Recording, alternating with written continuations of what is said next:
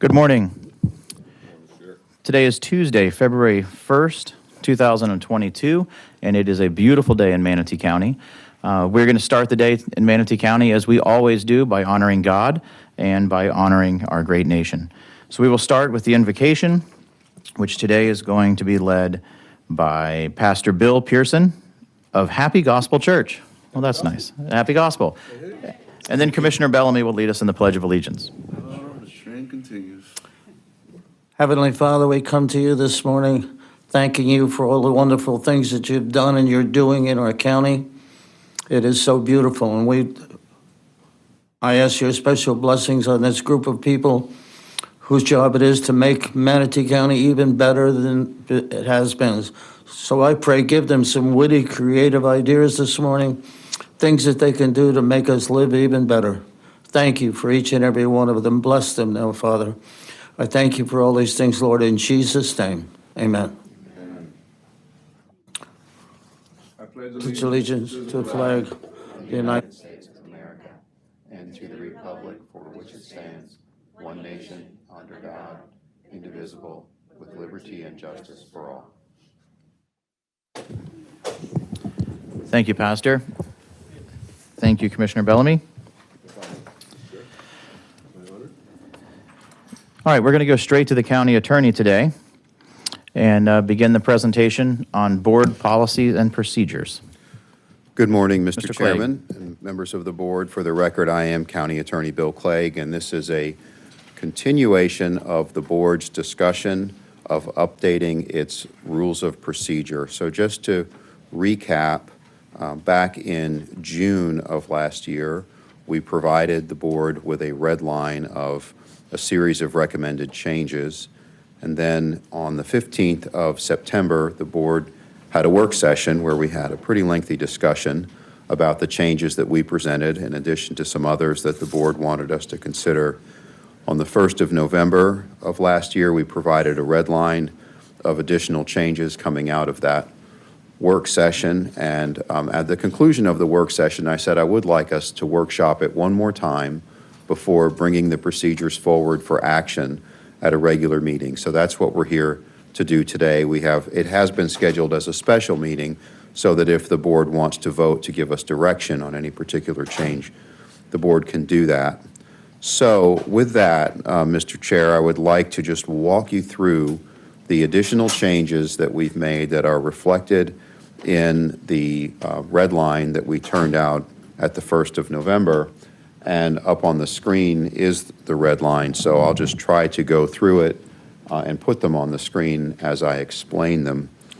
And I'm starting with page 1 of the exhibit, which is the procedures themselves. There were a few places in the document where we changed the term workshop to work sessions for purposes of consistency. So that's really just a stylistic or drafting change.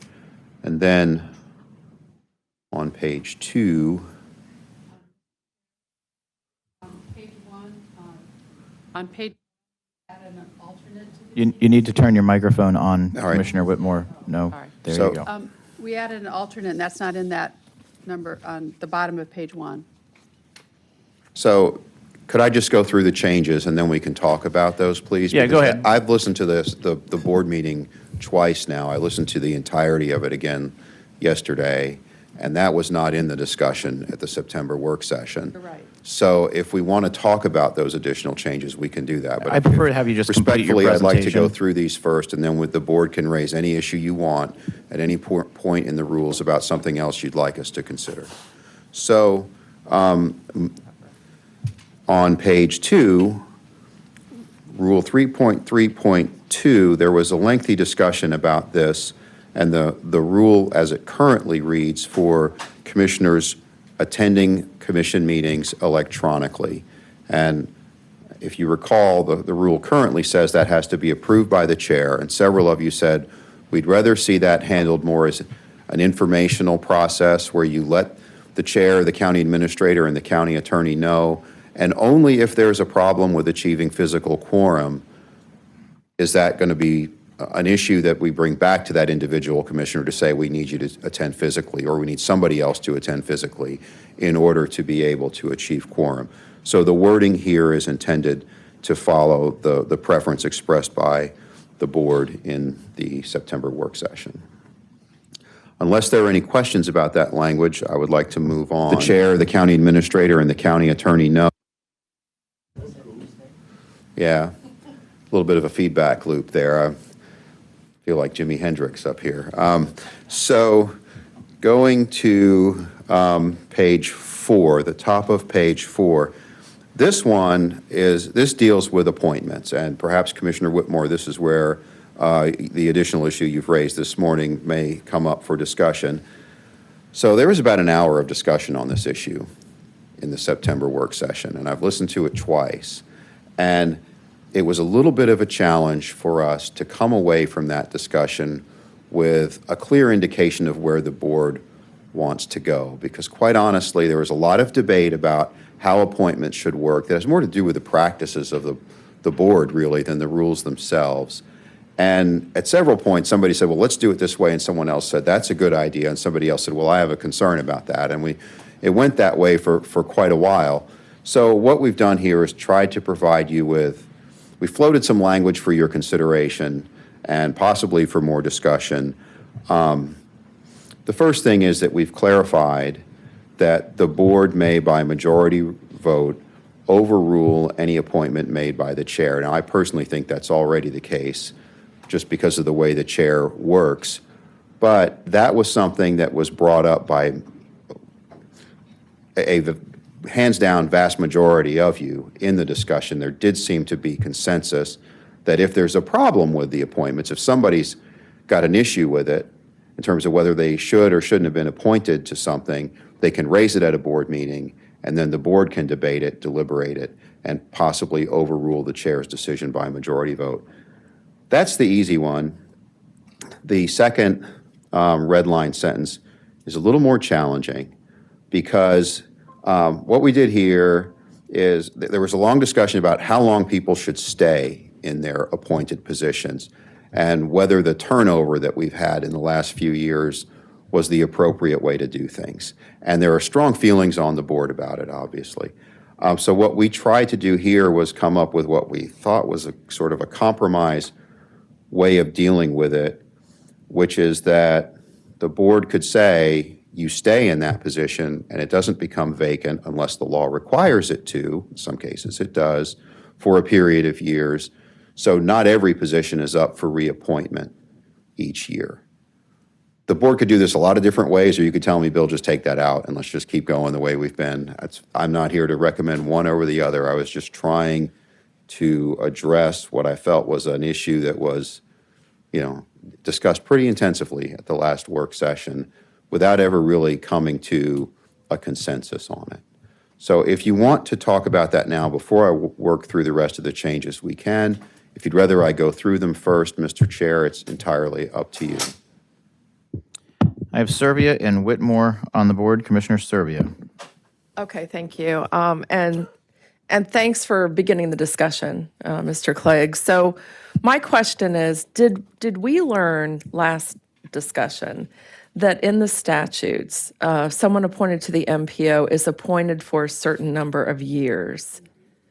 That was not raised at the last work session, Okay. but it did come up in the first board meeting or the second board meeting of this year Okay. in January. So the statutes say that an MPO representative serves for 4 years? Correct. I did say at the last work session, it's difficult to come up with language that covers every appointment. Right. Because some are governed by statute, some by ordinance, some by interlocal agreement. For example, the estuary districts are created by interlocal agreement. So you have to look at the enabling language of each receiving entity to understand how the appointments work. And that's why this is a tricky area to try to come up with a rule for everything. Now, I will let you know, I've only been county attorney for a year, and I've had a little frustration looking at the way they've been handled going through this last round, that these need to be scrubbed. So we do have an intern joining us from Stetson, and that's their first assignment walking in the door, is to go through all those appointments, look at every statute, every ordinance, every resolution, so that we're in a better position to keep track of all of that in the future. Okay, so just my personal preference and the way that I like to do business in this type of a application resolution. So instead of always saying as required by law, which covers us but is less clear, I would rather see things prescribed in detail and revised, things prescribed in detail and say, or as required by law, and then regularly update these as the laws and procedures change, so that when somebody looks at this, they can get a clear answer right away, instead of having to go and research other documents to get the answer that then may need interpretation. So that's just my input. So for example, I would like to see all of the committees we currently have. The MPO serves for 4 years. The Tampa Bay Estuary serves for blank years. And list them all specifically, and when they change, we change the resolution. Thank you. Thank you, Commissioner Serbia. Commissioner Whitmore. So 3.2, I had written, the chair shall have the authority to assign honorary and administrative duties to other members of the board. And I wrote MPO, 4-year term, unless board or BOCC votes otherwise. So I did agree with that. And then I know you were also talking about page 3, correct? You asked page 3. We were just talking about that? Or are we just on page 2? Commissioner, the rule regarding appointments is on page 4, and it's Rule 3.5. 3.3.2 is the rule with dealing with electronic attendance of meetings. And if you were here then, maybe when Larry Ann Harris was on the board and she had brain cancer? No. Okay, that well, predates me. she for a while would come up to the commissions with IVs, but then she started doing it electronically. And she was still competent, but that was just a situation that I had never seen before. So whether the county administrator or the board didn't really want it, they allowed it. Does that kind of address something like that if it happened? Yes. Okay. So I guess I'll wait till page 4 then. Thank you, Commissioner Whitmore. Commissioner Cruz. Yeah, I was going to restate what I said the last time. This is where this came up. I think once you're on a board, unless there's some level of dereliction of duty or, issue that a majority of this board have, I think you should stay on that board. I don't agree with it being political. It's not good for Manatee County as a whole. A lot of these boards require extensive knowledge and a real deep dive, and it's beneficial to our county, beneficial to our board if people can be on there for year after year, become chair of these boards, learn these systems well. A lot of the other boards I'm on, the same people, the Peace River Water Authority, the same people have been on that board in some cases for 8 years. And when Bill Truex came on last year with me, he knew he was next in line because Ken Dougherty was leaving, and he spent 2 years going to the meetings just to watch the meetings to prepare to be on this board. That's how a lot of these other counties do it, to willy-nilly, arbitrarily start moving people around. I could see if people aren't showing up for meetings or aren't doing their job or there's a meaningful reason to remove somebody, but I brought this up last time and I stick with it. I don't think these should be political because it's detrimental to the citizens of Manatee County. Mr. Chair, could I just quickly respond to that? Sure. Because Commissioner Cruz, your position was that we should simply state in the rule, appointment should only occur when the position is vacant, which the board could do. It's just that when I listened to this a couple of times, I didn't get the sense that there was an agreement on that, but if that's the way the board wants to handle it, that's certainly a way we can do it, and we could just scratch this last sentence, which tries to deal with it by placing a time limit on the appointment when there isn't one specified, and we could just use that term when vacant, and we can work that into the draft when it comes to the board, if that is the preference of the board. Thank you, Mr. Clegg. Commissioner Baugh. Yes, Mr. Chairman, thank you, and I'll wait. I see other commissioners on the board. I'll wait until later when they're done. Okay, I'm going to add you to the bottom of the Thank the you. list. Thank you. So we're back coming up to commissioners making second comments, so I'm going to go ahead and make a comment. The procedure that I would like to see is, I would like to see essentially similar to what we have now, where the chair makes the appointments, the new chair makes the appointments at the beginning of the year, and then it comes in the first meeting to the board for a vote for approval. So the board would approve or disapprove the appointments that the chair made. That's my suggestion. Commissioner Servia, Whitmore, and Baugh. Satcher and Baugh, sorry. Commissioner thank Servia, you. Whitmore, Satcher, Baugh. Thank you, Mr. Chair, and I like what you just said, and to Commissioner Cruz's point, I like a lot of what he said also. But here's what I'm going to add just for thought, is that a lot of these committees are made up of elected officials and others who serve for many years. So in my opinion, elected officials should be rotating and not be in one place for a long time. I think that if you think of any other nonprofit that we've served on or any boards you currently serve on, the healthiest boards have transition. They have new blood and new thoughts and new ideas with new people coming in. So I'm not in favor of once you're in, you're locked in. I like the idea of the chair appointing and the board approving, but I would say there is value in having people roll over for a year, 2 years, 3 years, whatever happens to be happening in our world, in our community at that time.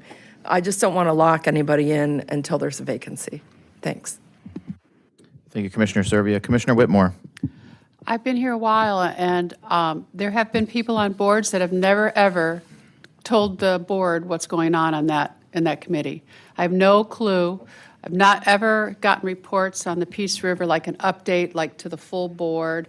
I've never gotten a lot, and so you do need fresh blood. I mean, our job is to communicate, and if we're attending these boards and we don't share it with anybody, and you're going to say it's your responsibility, you should go to the meetings. No, you're supposed to bring it back. That's what a liaison does. I'm not done. I'm not done. I'm not done. I'm not done. But what I'm trying to say is communication is everything. And when you communicate to the board, the public hears it too. I sent a read file to all of you guys when I attend my board meetings, the WCIND and stuff, so you could read the minutes and the notes that I wrote. And I keep you informed on what's going on. But I've always learned that when I'm appointed to a board, my comments and what I've learned need to come back to the board so we can all make a decision. So I do support the chair appointing, and us voting on it is fine. But I really would respectfully ask that everybody, under commissioner comments, give a report what's going on the boards that you've been appointed on. It's only fair to all of us so we know, and because we get asked questions and we can't always answer them. Thank you, Commissioner Whitmore. Satcher, Bellamy, Baugh. Commissioner Satcher.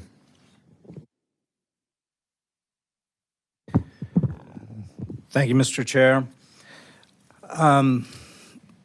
Just to locate my votes for everyone, I like the idea of just adding the line unless otherwise required by law, or you can phrase it in the county attorney perfect language, but something like that.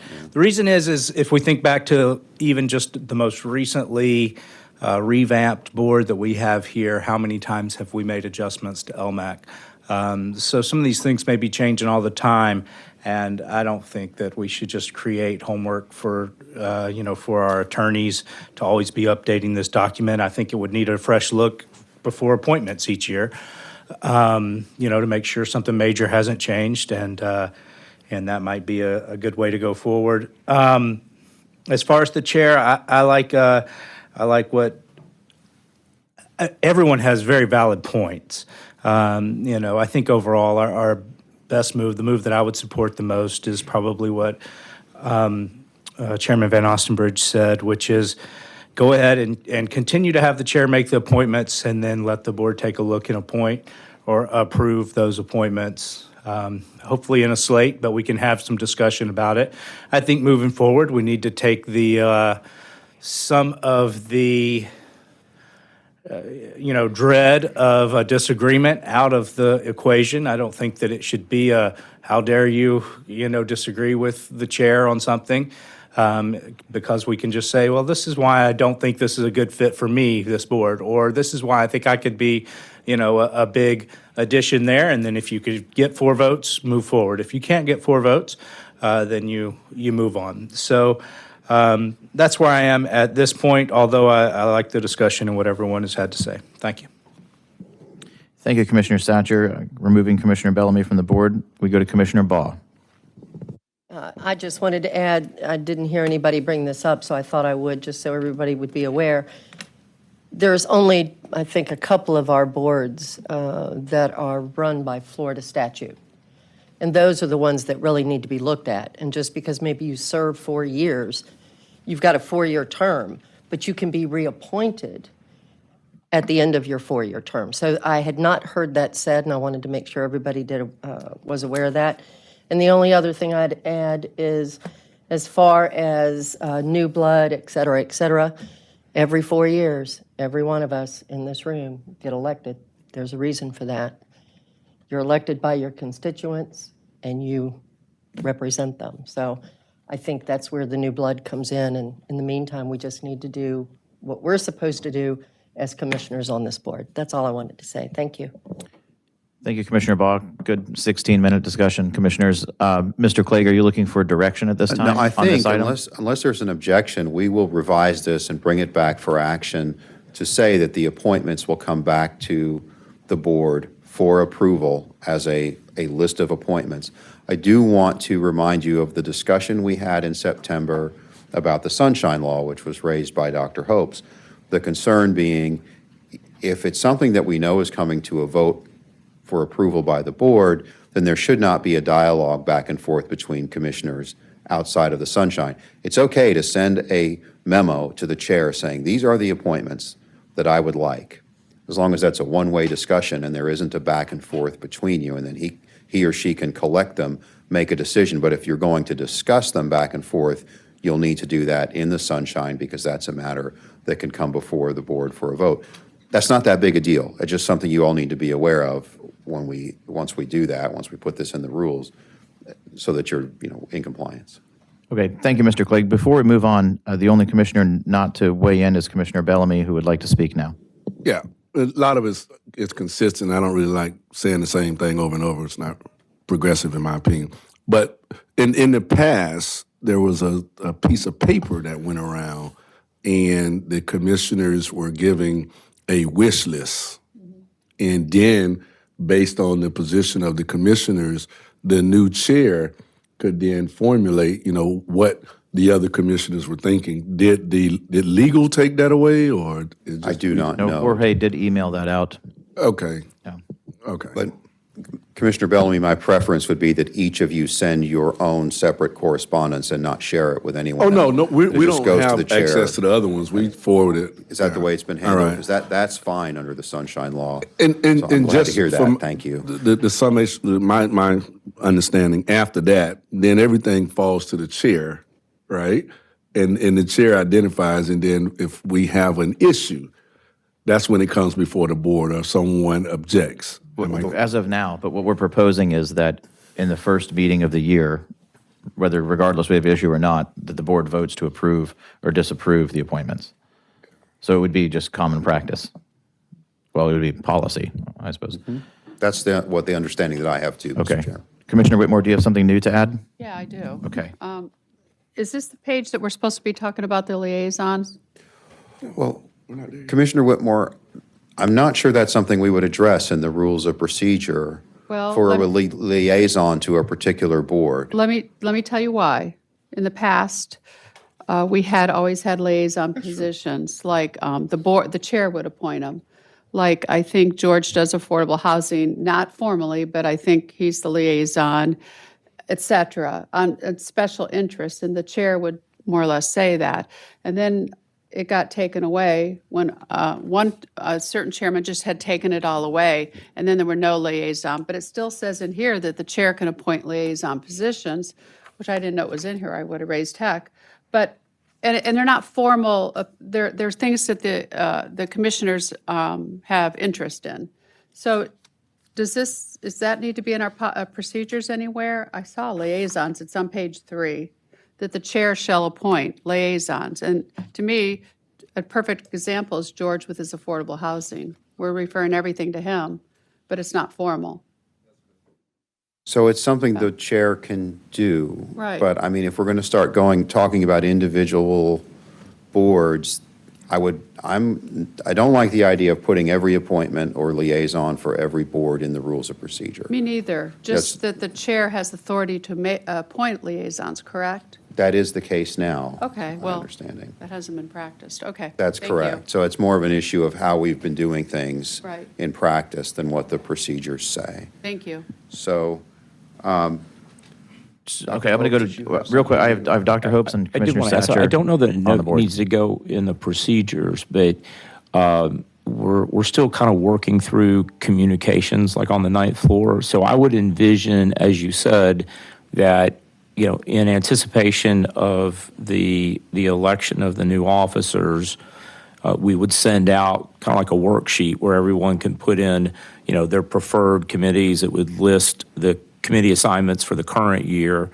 But the goal is to designate a person on the ninth floor to receive those types of communications and collect them, and then, you know, give it out to all of you so that we have a clear path to avoid any kind of sunshine concerns. And so we'll be working to designate that clerical person that would receive it.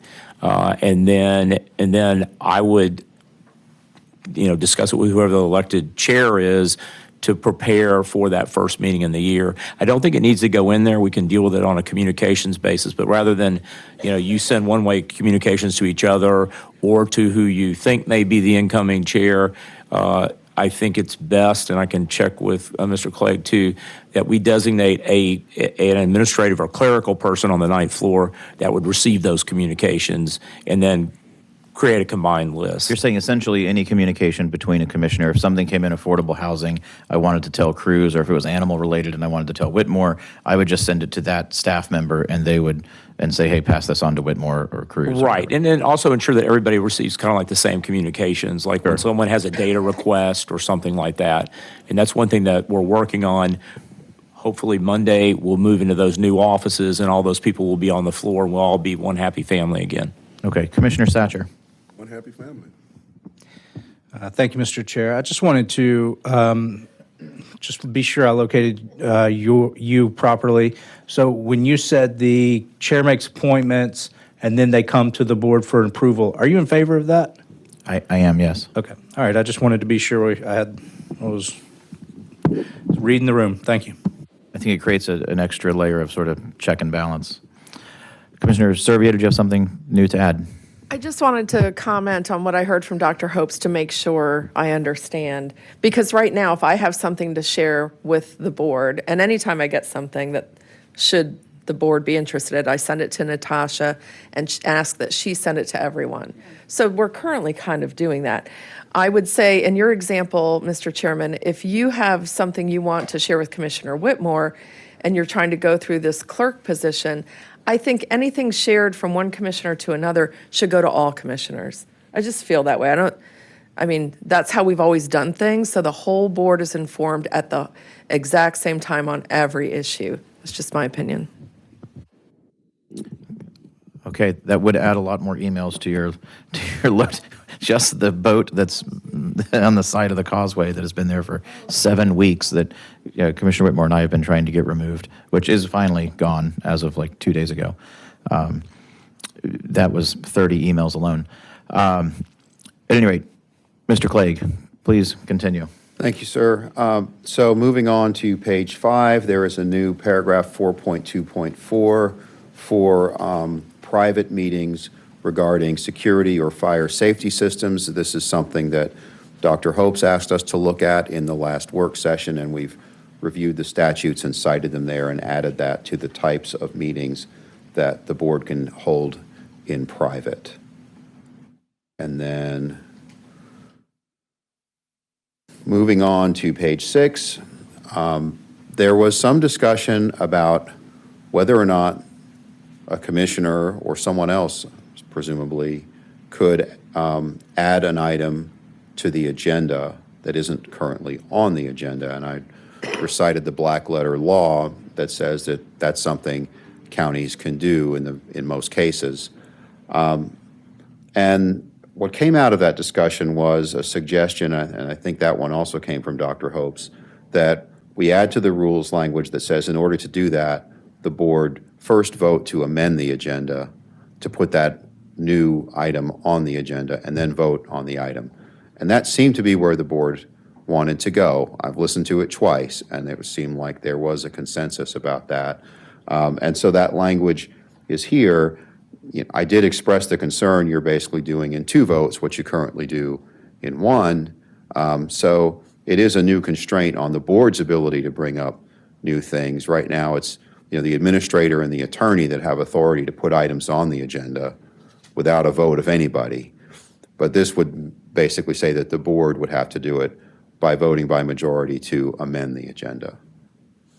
And again, if the board looking at this now, decide you want to take a different approach, this is not one that I have I don't have a dog in this hunt really from a legal standpoint. It's more of a policy issue of how do you want to do business on this question. Thank you, Mr. Clegg. I have Commissioner Servia, Cruz, and Dr. Hopes on the board. Thank you, Mr. Chair. So my question is the reason for this so that the agenda then later reflects what the board did, kind of a bookkeeping issue, or is it just an extra step to make sure that the board first wants to discuss an item before they vote on an item? Is that what I'm hearing? So shall I respond to that, Mr. Chair, before ask the other commissioners to Please, speak? it may take other people off the board. So we had floated language that says you're only going to add items to the agenda if you have a really good reason, an emergency or some exigent circumstance.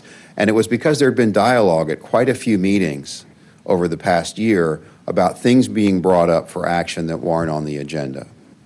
And so then the board had a debate at the work session about whether that was the right way to approach it or this. And the sense that I got was the board would prefer to do this instead of the language that we proposed. But it was not driven by a sort of a housekeeping issue, but trying to create a constraint on bringing new items forward for action without the public seeing the agenda first and without other commissioners seeing the agenda first. At the meeting. Okay. And so just for clarity, I heard you say that right now, only the county administrator and the county attorney can put things on the agenda. But isn't it true that a commissioner can also put things on the agenda before it's published, correct? You request it, and normally the administrator does that.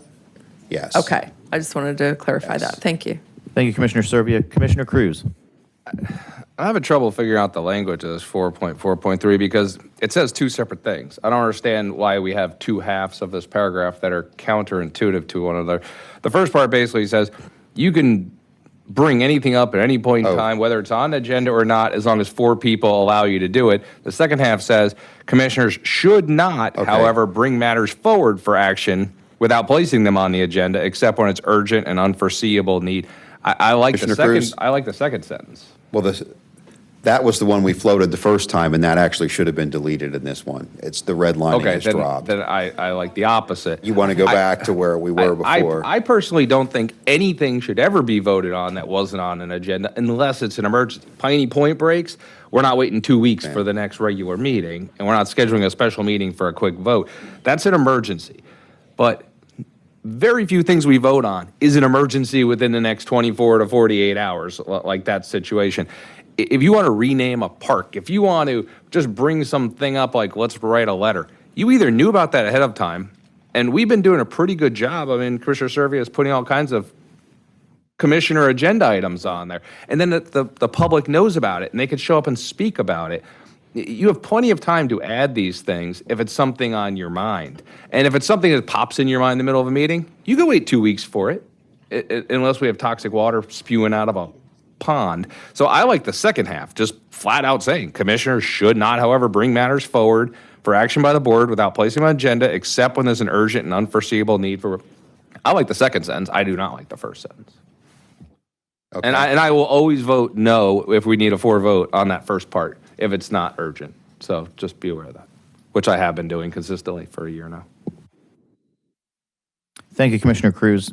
Dr. Hopes, Commissioner Bellamy, Commissioner Servia. Dr. Hopes? Yeah, thank you, Mr. Chair and Commissioners. With regards to this item, I guess my intent was that it's as Commissioner Cruz mentioned, if there's going to be an amendment to the agenda at the meeting, first of all, it should be done at the beginning of the meeting. And it really should be those issues that are of an urgent nature. And the majority of the board should agree that it's urgent enough to take up in that meeting.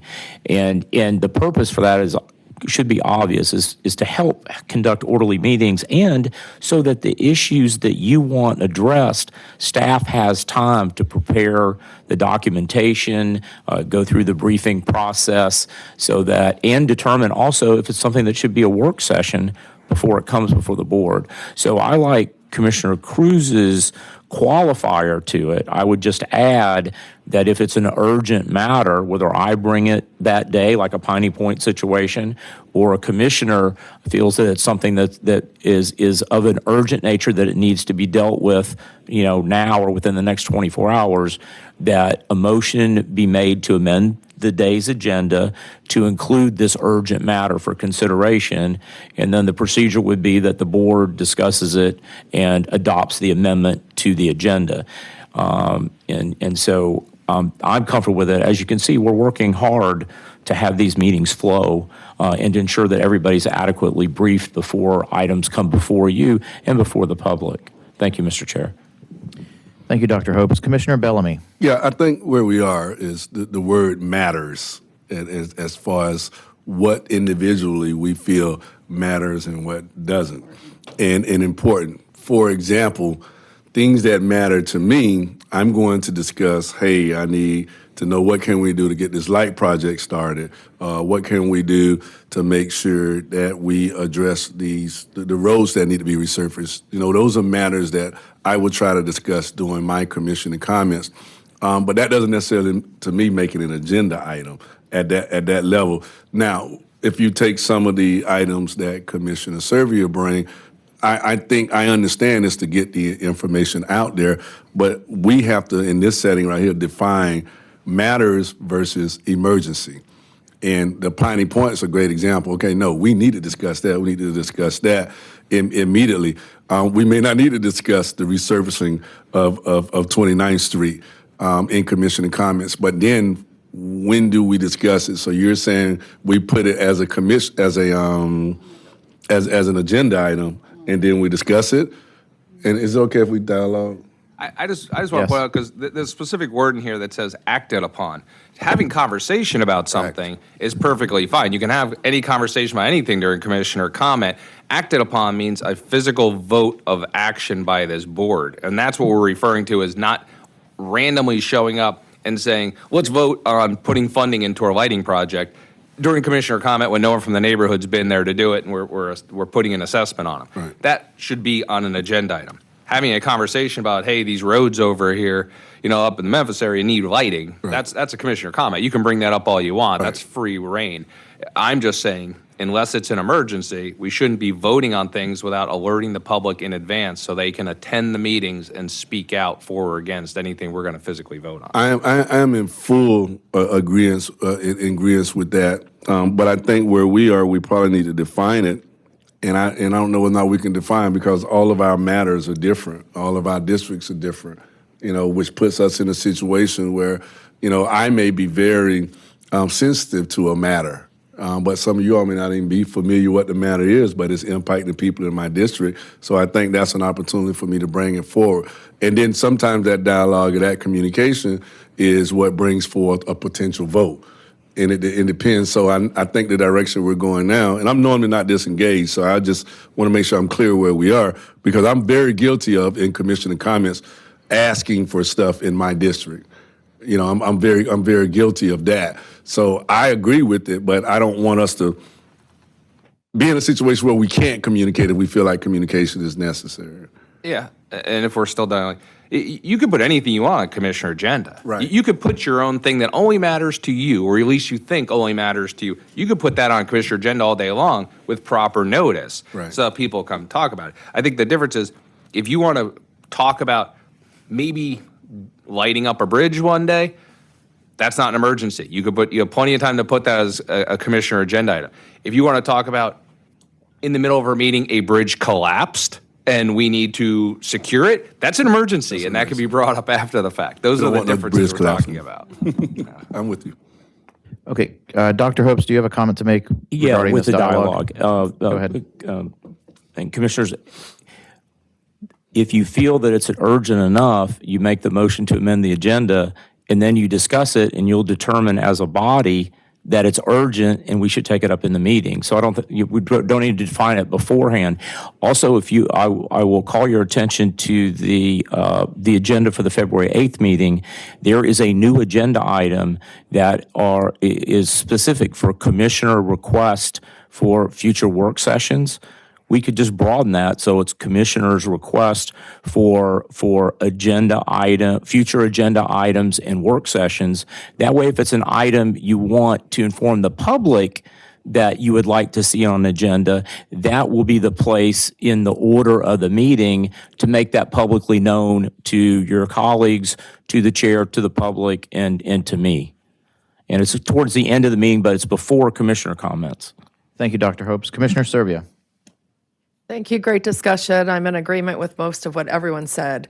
I don't want things brought up and voted on that the public has not had an opportunity to weigh in on or even consider.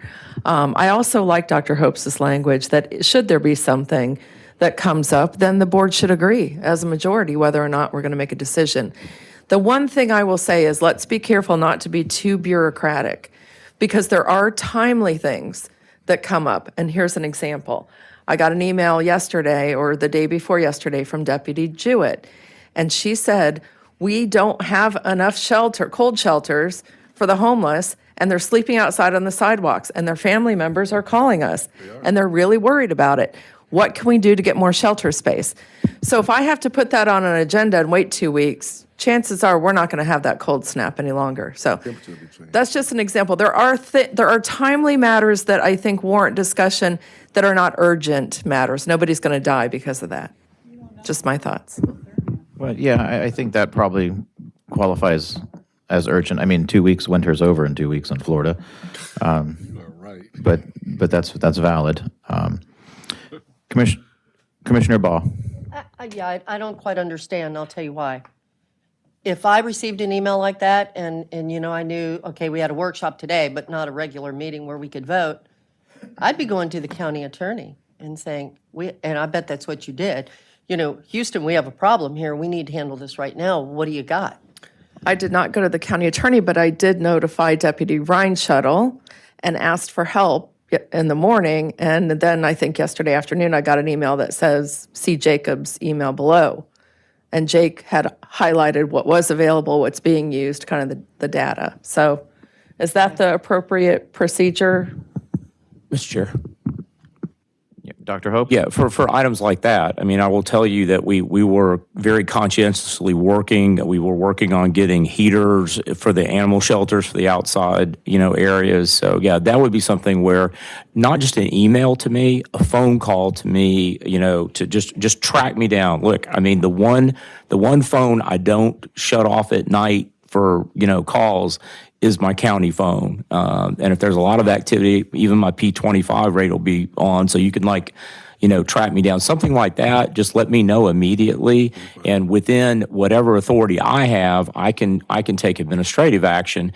And should it be something that I need an emergency budget approval, I can suggest that the chair calls a special meeting or emergency meeting. Okay, thank you, Dr. Hopes. Anyone else have anything new to add? Commissioner Whitmore. I remember when we wrote the letter to Governor DeSantis, maybe it was on the agenda, but I'm not sure.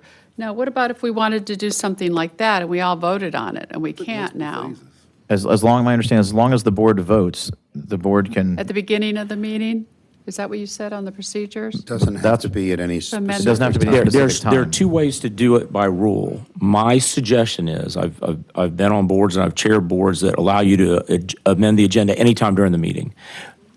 If it's something like that, now if a phone call comes in, the meeting's already started, you become alerted, Right. then I guess that would be the time. The most appropriate time is when you approve the agenda.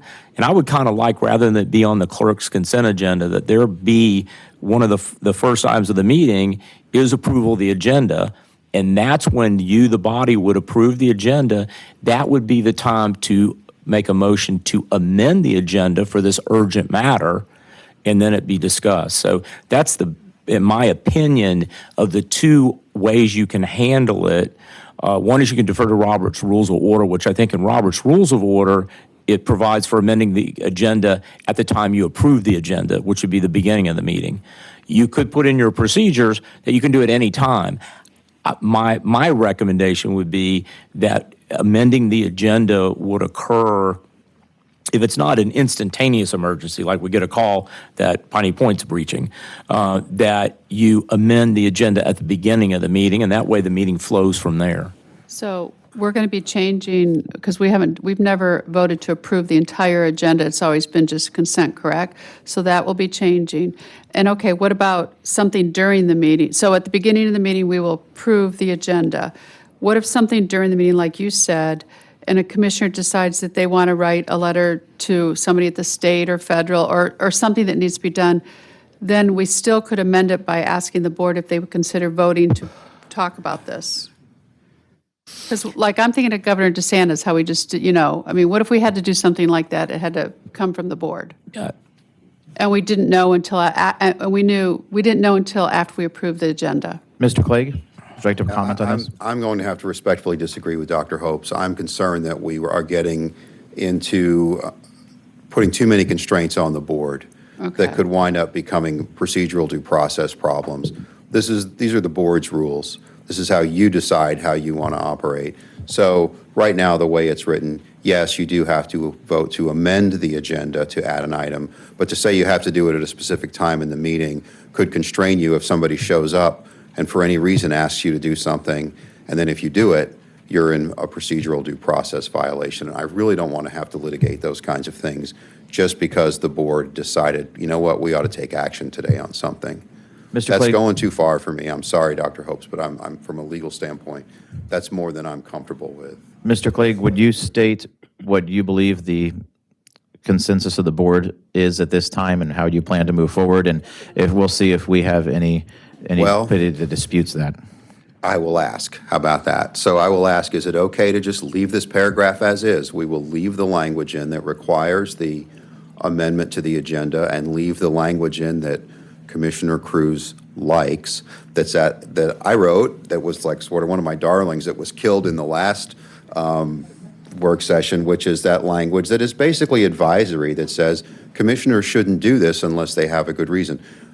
We can certainly bring it forward like this. Would you mind reading the paragraph just so we have cut and dry? So matters that do not require separate public notice may, without objection of the majority of the commissioners present, be considered and acted upon at any regular or special board meeting pursuant to an amendment to the agenda adopted by a majority vote of the board.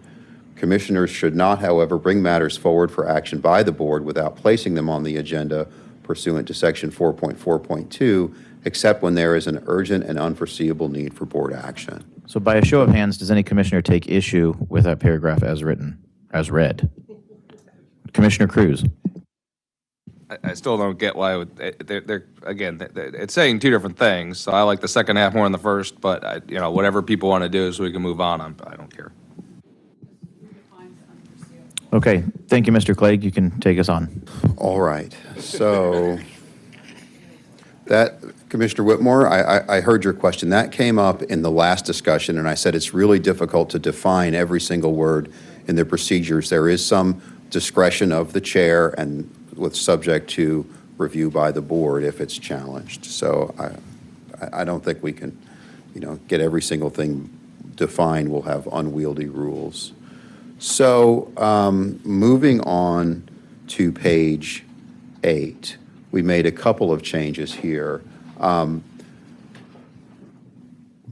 talked to you a little bit about 5.3.1.2 last time and pointed out that we don't always take future agenda public comment at special meetings, even though the rules say we're supposed to. I personally don't think you should be doing that at special meetings. Special meetings are special. They're to talk about whatever the meeting was noticed for. So, and the board seemed to agree with that. So I've deleted the reference to special meetings to the requirement for public comment on future agenda items that's in the rules. And hopefully there's no objection or concern about that. We also talked a little bit about what information people have to state to the board when they sign up to speak. Currently, it says they have to state their name and address. And I expressed some concern about that, and I think several commissioners shared it. So after a lengthy dialogue, what I came away with was the board was okay with just having them state their county of residence and their zip code. One issue that occurred to me as I was listening to the meeting a couple of times is, there's some stuff, there's some address information that is confidential and protected under Florida statutes for law enforcement officers, first responders, judges, and we shouldn't be putting that stuff in our minutes for public consumption. So, I mean, theoretically, you're breaking the law when you do that. So I think this is a change we need to make. Unless there are any objections to the way it's phrased now, I'll move on. Do we have any objections? Commissioner Servia. So just a comment, I agree that the zip code and county residence, great addition, not the address. I want to just say for the record that I don't like whenever we constrain the public from commenting. We don't have many special meetings throughout the year. How many did we have last year? I don't even know. 2, 1, 3. So it's not that big of a deal to me that I'm going to vote with what the board wants to do. But I think it's always good to allow the public to speak, whether it's a regular meeting or a special meeting. Is there something that was not allowing did I miss something? What was constraining them from speaking? The change says that we'll no longer take comments on future agenda items from the public at the beginning of special meetings. Of special meetings, okay. Commissioner Cruz. Yeah, I'm going to disagree, and here's why. Not because I don't think people should speak, knock yourself out, but I think there needs to be consistency within our rules. A special meeting is defined, it's there for a reason. A special meeting is for a single item that we can act upon. The definition of future agenda items is future items that may appear on an agenda of a similar meeting. So to take future agenda items on a special meeting that is one singular focus, where there's going to be public comment on that singular focus, there theoretically wouldn't be any future agenda item to have a discussion about during a special meeting, just based on pure definition to keep consistency in our rules. Thank you, Commissioner Cruz. Commissioner Whitmore. Someone did call me last night about page 6. The paragraph that you were saying was confusing and stuff. So people are reading this, but I truly, truly believe that we allow public comment whether we like it or not. We are here by the people, and I was going to bring up under work sessions, and that isn't redlined. We should allow public comment after each work session item so we don't make them sit here all day almost like punishment. But I feel that no matter what meeting we're having, we should open it for public comment and future items if they want to discuss. I totally believe that, and I hope we have a majority that believe that, because our people have a right to come and talk to us and say whatever they want, whether we like it or not. I'm sorry, this is not a courtroom. Thank you, Commissioner Whitmore. And on the subject of public comment at work sessions, after the foster care work session, and people had to sit for so long, that actually occurred to me, and I thought, well, I'll do it at the beginning and at the end of work sessions. I was going to start today, but no one's here. So, yeah, so I didn't bother this morning. But I like that idea of doing it at the beginning and the end of work sessions. Commissioner Bellamy. Yeah, I think we really need to look at the public comments and how that's taking place with a lot of our meetings, because, again, we have some sensitive topics and some aha moments that come up from commissioners. They're allowed to express themselves, but we also have some aha moments that come up from individuals that are subject matter experts out in the crowd, or either think they're subject matter experts. And sometimes I think it's important for us to pause a little bit and have that public engagement. Now, it's tough for us to measure, but I do think we need to look at that from a different focus lens on how we can make sure that public comment does not have to wait 3 or 4 hours in order for them to be able to communicate on an issue that was discussed at 10 o'clock, but then public comments doesn't come until 11:15 prior to us, or noontime or afterwards. So just my thoughts on that. Thank you, Commissioner Bellamy. Commissioner Baugh. Yeah, I debated on whether to make a comment. A special meeting is just that. It's a special meeting about one topic that has been called for a special reason. So, I understand wanting the public to come and speak. I mean, I've never, and a lot of times I've had commissioners giving me a hard time because I let some people speak, and sometimes I'd give them extra time, and I can think of the chairman doing it, and others on that side of the room. So I don't think it's a habit that this board tries to stop people from speaking to us at meetings. But I do think under the provisions of a special meeting, it's a different situation. It's almost a lot of times like an emergency meeting. It's the same difference. So I don't know. I feel like that under those circumstances, that future agenda items shouldn't come into play, because we're there about one item for a special meeting. So I just wanted to mention that, but it doesn't matter to me. Whatever the majority of the board wants is good for me. Thank you, Commissioner Baugh. Commissioner Whitmore, did you have something new to add? Yeah. What I had said, Mr. Chair, was in the past, we've done this for years, and then all of a sudden, we didn't allow a public comment on work sessions till the end of the meeting. After each item on the work session, we allowed the public to make their comments so that they could leave. And at the beginning and end, we do that at the TDC, and that works. But when I was chair, we did it for years, and when I've been up here, we've done it for years. Special meetings, I think that we should allow the public to come up and make a comment on future, kind of like what Commissioner Bellamy said, there may have something to add before we make a decision.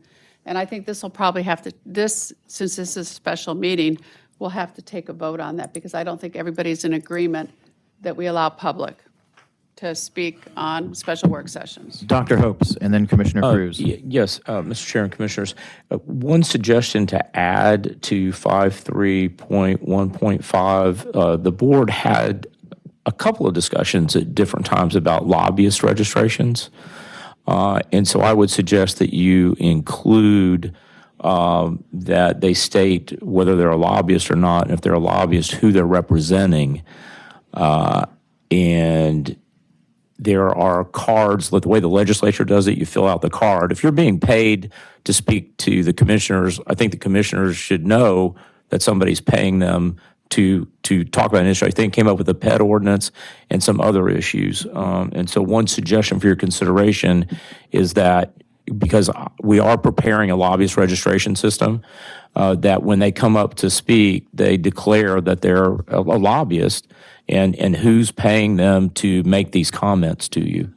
Because there's a difference between a resident that's making a comment about their passionate position or whatever, and somebody who's basically, as a former lobbyist, a hired gun to make those comments. I would agree, Dr. Hopes. I think that's a good step forward in transparency, and the chair is a strong supporter of a lobbyist registration. I have Cruz and Baugh and Satcher on the board. Commissioner Satcher, are you on the board? I am on the board. Okay, I have Cruz, Baugh, and Satcher on the board. I was going to quickly point out, because we were talking about special meetings. I don't know how we got to work sessions. They're wholly separate. But if you look at 5.3.1.4, before I get overridden by conversation, it literally, work sessions say, at any time during work session meetings, the board shall allow individual members of the public to address the board. So our rules and regulations right now allow the public to speak at any point in time. Well, the conversation here seems to have been going towards people don't get to talk till right before lunch or at the end of the day, or you got to wait hours or go through. That's not what our rules said. This is essentially a decision by the board and a priority of the chair of how they want to allow the public to speak. Our rules do not prohibit that. There's nothing that needs to be changed here. This is just directing our opinion to the chair so that he can manage work sessions at a time matter. We already have the language in here that allows people to talk, so that's really kind of a non-issue. That language is fine. It's just up to the chair to allow people to speak. Thank you, Commissioner Cruz. Commissioner Baugh. I'm glad to hear, thank you, Dr. Hopes, for bringing up the lobbyist registration, because I brought that up last year. And it helps to deal with transparency, and that is one thing this board really.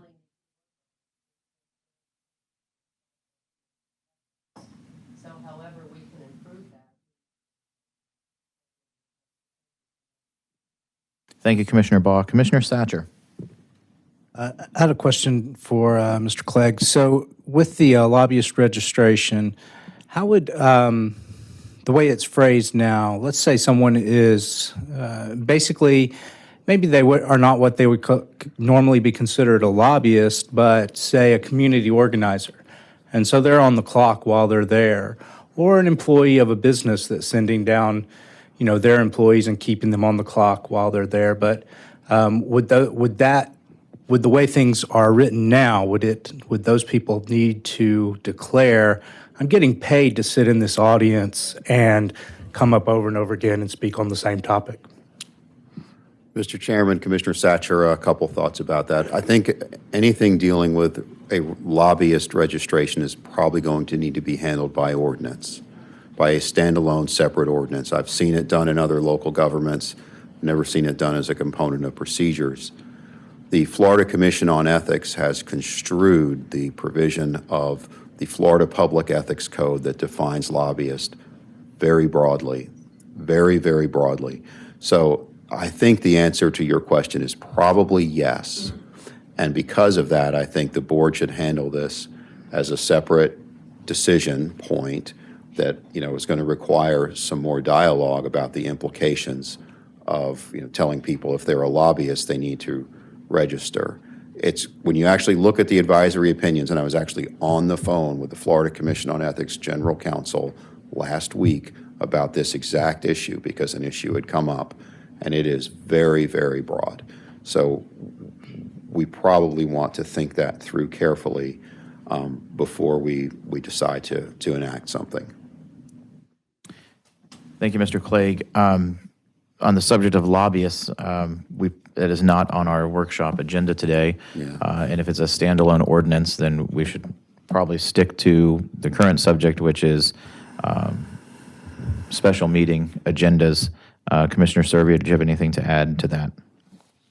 Well, thank you. I guess if I had a comment about the lobbying, are you shutting me down? Or maybe make it very brief so we can get on the agenda. So It's I after just 10 wanted to o'clock. say Commissioner Satcher's comments were very good because, and as our attorney said, the definition of lobbyist is so broad. It's not just the lobbyists that we all think of in Tallahassee who are registered lobbyists. But on land use day, almost everybody in that audience is a lobbyist by definition and representing correct. many different people. That is So, correct. thank you. Under the construction adopted by the Florida Commission on Ethics, that is correct. I do want to go back to the issue of special meetings. Look, I'm going to stick to my advice. I don't think you should be taking open comments on future agenda items at special meetings. The Florida Attorney General, has rendered some opinions, and it's in the Government in the Sunshine Manual about how we tell the public what we're going to be talking about. And they've said you have latitude there as a board. You're not subject to the same constraints as state agencies that are under the Florida Administrative Code. But in the spirit of the Sunshine Law, you shouldn't be talking about things that you haven't noticed the public of unless you really have to. And when you notice a special meeting, just like a work session, you're noticing it to talk about a specific subject. We don't take public comment on future agenda items in work sessions for that reason. We take them on only the items that are on the instant agenda. You can see that in the rule that's on the screen, 5.3.1.4. And so what I'm suggesting you should do here, advising you should do, is handle special meetings the same way you do work sessions because they are noticed for a limited set of topics, unlike your regular meetings. The board you don't have to follow my advice on this, but I am going to stick to my advice on it. Thank you, Mr. Clegg. For what it's worth, the chair agrees with your position on this and agrees with the way it's written. Commissioner Servia, do you have a comment on that? Yes, and thank you for stating that because you'll rarely, if ever, find me going against our attorney's advice. And so I'm going to fully support that, although I am a commissioner that always wants to hear from the public anytime they have an issue. Thank you. Thank you. Commissioner Bellamy, did you have a comment? No, I was just supporting what the county. Okay. Thank you. Mr. County Attorney, continue. I have nothing else on that section. If we can move on, my last change to talk about is on page 9.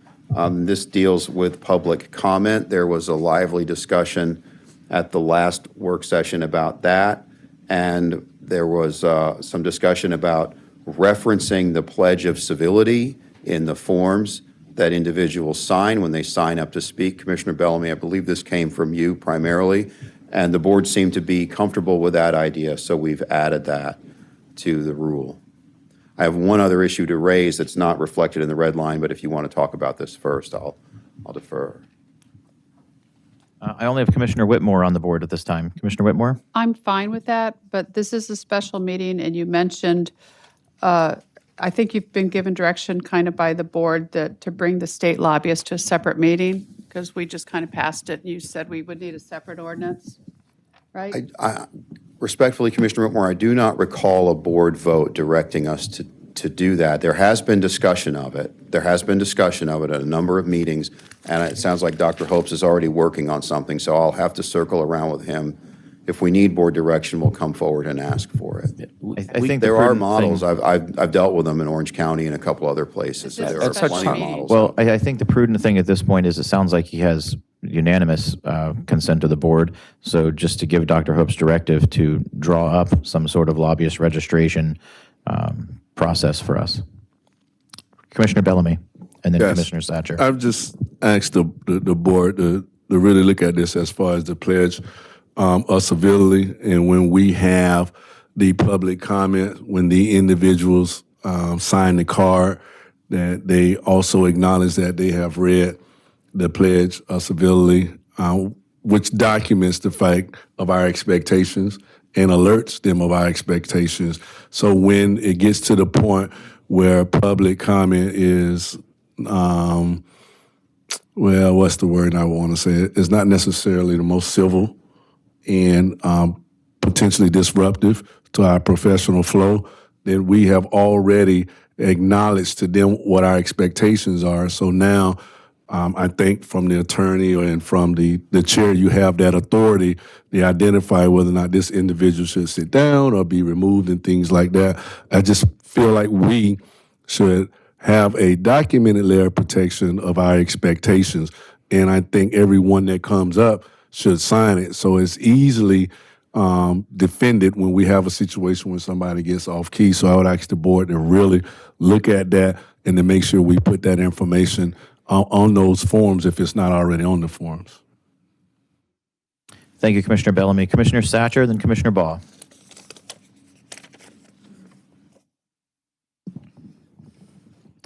Thank you, Mr. Chair. I just wanted to go back maybe one topic and just communicate to anyone that may be watching at home.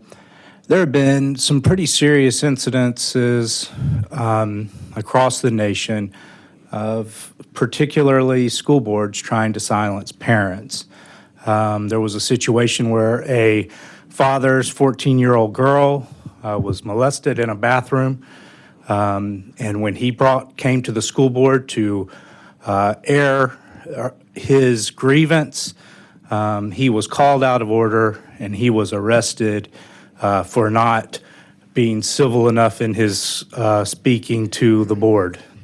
And it turns out that board and that administration had transferred that student to keep them from having any type of punishment, and had just deliberately, because of a social engineering policy that is very popular right now with with liberals across the country, they had deliberately kept this person from ended up going to jail or juvenile detention where they should have been. And that is the most egregious example, but there are multiple examples. There's an entire organization just south of here that it's actually nationwide, but it has a really strong contingent in Sarasota County, Moms for Liberty. School boards have shut down parents that were upset about mask mandates.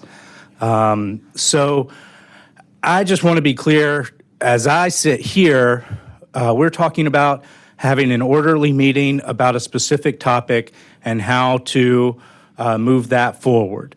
And I'm okay with that. But I'm not going to be in favor of, if in the future, unforeseen to us, this board or any board, any county starts infringing on people's rights and doing stuff that is upsetting the public about an issue that is serious and should be taken seriously. I'm not going to sit here. My job is not to protect the government. My job is to protect the citizens and represent them. So I hate to go, make a relatively mundane subject serious, but this has come up across the nation recently, and I side with the people on this issue. And should that ever become germane to what we do as a county commission, I'll side with the people on that moving forward. Thank you. Thank you, Commissioner Satcher. Commissioner Ball. Yeah, I just wanted to add that, talking about the comment cards, I always really liked Commissioner Bellamy with what he was talking about adding to the comment cards. I thought that was very important. And I just might add that, that some of the topics that we tend to discuss gets a lot of people a little angry. And I'm not going to sit there with my phone and video them. That's not my job. And I certainly wouldn't want to post it on Facebook. And I will tell you that I think it was last week, the same thing happened up in Tallahassee in a committee meeting where some people had to be removed on the same topic that we had the problem with here. So, you are starting to see more and more of that. So I think it's really very important to do something with these comment cards because we have to stop it before it starts because it is getting to be more and more. Okay, thank you, Commissioner Ball. I would agree with your statement, and I agree with Commissioner Bellamy's position here as well. I have a quick question before I go to Commissioner Whitmore. In a conversation about, chairing meetings I had with Senator Galvano, the subject of props came up, and he told me that in the Florida legislature, they did not allow any props in the chamber at all. Props or costumes, things of that nature. Do we have any language regarding, props or costumes or anything like that? Because you're conducting serious business is the point, and trying to keep it from getting sidetracked. Mr. Chairman, in these procedures, we do not. There is a standard that's been adopted for purposes of security in the building that limits the size of what something can be when you bring it in to the chambers to being pretty small. That's my understanding of where we are on that issue right now. We could add something here if it's the board's prerogative. We'd need to consult with Dr. Hopes and his staff and possibly the sheriff's office in terms of what would be appropriate. But if it's something you want us to spell out in the rules, we could. It's come up in quite a few hearings when people try to bring in big signs. There's a limitation on that, and it's driven by security concerns, is my understanding.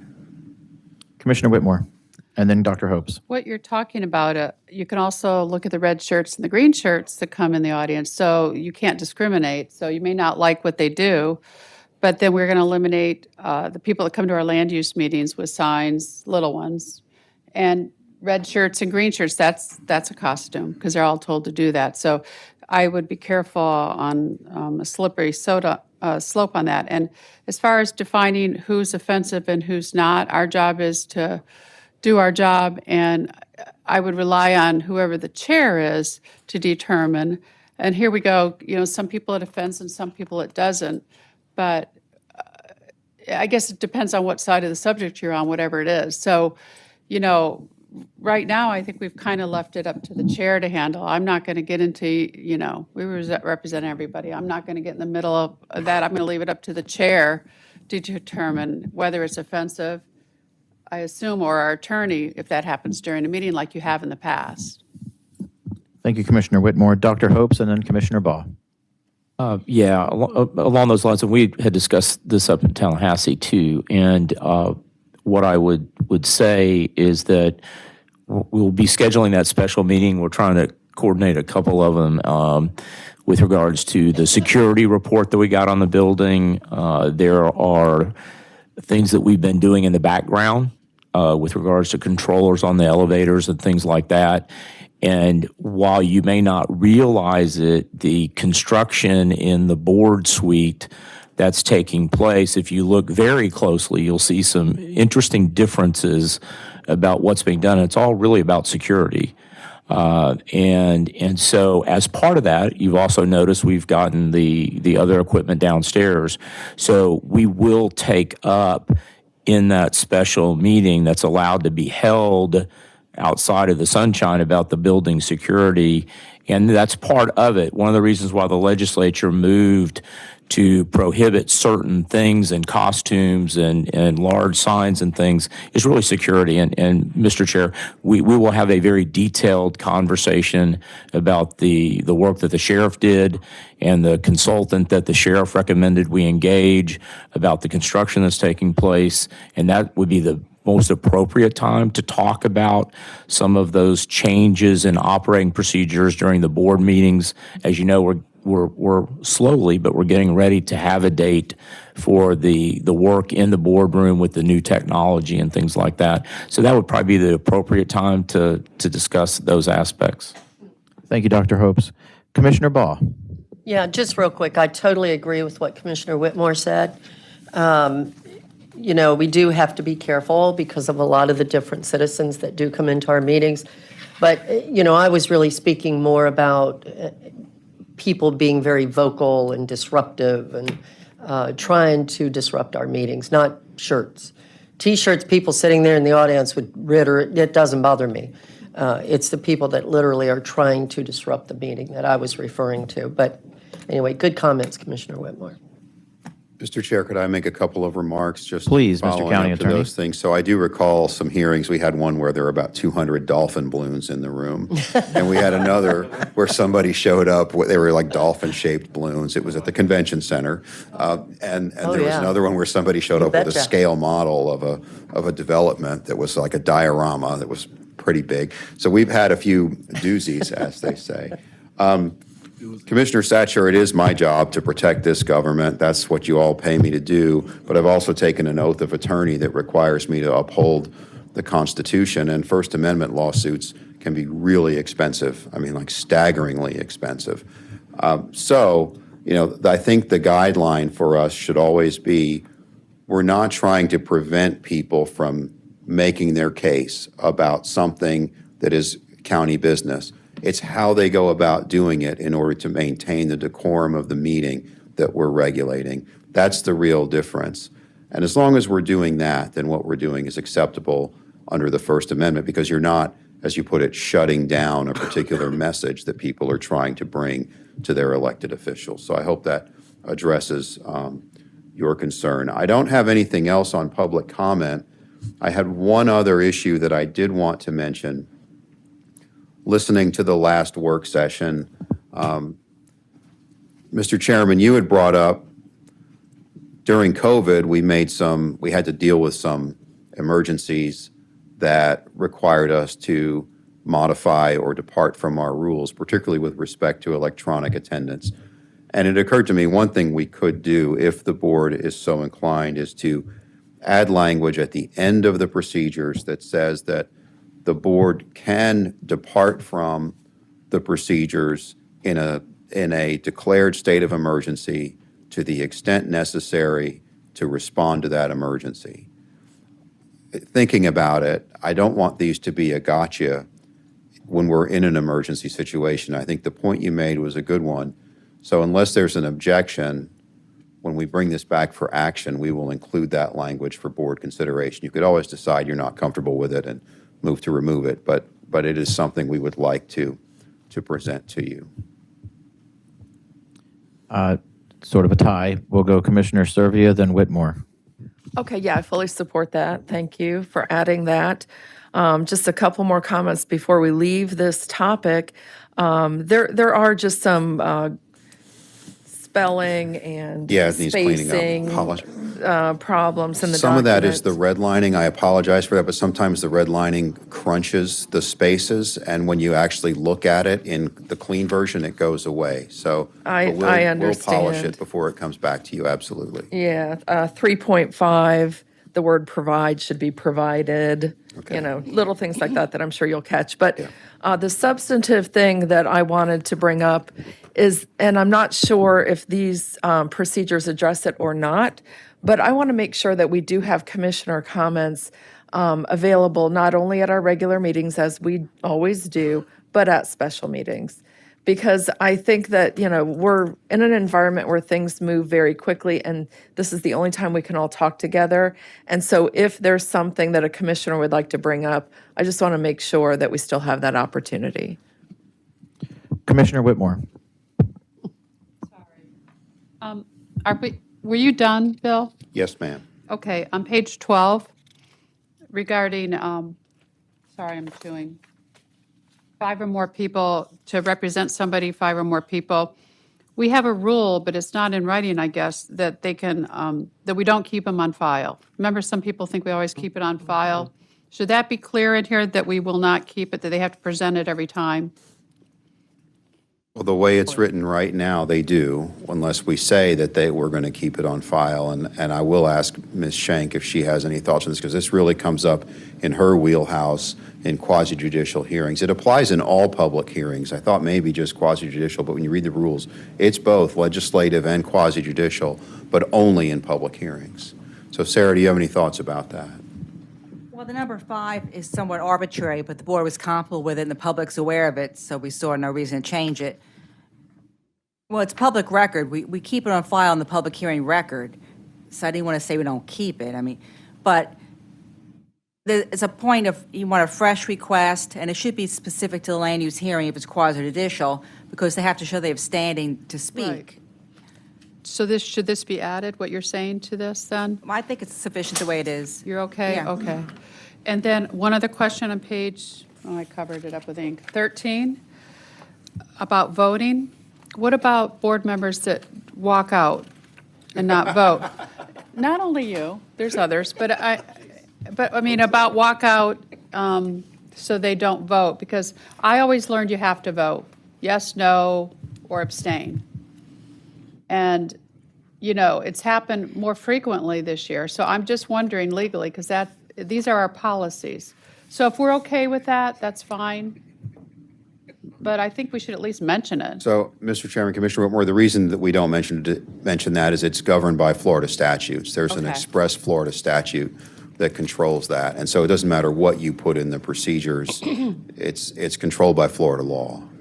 So that's a little bit above what these procedures can do, was the way I would phrase it. Since we're talking about this, and I've been told by attorneys, we don't have to vote yea or nay or abstain. Or we don't have to.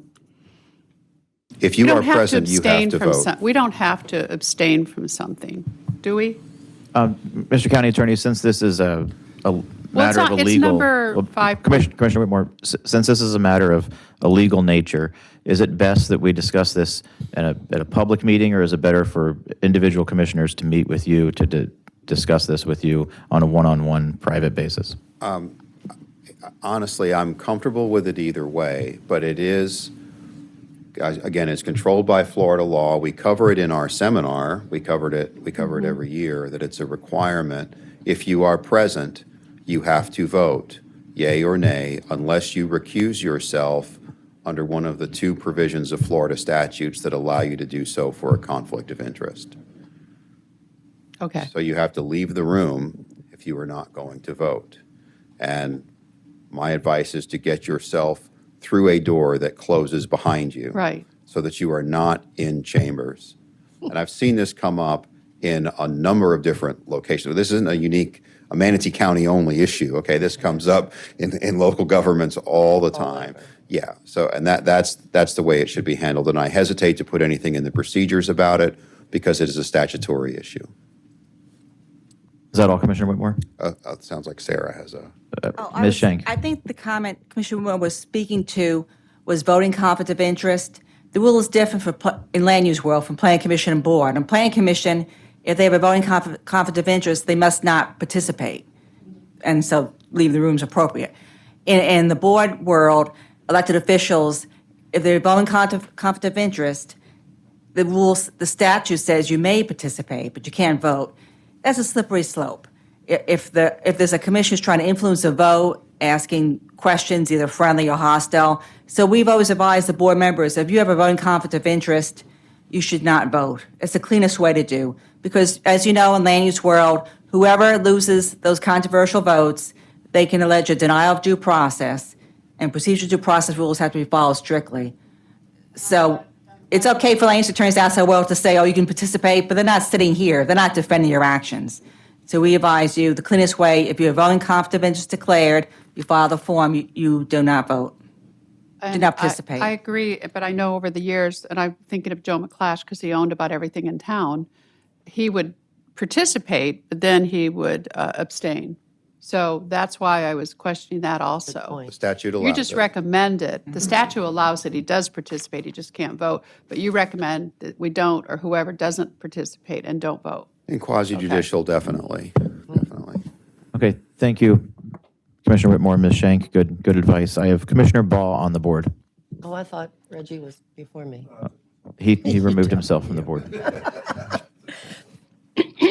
Well, I actually, it's pretty much been discussed. Commissioner Whitmore covered it. We seem to be on the same page today. Scary. It's kind of neat. I was just going to say that, as a commissioner, I mean, I'm not talking about quasi, I'm just talking about regular commission meetings.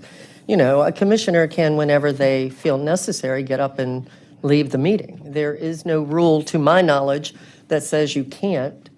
And I got to tell you that I know I've done it, Reggie's done it, Carol, you've done it. So, it's not something that we do. Well, no, I'm not even talking about a vote. I'm just saying that we do, on occasion, have to leave. Okay, so I gotta say something. So it's nothing, I don't think that, I think the quasi tends to be a little bit more sticky. I was just going to say that. Thank you. Thank you, Commissioner Ball. Commissioner Bellamy. Yeah, it keeps coming back around to me as far as when I walked out of the meeting, and the meeting that I walked out of was not for me not to vote on something.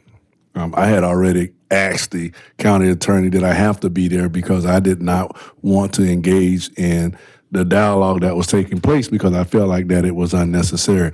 I did not learn until after I had walked out and after the meeting was over with, the impact of us not having a full board and therefore a vote could not have taken place based on the topic of discussion at that particular point in time. And I actually talked to the attorney about that afterwards. So I don't want nobody or Commissioner Barr, Commissioner Whitmore, anybody else to think that I did that with any intent. I actually had no knowledge until after it was over with of what took place and everything like that. That's correct. I can vouch for that. Right, and my thought was to all of you all, stop putting me in the middle of you all's kids' play.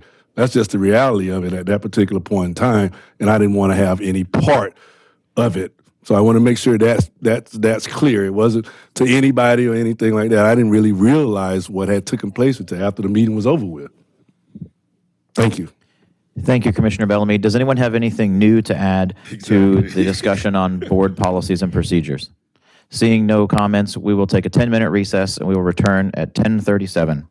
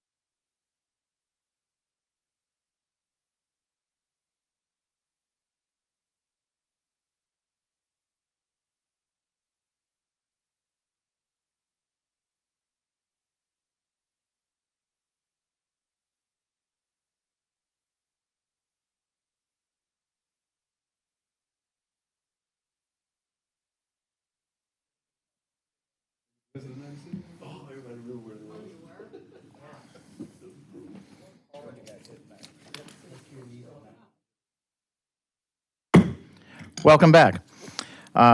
We are here in a work session of the Manatee County Commission, and we're moving on to our second agenda item, which is Board of County Commissioners Strategic Planning Session. And I'll turn it over to Dr. Hopes.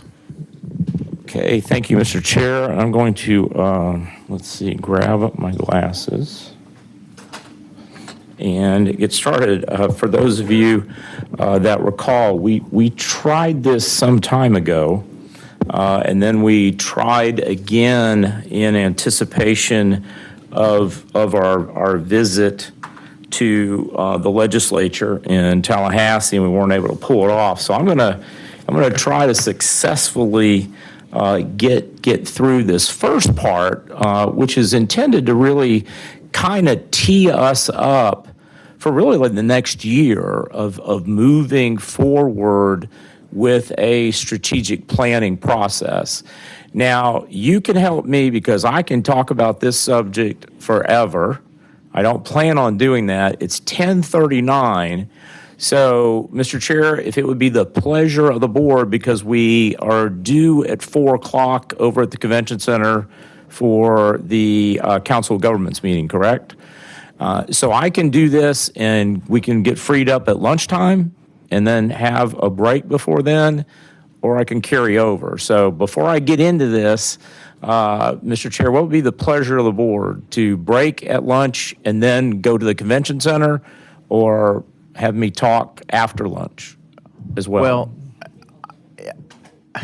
I can tell you that at times board members have obligations during the day, especially during the lunch hour, that we try to accommodate. And Ed Childs is speaking at Kiwanis today regarding one of our legislative priorities. So do we need to get out of here? What time is Kiwanis? I was intending to break us maybe about 10 minutes to 12, and then we could reconvene at 1:30. That would be fine. Okay.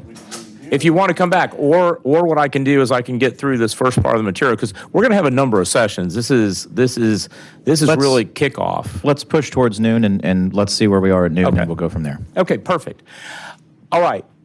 I brought my copies of the books, although I thought I had an extra copy at the office, but when I realized we had some new staff members that needed the book on strategy, as well as the tipping point. So I did find my copies of my texts at home. In all honesty, because the first part of this, we're going to get into the strategy portion of it. In all honesty, how many of you have read more than half of this book on strategy, the Harvard Business Review? Okay. Okay. It just helps me, with regards to the flow. And then the second part, I plan on getting into the tipping point, which is, especially if you're in healthcare, it's a more engaging read. So, when we talk about strategy, we talk about strategic planning, it's important that we all come at it from like a common understanding. First and foremost, what is strategy?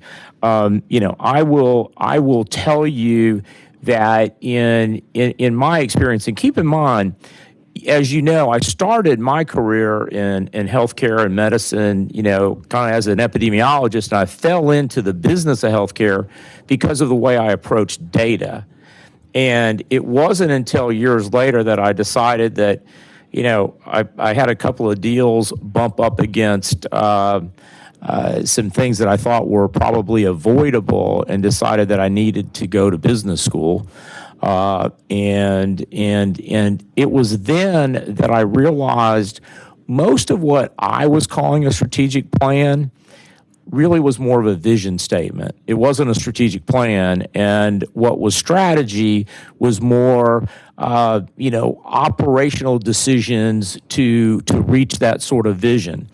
So, as you know, Michael Porter, who wrote the introduction in the book, has really made it his career from his dissertation on to really talk about strategy, what strategy is, what strategic planning is.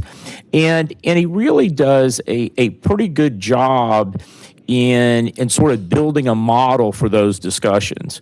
And, he breaks it out into these three models: the 5 force model, value chain, and generic strategies.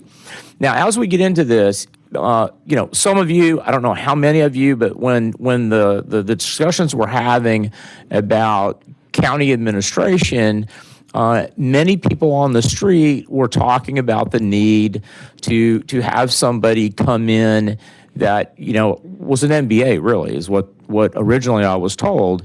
And as I spoke with people in the community about business principles in government, the discussion went kind of in a direction. It's not quite as simple as you think. Now, some of this, Commissioner Cruz, because he's got, a pretty prominent MBA from Columbia, a great business school, some of this may be redundant to him. But for those of us who, didn't go to business school, at least me until later, it's a little bit foreign. And as we go through this, what I would ask you to do is, and we're going to have some exercises where you're going to get up on the board and things like that, is what I'm going to attempt to do is I'm going to attempt to connect some of those dots where basic business principles and approaches can fit into government. So as I go through this, some of the terms are going to sound like hardcore business terms, and I'm going to try to help us get around a sort of translation of that business term into government services, into government responsibilities. So especially when we get into these models, when you think about a value chain, and some of the other terms that Dr. Porter uses, believe it or not, you can apply many of these principles to government. First and foremost, if we begin to think about Manatee County government, it's really a service industry, isn't it? Yeah, we provide services. Some of them are essential services, like your basic public health, clean water, waste disposal, and things like that. So as we go through it, stop me if you're trying to get over that hump about this business term that you may or may not be familiar with, and how we can kind of translate that into a public sector government environment. So the 5 force model, value chain, and then he presents generic strategies. I'm pretty much just going to focus on the first chapter. I'm hoping, most of you got through the first chapter, and I hate to do this, but can someone give me some water? Because I can tell my throat's beginning to get dry. So let's talk about competitive advantage. Now, let's think about this for a second. We're a government entity. We're funded mostly by taxpayers. We do have some enterprise models. So where does competition fit into this? Commissioner Whitmore, you've worked in the healthcare environment. That's a pretty competitive environment. So how can we as a government, as a public entity, think about competition in kind of like the business we're in? Any ideas? Yes.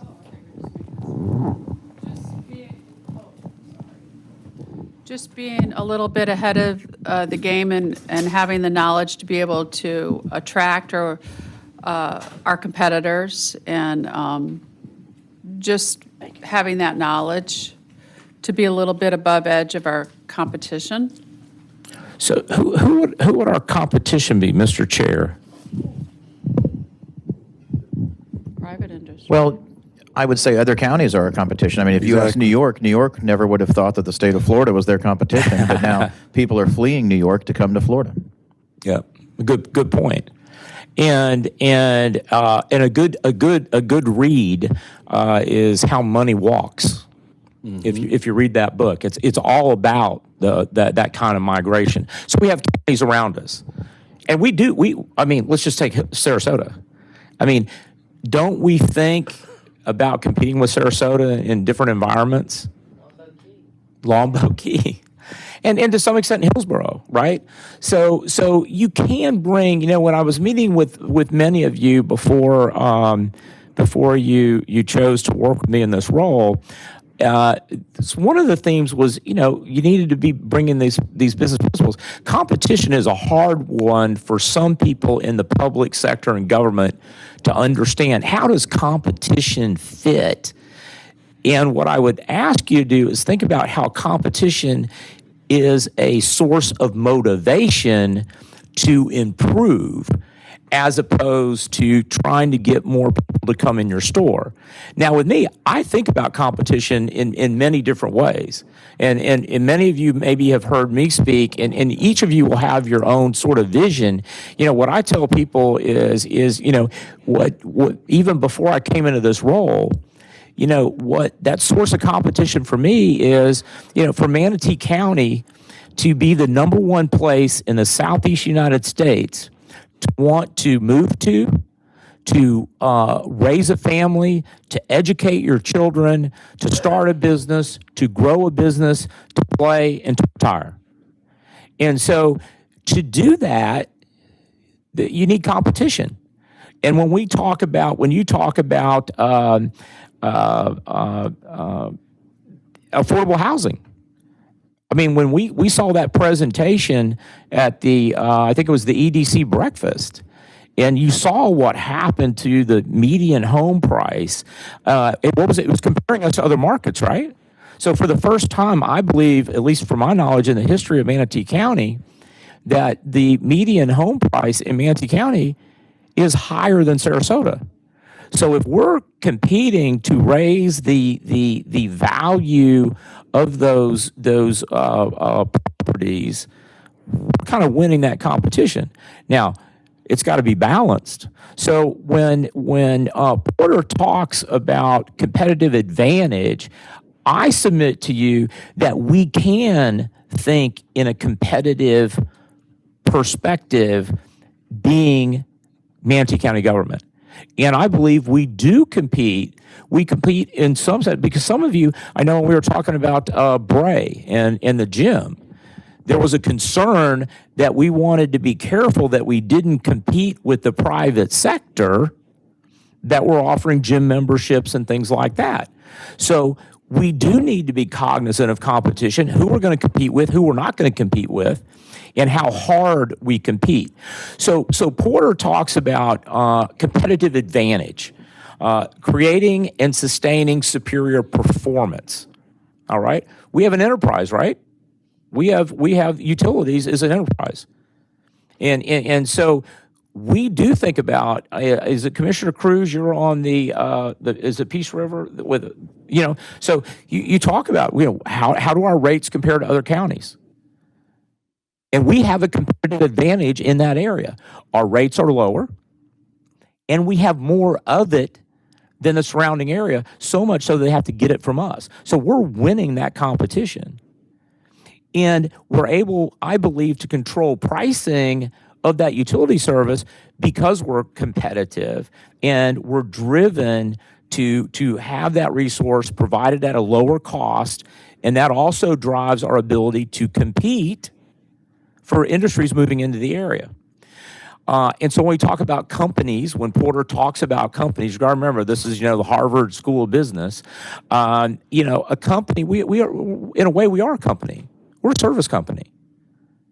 We also produce products that we sell at a competitive price to our residents.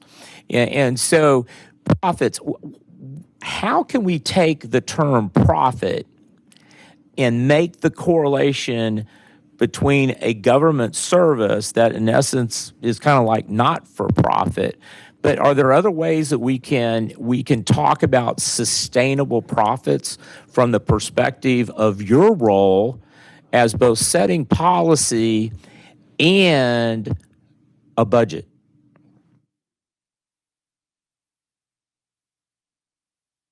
Commissioner Ball? You're a businesswoman. A lot of it, depends on how we market ourselves. As a county, we have to market ourselves. The question that I'm sitting here thinking about, which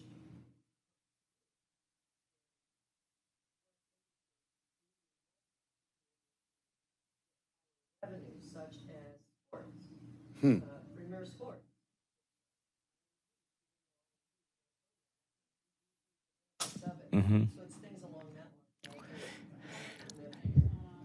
Oh, sorry. Well, I'm done now anyway, so.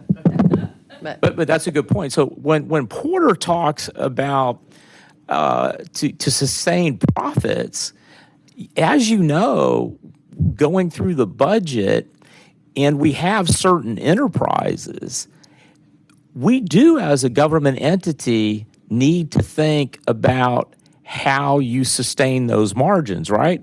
Because you reach a point where if you're having to subsidize one area of Manatee County government, that is going to take away from some other services that don't have revenue streams to generate. So in a way, even though we're a government entity, we are a business, okay?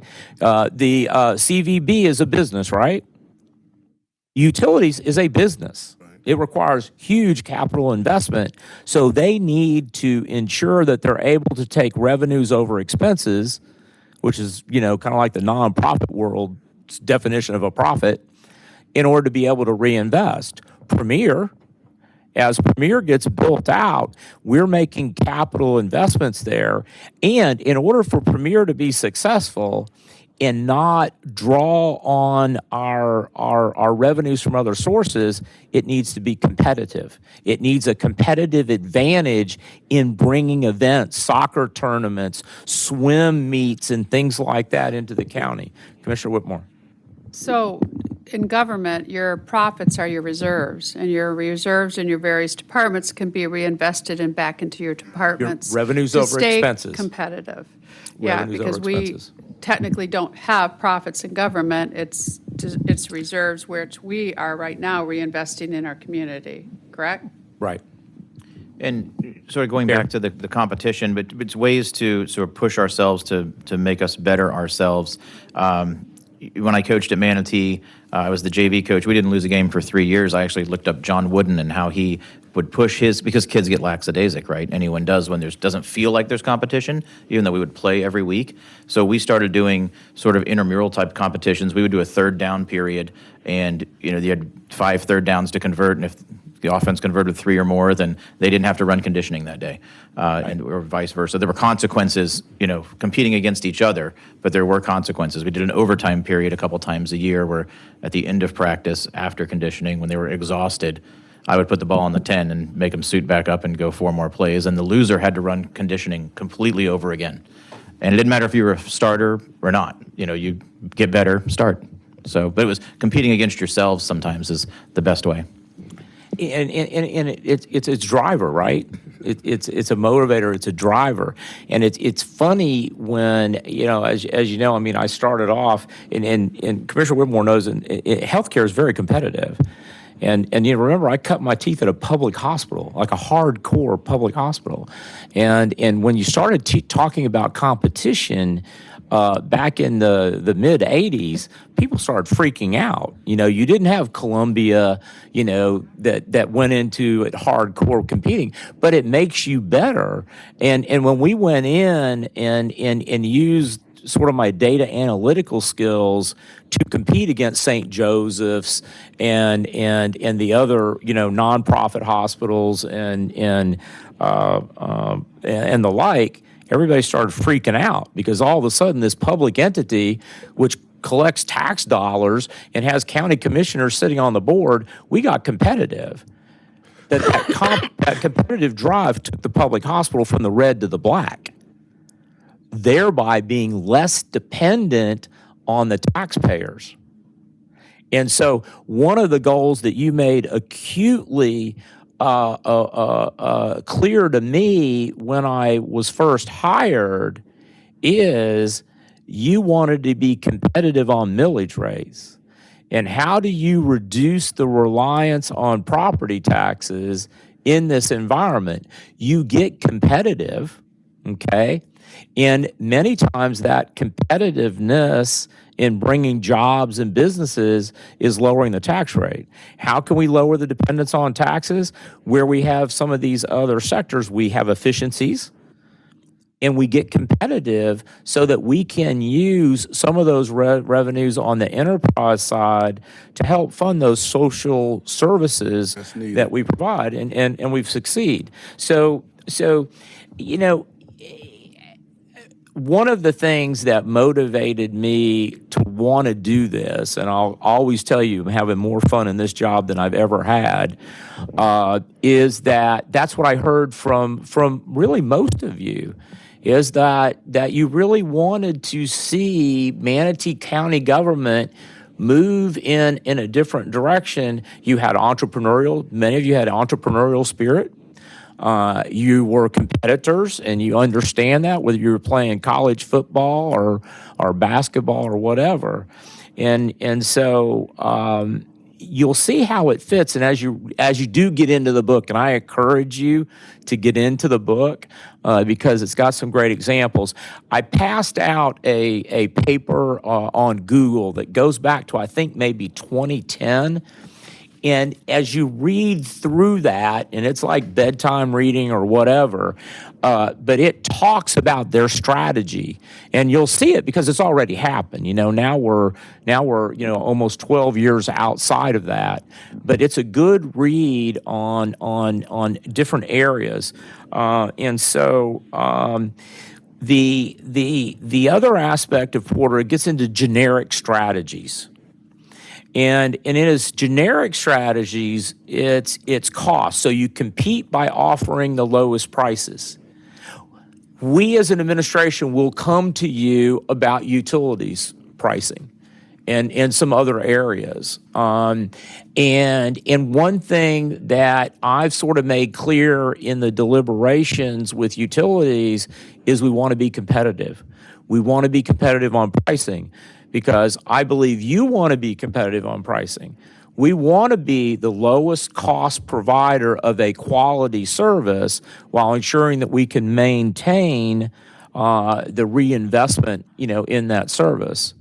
And so I suggest to you that some of these strategies, differentiation, what in Manatee County government would you consider is a product or a service where we differentiate ourselves from surrounding counties and communities?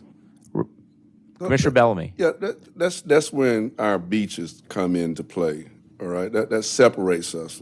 People want to come here.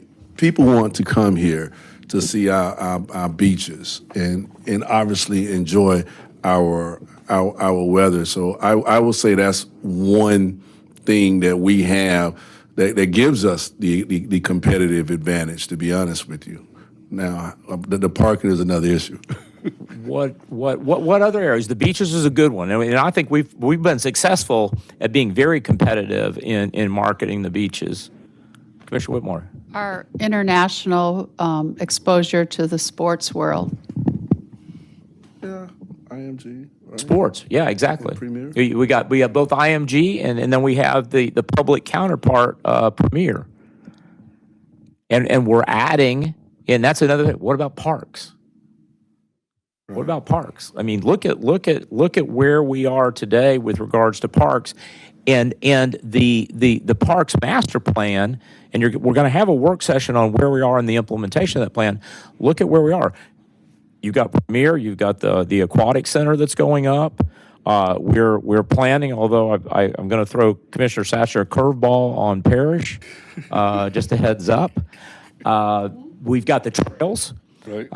And one of the things that I'm going to be speaking with you about a way that we can even be more competitive with regards to the parks, and tying in maybe the park in Parrish to the trail, hint, hint, is another area, right? And so that's a differentiate.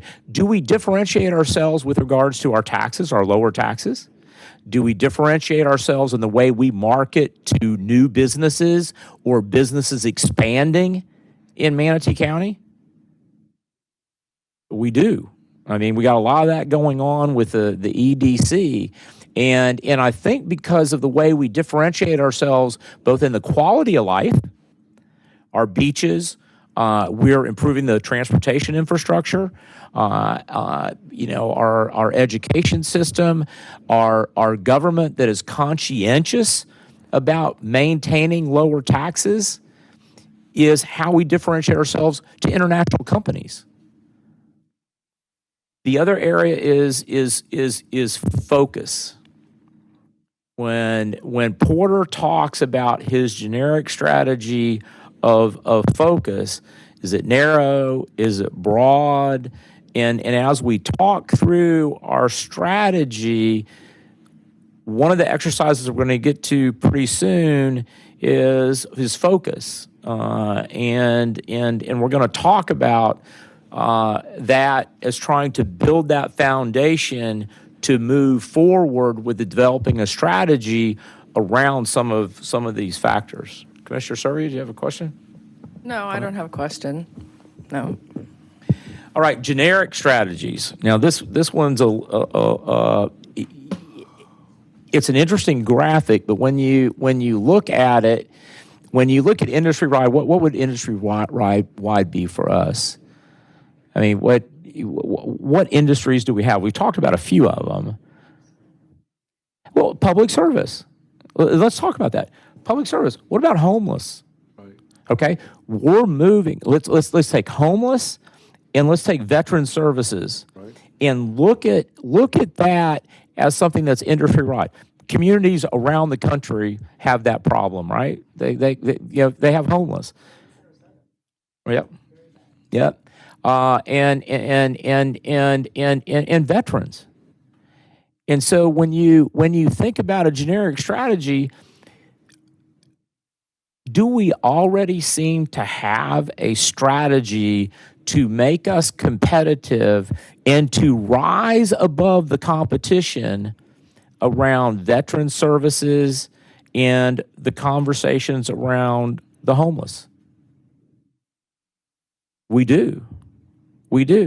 And we're beginning to build that strategy. You took the first steps as a board in creating the funding for the services across the street in the facility that's going to serve the homeless veterans. What does that do for the economy? What is it about veterans? Veterans contribute to the economy. Veterans who see us taking care of other veterans who are not quite as fortunate move here with their retirement accounts and things like that and contribute both to the economy, but also in the way of volunteer services. So differentiation and overall leadership. Would you say around this area, with the conversations we've having, the visits that you guys have made to other counties, do you see where industry-wide with regards to, this probably won't work on maybe let's see. Yeah, it doesn't. So we are differentiating ourselves. Are we showing overall cost leadership? I think so in the conversations that we have.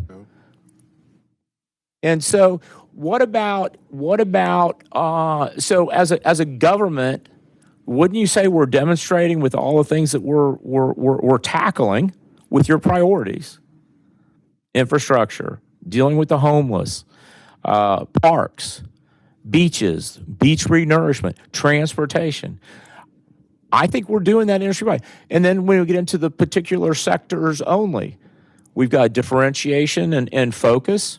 And we've got that focus, the cost focus, and we have overall leadership. So I would say that even today, without going to business school, you guys have figured out how to already begin deploying some of these genetic strategies that Porter lectures about all over the world. Now, so let's talk about how we correlate with that. So there are many organizations, and some lecturers will tell you, focus on one area. is it feasible for government to only focus on one of these cells? It's pretty difficult, isn't it? And so when you put this all together, if you're a business, and this is where we differentiate ourselves between business, we don't have the luxury, I believe, as a government entity in one of the fastest growing communities in the country to say we're only going to choose to go into one of these generic strategies. Okay? So if you look at where Samsung went with their Galaxy, product, their phone, they were looking at a particular segment, and they were looking to differentiate themselves. Walmart, overall cost leadership, right? Everything from the supply chain down, it's cost. Even if some of the shovels they sell will break if you put anything heavier than soft potting soil, right? But they won that battle. That's what they're focused on. Okay, some of these you may not know. With REI is Recreation Equipment Incorporated. High-end name brand products. If you're in that upper middle class, upper class, and all these are Western companies, they looked at differentiation focus. They don't really care about cost. They sell it for the manufacturer suggested retail price. That's where you go to get your top end, skis and apparel and exercise machines. Big Five, they're down here. A particular segment, and their cost focus. And it's another sporting goods store, mostly out west.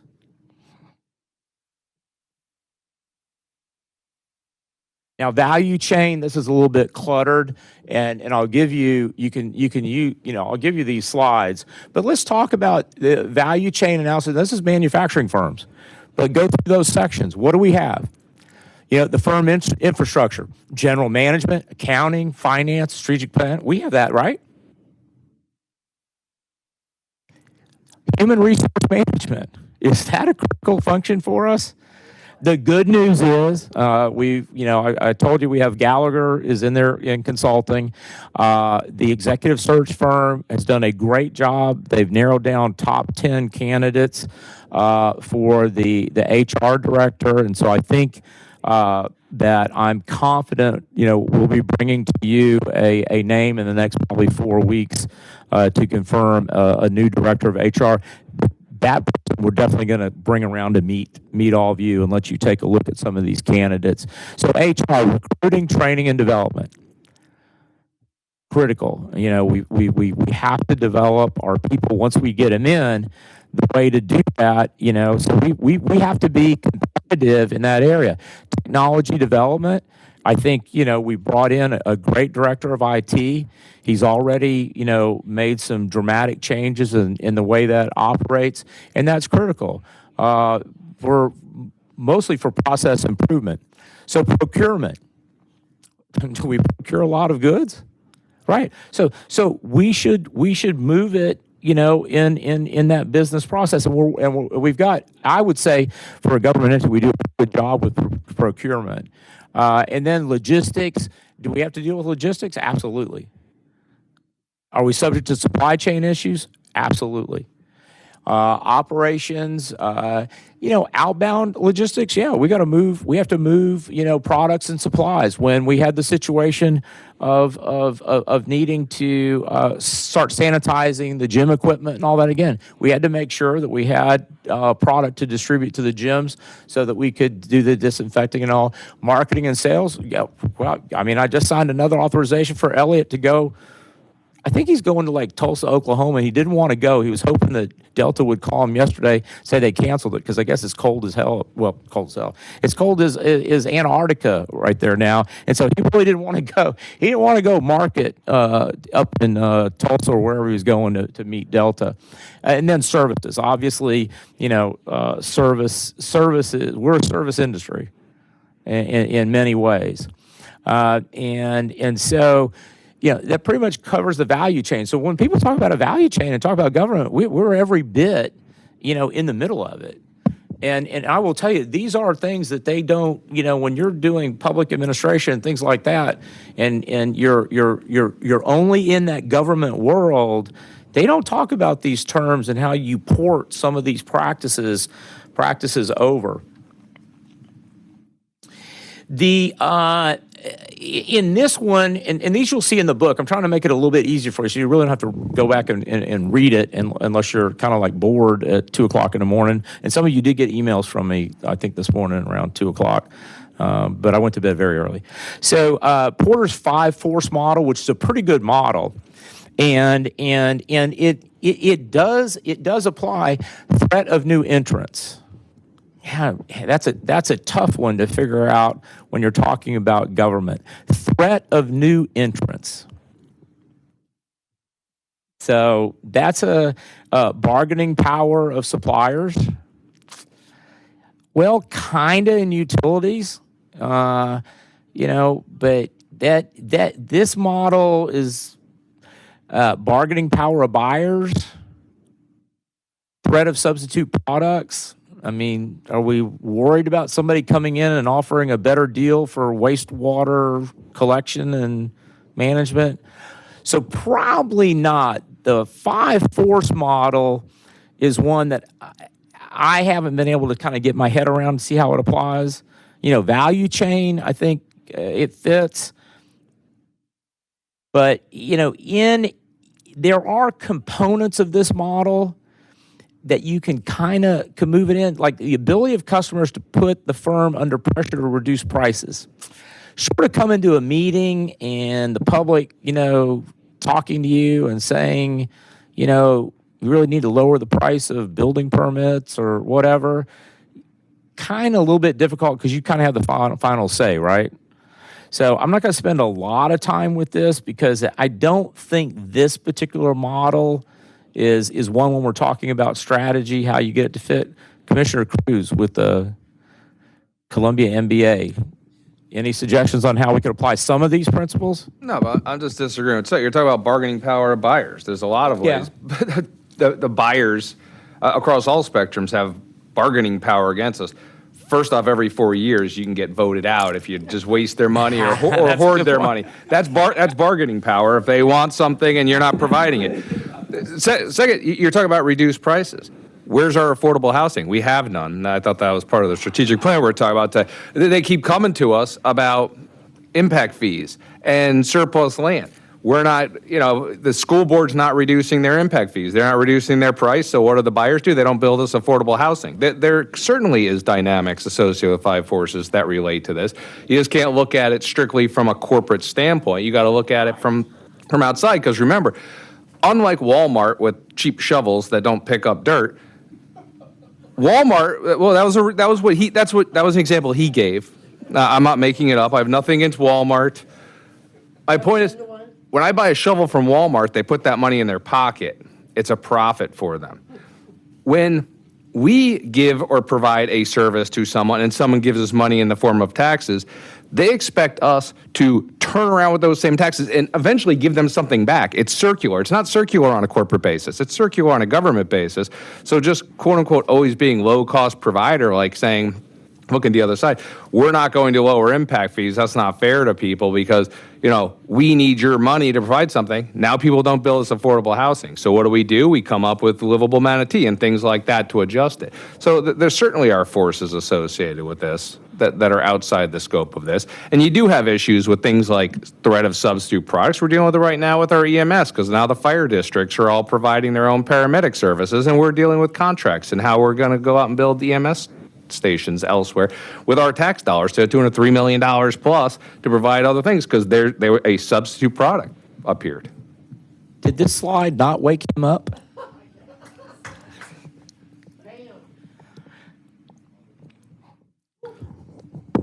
I knew I should have gone to Columbia for graduate school. No, that's a good point.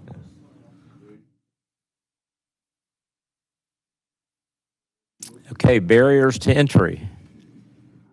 Commissioner Cruz. Could be barriers to entry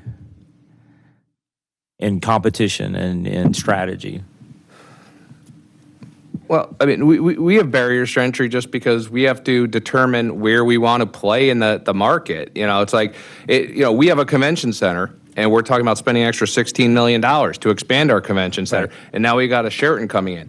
The barrier to entry for Sarasota to come out of nowhere and say, we're going to play in the convention center space is astronomical in terms of land and cost. So we've got a competitive advantage. It justifies us spending $16 million and encouraging the Sheraton to come in because we can expand on an advantage that's very difficult for somebody else in the near term to come in and compete with us on. And who would you say, what body would you say has the most control and influence over eliminating barriers to entry in doing business in Manatee County?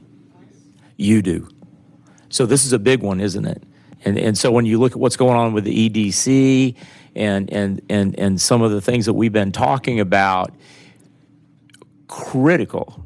The leverage that this body has to take this approach and strategically reduce and eliminate those barriers is a huge factor. It's a huge factor. You collectively as a body and as individuals. Getting all choked up over here over all this. With everything that's just recently been said, I think we should point out, or I'd like to point out to the commissioners, of some of the successes that we've had in this last year. The county has come a long way in a year. So I think that it shows the changes that we are making. It takes a long time to get this wheel turning because it is such a big wheel, but it is starting to turn and changes are being made that are beneficial to all of the citizens of this county and surrounding areas, the state as a whole. And I would submit that at every meeting you have, you are taking up one or more barriers to either doing business, living, moving here, affordable housing. You talk about barriers to bringing affordable housing producers into Manatee County all the time. You're constantly looking at how you can whittle away those barriers. The barriers to entry is a huge factor in government, and most governments don't look at it that way. But you have been, and what we'll do as we move into this strategic planning process, we'll build upon those actions that you've taken and put some structure into it, so it's a sustainable process as the board moves forward over the next 10 years. Switching costs, we've talked about that. These are also factors that come into play. And the reason why I want to walk through this, because it's so, I will tell you when I hand this book out, even if it's to graduate students or other organizations, the first thing they do is they say, I'm not going to read this. I mean, was it Harvard, business review? I'm a government entity. I'm like a public hospital board. I'm a city council. I'm a county commissioner. I'm state government. It doesn't apply. It doesn't apply. But you're thinking through it, and you're really ahead of me. I'm proud of you all. Before we go to the next slide, Commissioner Bellamy would like to comment. Commissioner Bellamy, back to that one. No, it's just in general. What this is, the overview is just a high-level SWOT analysis as far as, our strengths, our weaknesses, and our opportunities, and our threats. Our strengths are our successes, and then the reality of this is for us 7, right, to be honest with what our strengths, weaknesses, and opportunities and threats are, excuse me, and how we're going to embrace them. From the way I look at this, and this is way out there, but I just think it's something that needs to be said. When we talk about affordable housing, all right, are we, this seven, are we going to take ownership of this? And that's the reality of it. Identify an area, right, with 15 to 20 acres and create something like a Braden Village. But again, it has to have accessibility, all right, somewhere where, you know, people can walk for jobs. They can, you know, the school systems are close by, and obviously have the ability to make sure it's affordable. We keep talking about all this right here, right? But no one has said, okay, how about we take an opportunity to say we're going to create our own affordable housing and then invest the dollars and things like that back into it. And that's where G come in at with the bottom line numbers and how the impact and things like that. And that's the difference between Columbia and Cookman, I guess. But but the reality of it is, you know, what you're doing is a high-level, Harvard-level strength SWOT analysis. What we need to do is embrace this and identify one or two things and say, this is our strategy on how we are going to approach affordable housing. We're going to identify land that we know that up and coming in the future they will have access, the schools will be close by, all the necessary bullet points, and say we're going to move on, and in 2 years from now, we're going to have an affordable housing project up and moving and go from there. That's the reality of all this. And I may be misinterpreting, but I think that's where all this is going. Yeah, Thank you, Commissioner Bellamy. I personally, I don't think hold up, Dr. I Hopes. have the SWOT Dr. analysis. Hopes, I have Commissioner Servia on the board as well. Commissioner Servia? Oh, yeah, good discussion and great teaching. You are such a teacher and a good one. I just want to say that one of the other barriers that we have are the fixed costs, you know? When you talk about affordable housing, there is a fixed cost today that is higher than ever for building housing. And so that's a big challenge. And I think as a government, one of the things that we can do that aligns with business practices is leverage our money to the greatest extent possible. When you see the matching funds from the state of Florida for Rattlesnake Key, you know, when we have opportunities for grants that double our buying power, you know, those are the things I think that should be a big part of our strategy moving forward. And we have something I think called the piggyback ordinance. You know, if we're looking to buy something and City of Bradenton is already buying it at, 10 cents a pound cheaper, we can piggyback with them and, again, use our money to the greatest extent. Thank you, Commissioner Servia. Dr. Hopes? Yeah, so interesting you brought that up because there are strategies that I believe we can utilize around affordable housing that I don't think we are. Case in point, you talk about cost. Commissioner Cruz and I had a conversation yesterday about seriously moving forward with a land trust. Okay, that's one strategy. Another strategy is, when the school district builds schools, if you look at any kind of work that they do, they work around the crazy state regulations in a legal way to buy all of the materials, concrete and all that, tax exempt. I don't know that when we're cutting deals to build affordable housing, we're structuring it so if it's going to be affordable housing, that we ensure our projects of our own, that we do it in such a way that we purchase the materials so that nobody's paying the state sales tax on the materials. And so there's different things that when you drill into it and begin building strategies around all these areas, but we're getting real close to you guys being able to get up and write some things down. I'll make sure you have these slides because they're going to be public, but you can get into the detail. Basically, it's all the things that we talked about, but it's in there, and you'll put some of those pieces together with regards to these forces. This is another big one that we really haven't talked about, and now we're going to move kind of like into that value chain, and core competence is a big one that I've been thinking about since I got here. And to be competitive You need to understand the very first meeting that I had with the directors, we talked about competency and capacity as we were getting ready to move forward with the capital improvement plan.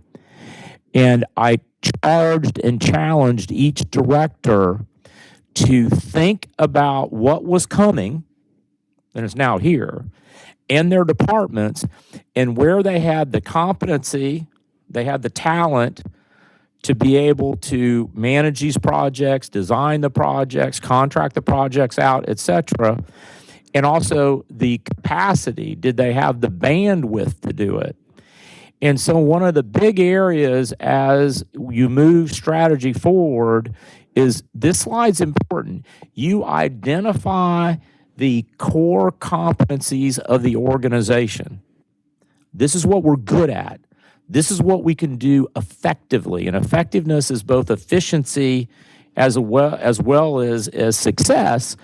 And then what do you have out here? If you're a business, you look at what your core competencies are, and if you don't have a core competency, what do? You outsource it. Okay? You outsource it. Too often, government entities approach it like we're government, we have to do it all. Without doing that SWOT analysis, without doing an operational analysis, without doing a financial analysis to determine whether you should not be in that sector of business, you should outsource it. You should third party it. We kind of do it with some of the construction projects and roads and things like that, but there are other areas where we can seriously look at where our core competencies are and where they are not, and figure out how we can be a little bit more strategic. Commissioner Serbia. Yeah, I totally agree with that. And there are so many things we can do to outsource and accomplish what we need to accomplish without us doing it. I would say the important thing for us to remember is that when we contract with a third party, we need to ensure that the urgency to address the matter is at the same level of service as we expect, because that's going to be the problem we get into. For example, if the right-of-ways have to be mowed and we say, mow them once a month, here's your contract, thank you very much. And in the summertime, it's 5 feet tall at 1 month, and in the wintertime, it's okay. So from the engineering background I have, being in an engineering firm, we call it scope creep. You know, you have to always identify the scope in a lot of detail and make sure you stay within that scope, and it doesn't get larger, because larger means more costs. Thank you, Commissioner Serbia. Commissioner Baugh. Good comments. I can tell you that's something that I've been very satisfied with Dr. Hopes and staff on, is that the type of thing that Commissioner Serbia mentioned has definitely happened. And I will have to say that this county, I do believe, has a new way of looking at it and addressing it, and they're starting to take all that into consideration. That was a good point. I've seen that happen. And with outsourcing, keep in mind, and this is what when I meet with the directors every week, I drive it home. Outsourcing doesn't stop with issuing that contract, right? Just what Commissioner said. It doesn't end. That's when I talk to them about competency and capacity to manage a contract for this service, to ensure that the service levels and the quality of service that you, the board, have set are achieved by the entities we contract with. That's a different management approach. In many, unfortunately, you've got to work with government, staff to be thinking, okay, now you're used to being the ones that go out and mow that median.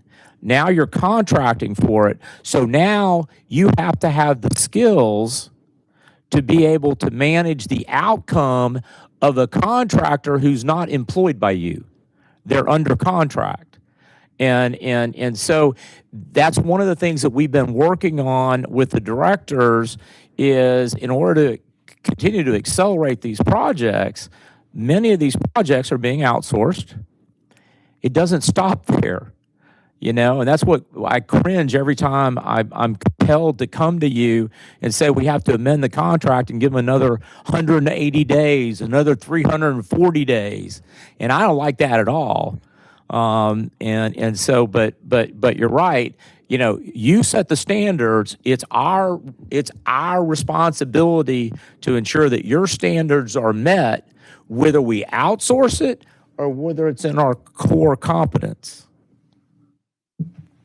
Right, because when a sewer line breaks, we call Mike Gore's group, and they run out there and they fix it like happened yesterday, okay? But if that's outsourced, and we call utilities ABC and say, we got a sewer main that broke, they'll say, yep, okay, we got you on the schedule. So those are the things that I think a government really needs to think about, because at the end of the day, we provide service, and the citizens expect it at a certain level. And a perfect example of that is when we had the break in the Braden River.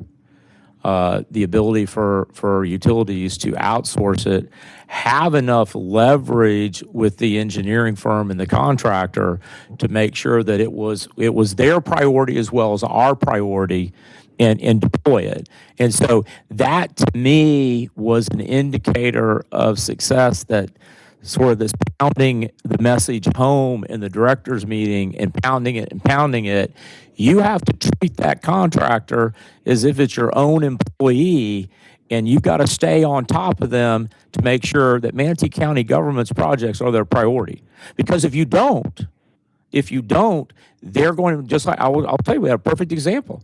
You know, we had a contract that was not written in such a way that we aligned both the incentives and the penalties to ensure that our job was number one, and it had to do with the work on the pools at GT Bray.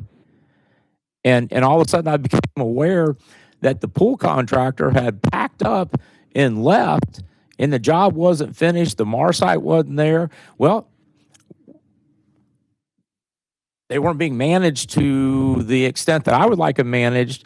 And I'll tell you, when I got involved and said, let me tell you something, if you don't get back there and stay on that job, I'll make sure you don't get a job in Manatee County, but you also may not get a job in this whole region.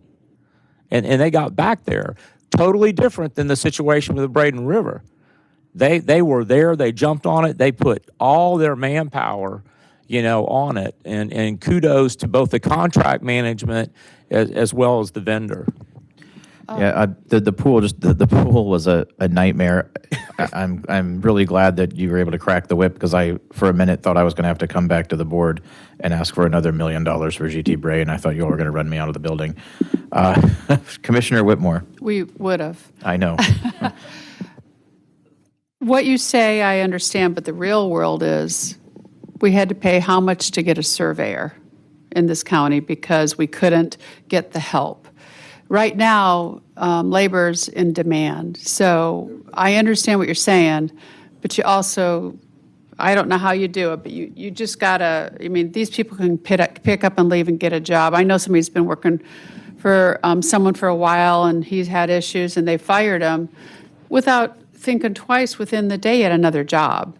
So, you know, you want continuity, you want quality. You have to, and I'm not saying you don't, but we have to treat our people that we source out with respect and let them know they are appreciated, and maybe stand a little bit more close to what they're doing. But people can go anywhere now, so we're not in the real world right now. As we all know, in 2006, when I first came, we were experiencing a gigantic boom like this, and then it crashed. And so I just want to bring that up. Yeah, no, and you know, what you're going to learn as I continue to meet with you about some of the problems that we've been solving recently around that, and valuing employees and pay and everything else. That's also part of that strategy. That's all part of it. And I'll tell you, we do a good job with our vendors, because I will tell you, you know, our vendors that I see, we are a priority for them. They want to do business with Manatee County. And we've got some good, loyal vendors who will put our jobs ahead of others. And that's what we want. We want people to want to do work with Manatee County. And that takes a lot of effort, and it takes a lot of support from you, the board. Okay, I have Commissioner Baugh on the board next. I hate to say this, because, are you ready? I do. And I just Commissioner want to Baugh add, agrees with y'all Carol are like Whitmore. freaking me out today, Media, so both print of you that. stop it. I just wanted to add to that comment that I think what we're missing, and maybe we're just starting to realize it, we now have a different situation in the county where pressure is being put on the different people handling jobs for us. We are staying on it much more than we used to at one time. We're expecting more, we're demanding more. To go with that, we have to realize that, and Carol made the point about the engineer. Here's the thing. We have lost people in the county. Okay, maybe sometimes it's been a good thing, maybe sometimes not. But the point is, we are rebuilding the county, which means that we have to start looking at things from a different perspective. Meaning, and I mentioned it a few minutes ago, marketing. This, a lot of people, I've heard commissioners say, well, this isn't a business. It's not, but in some ways you do have to treat it as such.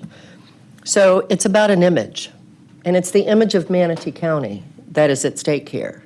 So whenever we as commissioners criticize the county publicly, that's hurting us in getting good, qualified people that really are looking for a home to come to and stay for the rest of their career. And I think that's what we're working on at this point, is trying to improve our image as a county. And Dr. Hopes and I have had a lot of conversation on this in the past and recently. And whenever we say or do anything, we need to stop first. What is that going to do to our image of Manatee County to others?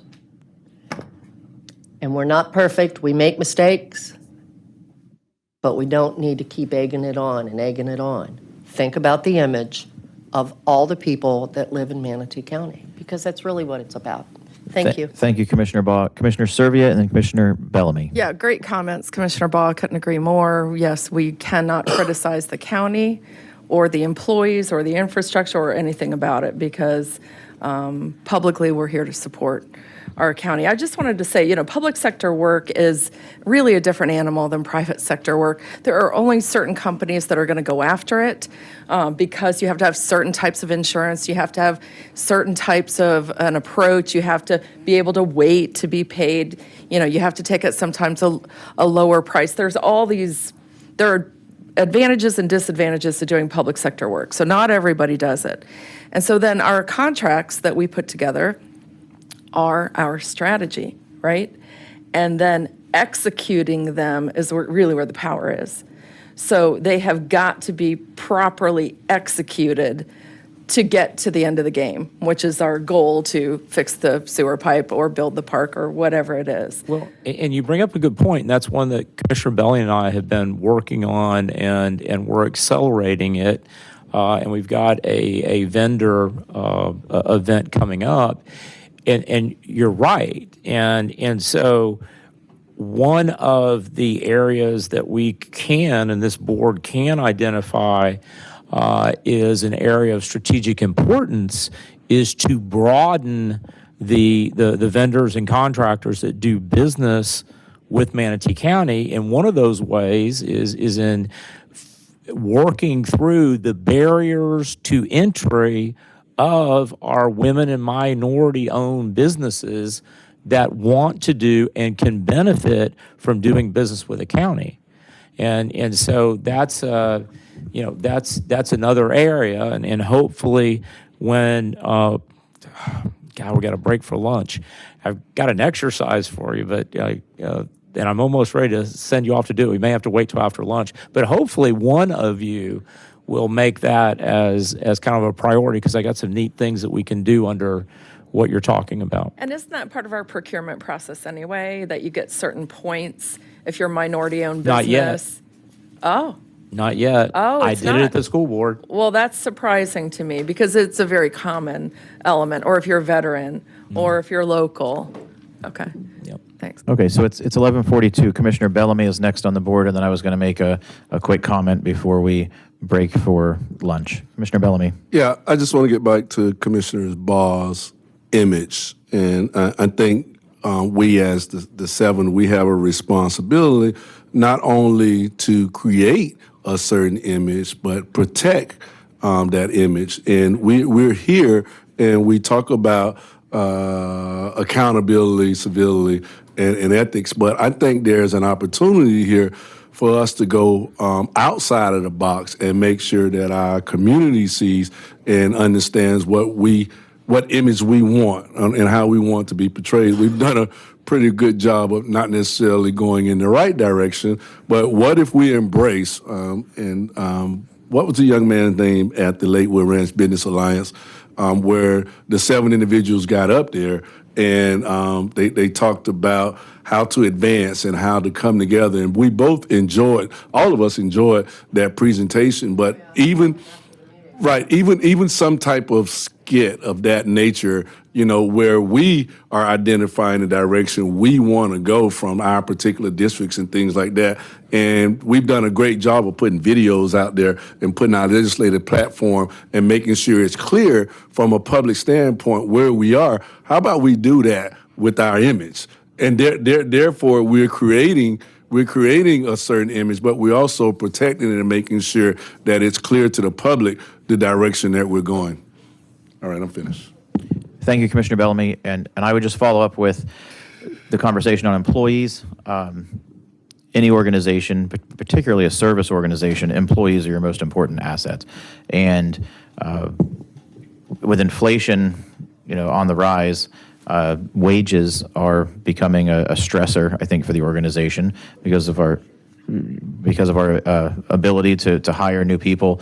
And we are an organization where our average age of our employee is pushing 60 years old. And so we're looking at a tremendous amount of turnover in the next few years as a result of retirements. And then, of course, when we start hiring, that was not implying anything to anyone specific sitting near me, but it's 56, I believe, is the average age of our employee. That was a year ago when I was elected, so it could be 57 now. And wages are stressing the organization, some places more so than others. Transit is a good example. Lifeguards recently has popped up as another example. So these are, talking about investing back into the company, these are places where we would be looking to invest as in our strongest asset. It's 11:45. I'm going to recess this meeting until 1:30. So, are we coming back here at 1:30, or are we going back to? Are we coming at the Civic Center? Let's sit here. I like this. All right. I thought we was coming at Civic Center. I can see out the windows better. Yeah.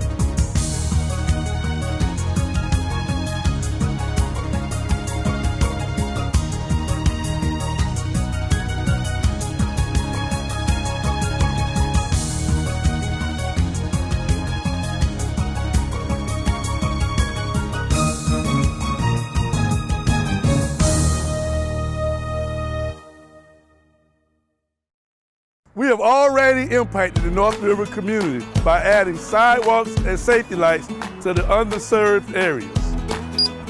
We're in the process of transforming Washington Park into a community stomping ground. And now, we're reaching new heights at Lincoln Park. Let's dive into the deep end on this episode of Manatee on the Move!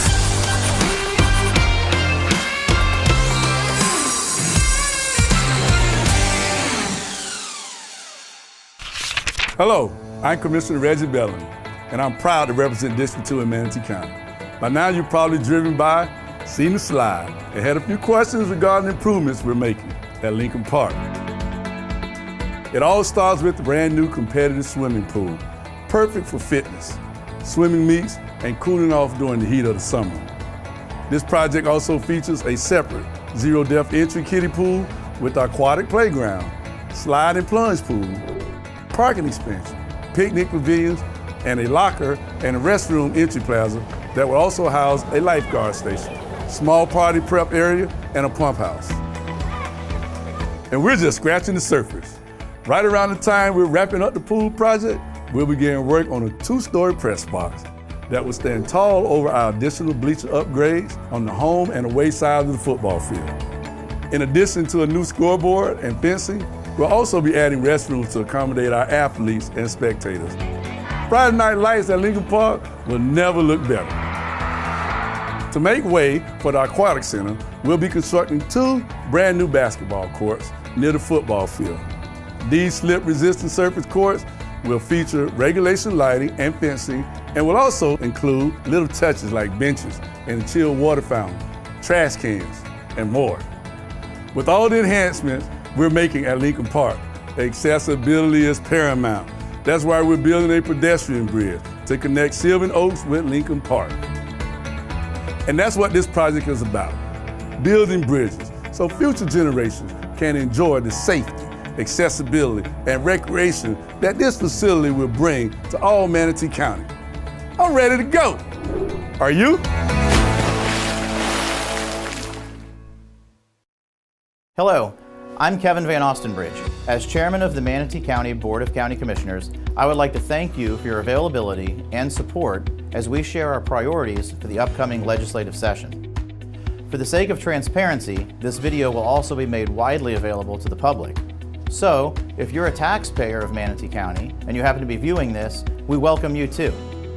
Joining me will be my colleagues, James Satcher from District 1, Reggie Bellamy from District 2, Misty Servia from District 4, Vanessa Baugh representing District 5, and at-large commissioners Carol Whitmore and George Cruz. Now let's get to work. Thank you, Kevin. And thank you. To reduce the potential for future degradation of water quality and the ecological and economic viability of the Tampa Bay region, we have made the closure of the Piney Point facility our top continued focus. And I would love to thank Governor DeSantis for including it in his proposed budget this year. This really is a quality of life issue to ensure the safe and efficient closure of the Piney Point facility once and for all, to permanently eliminate the threat to the environment and to our community. It's no secret, Manatee County is growing. And while we're excited for this growth, we know that it comes with hardships like increased traffic. That's why we're requesting a non-recurring state legislative appropriation of $7.5 million to match local funding to widen Moccasin Wallow Road between I-75 and US 301 in one of the county's fastest growing areas. This funding will allow us to widen the road from 2 lanes to 4 and add bicycle lanes and sidewalks. It's going to result in more time with family, less time sitting in traffic, and a safer road for all of us. And that's something all the hardworking taxpayers of Manatee County can get behind. Manatee County ranked in the top 4 counties in Florida for child removals in 2018 and 2019, yet ranked near the bottom in terms of funding, receiving over $14,000 less per child entering foster care than the statewide average. That's why we're asking for a more equitable distribution of funding for the child welfare system to allow us to better meet the needs of our at-risk children and families in the community. This includes investing in the ideas that keep families together and finding ways to prevent children from ending up in foster care in the first place. Manatee County bridges are necessary for everything from day-to-day traffic to hurricane evacuations, and as a corridor to some of the best beaches and tourist destinations in the nation. That's why we support the expeditious replacement of the bridges leading to Anna Maria Island, via Cortez Road, Manatee Avenue, and over the Longboat Pass, as well as the expansion of the Fort Hamer Bridge. In addition, the DeSoto Bridge replacement is a top priority for multiple organizations, since the project will facilitate improved north-south capacity on the US 41 corridor. Let's relieve congestion, improve traffic flow, and get Manatee County taxpayers and tourists alike where they need to go safely and efficiently. Manatee County taxpayers have already invested a great deal in protecting our beaches and dunes. Let's continue to protect the taxpayer investment by supporting regulation that keeps our beaches intact and beautiful. Manatee County is requesting $2.3 million for the construction and monitoring of erosion control at Anna Maria Island. Of course, the condition of our beaches is only as strong as the quality of the water that dance along on our shores. Ongoing threats like blue-green algae and red tide blooms tend to upend much of our hard work. That's why we're requesting $950,000 in state assistance for an oyster and clam research and restoration pilot project that will quantify the roles oysters and clams play in improving water quality in the coastal waters of Manatee County and Tampa and Sarasota Bay. Manatee County supports measures that increase broadband accessibility. This includes encouraging private investment in the deployment of infrastructure in the rural and underserved areas and beyond.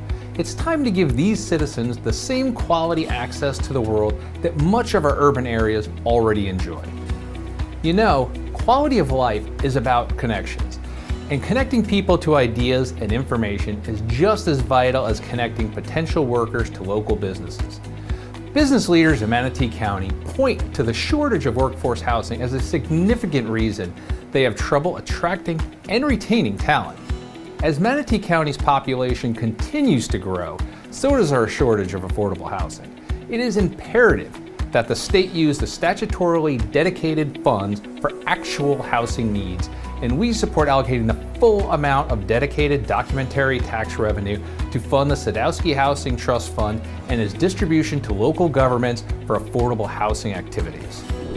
The pedestrian crossing at US 41 and 17th Street at Lincoln Park has been identified in the Palmetto Trail study as an intersection that needs improvement for both traffic movement and pedestrian safety.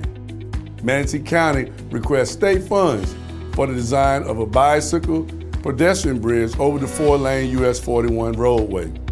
The proposed overpass at this intersection accommodates critical pedestrian safety measures and provides access to the community park, the splash park, the new pool, basketball courts, and soccer and football fields that are currently under construction in District 2. Thank you for the opportunity to share our legislative priorities with you.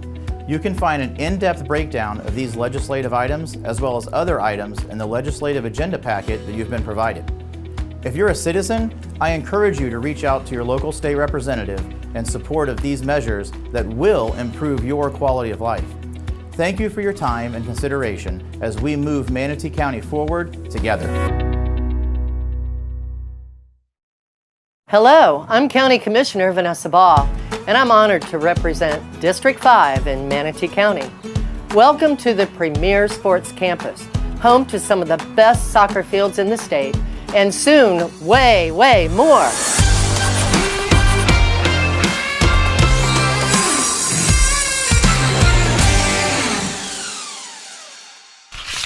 Because of easy access to I-75, the mall at UTC, our charming Main Street, and thriving neighborhood communities, Lakewood Ranch has quickly become the most populated area of Manatee County, and soon we'll be offering even more to our citizens through new developments taking place at Premier Sports Campus and the land just to the north. On the Premier Sports Campus side, we're in the design stage of a new air-conditioned, multi-purpose, permanent framed soccer tent offering shade for meetings, registration, dining, ceremonies, and gatherings during busy soccer tournament weekends. This project also includes climate-controlled restrooms, new stadium lights, locker rooms for the stadium, parking lot improvements, and a stadium scoreboard. Moving north, our East County General Development Plan calls for a new racket complex scheduled for completion in the spring of 2023. This project features 24 pickleball courts, a small administration office, restrooms, water fountains, lighting, and shade. The new 50,000 square foot East County Library complex is set to break ground at the end of January, offering modernized access to a world of knowledge for our citizens, visitors, and families. Complete with a rooftop terrace, the East County Library will provide a picturesque view of the premier park campus as well as a serene pond. A 25-yard, 10-lane competitive swimming pool will be the heart of our new aquatic center. Swim a few laps, take a fitness class, or catch some shade or sun while the kids take swimming lessons. And we're not stopping there.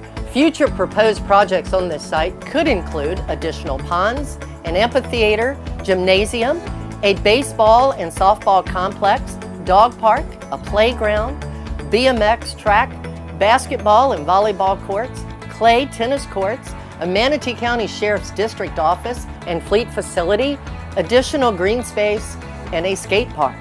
By the way, our new East County General Development Plan calls for approximately 280 additional parking spaces in Phase 1, with up to 500 spaces included in future phases.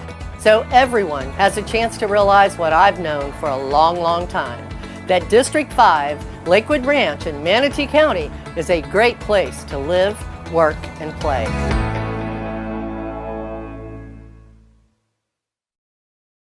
Hi, I'm Manatee County Commissioner Kevin Van Ostenbridge, and I represent District 3, which is located in West Bradenton. Welcome to GT Bray Park. As you may have noticed, GT Bray Park has been undergoing extensive renovations. We started at the Little League complex, and we moved over to softball, and then the football stadium, lastly soccer, and now we're at the Walden Racket Center. So how is Manatee County keeping up with the demands of the fastest growing sport in America? Let's find out on this episode of Manatee on the Move.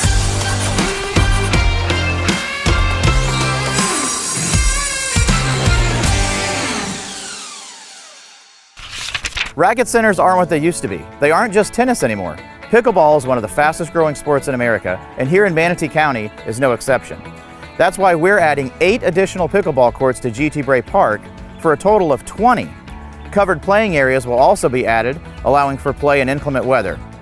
When not in use, these covered areas can be utilized for additional activities, such as summer camp. And let's not forget about our tennis lovers. Manatee County is upgrading the clay tennis courts at GT Bray Park with a new underground sprinkler system. And since the new irrigation system will only require the courts to be raked, players will no longer have to wait for the courts to dry, meaning less downtime in between games. In addition to replacing the irrigation system, the county will upgrade 4 of the existing 8 courts, making them USTA regulation, which means Manatee County can now host tournaments. Shaded seating between courts is also being added, and we're upgrading court lighting. New pickleball courts and a major upgrade to the tennis courts at GT Bray Park. These are just some of the ways that Manatee County government and the Board of County Commissioners are improving your quality of life. From the beautiful beaches of Anna Maria Island to the exquisite nature preserves, from the historic buildings of downtown Bradenton to the expanding communities of Lakewood Ranch, water is essential to keeping Manatee County a wonderful place to live, play, and work. We all have a shared responsibility to do our part to keep our water safe. Our drinking water is a precious resource that we can sometimes take for granted. Every time we turn on the faucet, we expect clean, safe drinking water. However, there are ways that non-drinking water can enter our drinking water system, and by law, precautions must be taken to prevent this occurrence. Our drinking water comes from 2 sources, Lake Manatee and groundwater from the Upper Floridan Aquifer. It is purified at the Manatee County Water Treatment Plant. A multiple barrier approach is used to ensure the water meets federal and state drinking water standards. This treatment process includes source water protection, optimized particle removal, and appropriate disinfection. After the treated water leaves the plant, it is supplied to homes and businesses under pressure through the county distribution system. When the water passes through the customer's meter, it leaves the county system and becomes part of the customer's private system. After the water passes through the meter, Manatee County can no longer control the quality of water and thus does not want any of the water to flow back into the distribution system. The Manatee County Cross-Connection Control Program safeguards the public drinking water supply from unintentional contamination.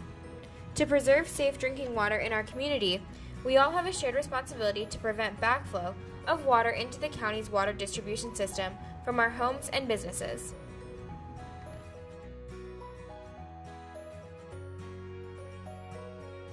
Backflow is the reversal of flow of water. This happens when water in a homeowner's plumbing flows back into the community water system where it originated. Backflow can occur when either the supply pressure drops or the pressure on the customer side becomes greater than the supply pressure.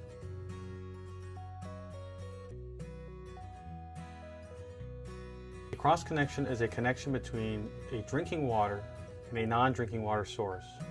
For example, between a garden hose and a swimming pool.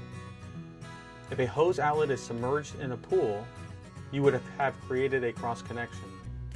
If there was a drop in pressure in the county system, the pool water could backflow or back siphon through the hose, through your house water lines, and into the county distribution system.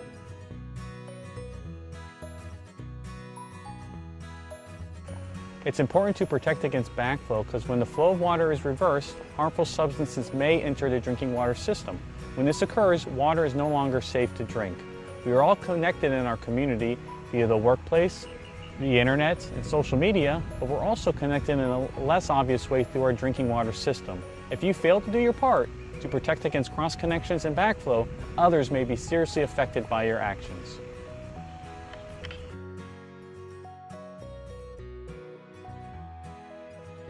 Backflow preventers are required for properties with an in-ground irrigation system, a secondary source of water such as reclaimed water or a well, a swimming pool, properties that are adjacent to a body of water including a river, bay, lake, or pond, has a solar water heating system, has a fire sprinkler system, a commercial or industrial building, multi-story or multi-family residential buildings, or if a cross connection is ever discovered. So these requirements apply to properties developed after 1987 when the Manatee County Cross Connection Control Program took effect. Properties developed prior to 1987 that have these conditions will be required to come up to code when any plumbing modifications are made that require a permit. A backflow preventer allows water to flow in one direction to the customer, but not in the opposite direction back into the water supply. The backflow preventer is a key component in stopping unwanted substances from entering the drinking water system. Backflow preventers have to be tested annually to make sure that they are working properly to adequately protect the drinking water system. Since backflow preventers are mechanical devices, they have internal seals, springs, and moving parts that over time are subject to wear and tear. The testing must be completed by a contractor registered with Manatee County. A list of certified contractors can be found online at mymanatee.org under Backflow Prevention Assembly Information, or upon request using this contact information.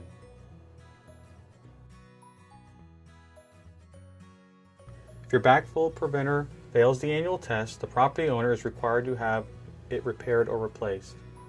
The owner can refer to the same list of certified contractors for repair or replacement as they did for the testing. We recommend getting at least 3 quotes before hiring a contractor. The property owner has 30 days to bring the backflow preventer into proper working order to avoid water service interruption.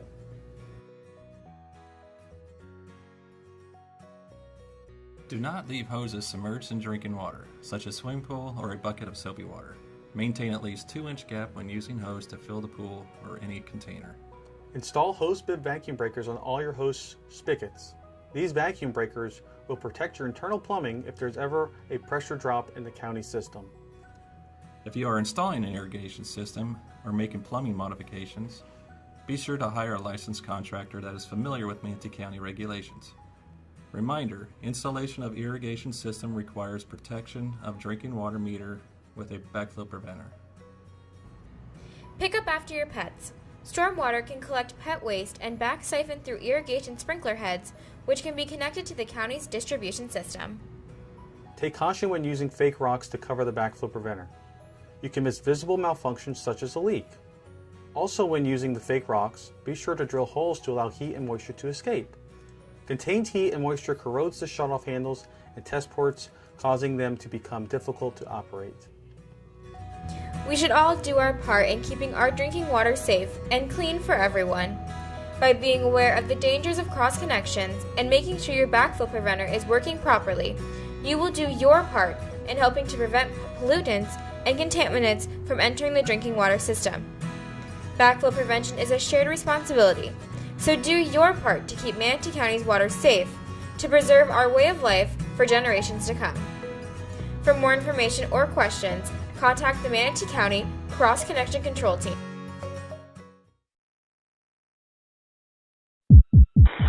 District 12 and Medic 1, respond on Tech 12 for a auto versus pedestrian accident, 2101 47th Terrace East. Reported one patient down in the roadway, 1553.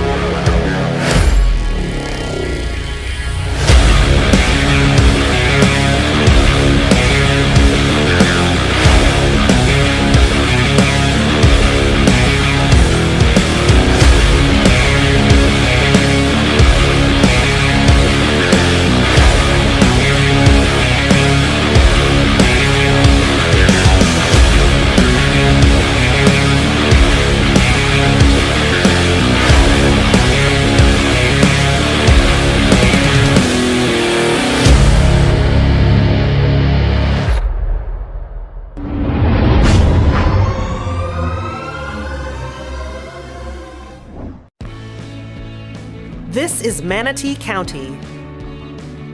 These are the employees of Manatee County. The people behind the scenes. The people who dedicate their career every day to more than just a job. These talented people make up the team that build beyond buildings.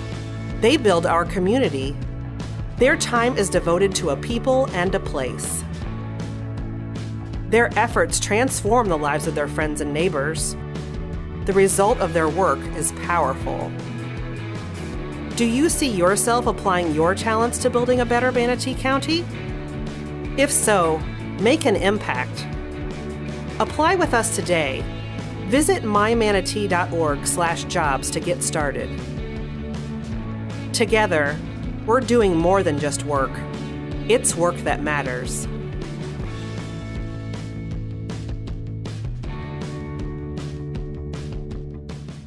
Working with Manatee County government means you'll join the team that contributes to our many beautiful parks and recreation centers.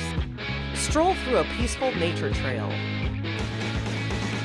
Observe incredible wildlife. Become an expert at a learning center. Or enroll your little one in a summer camp. Take in the scenery. Watch a stunning sunset. Go camping. Row along the Manatee River, and much more. Work and play with us at Manatee County. Visit mymanatee.org/jobs to get started. When you work with us at Manatee County government, you'll be doing more than making a difference in your community. Our full-time employees are offered an exceptional benefits package, including a unique wellness plan, generous paid time off, pension, tuition reimbursement, and more. Working with us in public service also may qualify you for PSLF, a federal program that can forgive the remaining balance on your direct student loans. Imagine a career that transforms your future, family, and community. Begin with us by visiting mymanatee.org/jobs and explore our career opportunities. Together, we're doing more than just work. It's work that matters. At Manatee County Government, we're dedicated to the professional development and growth of our employees.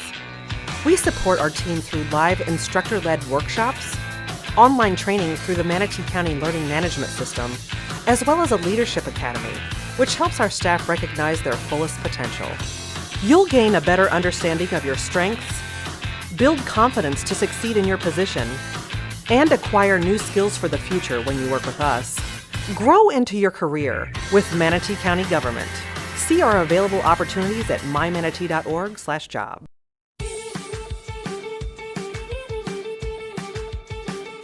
Welcome to Manatee County, home of award-winning beaches like Anna Maria Island, powder white sand, crystal clear water, and picture-perfect sunsets. Manatee County is a great place to work and play. Are you ready to make the move? Discover the beaches of Manatee County for yourself, and when you're ready, we've got a job for you.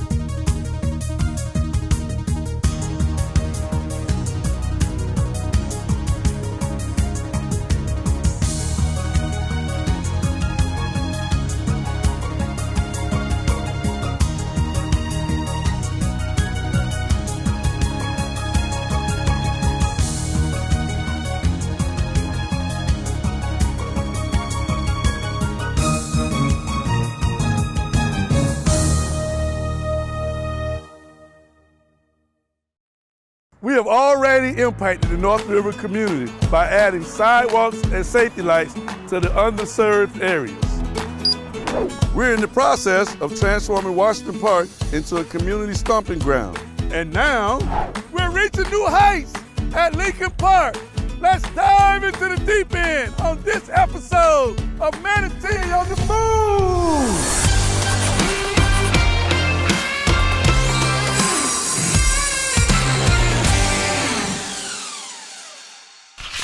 Hello, I'm Commissioner Reggie Bellamy, and I'm proud to represent District 2 in Manatee County.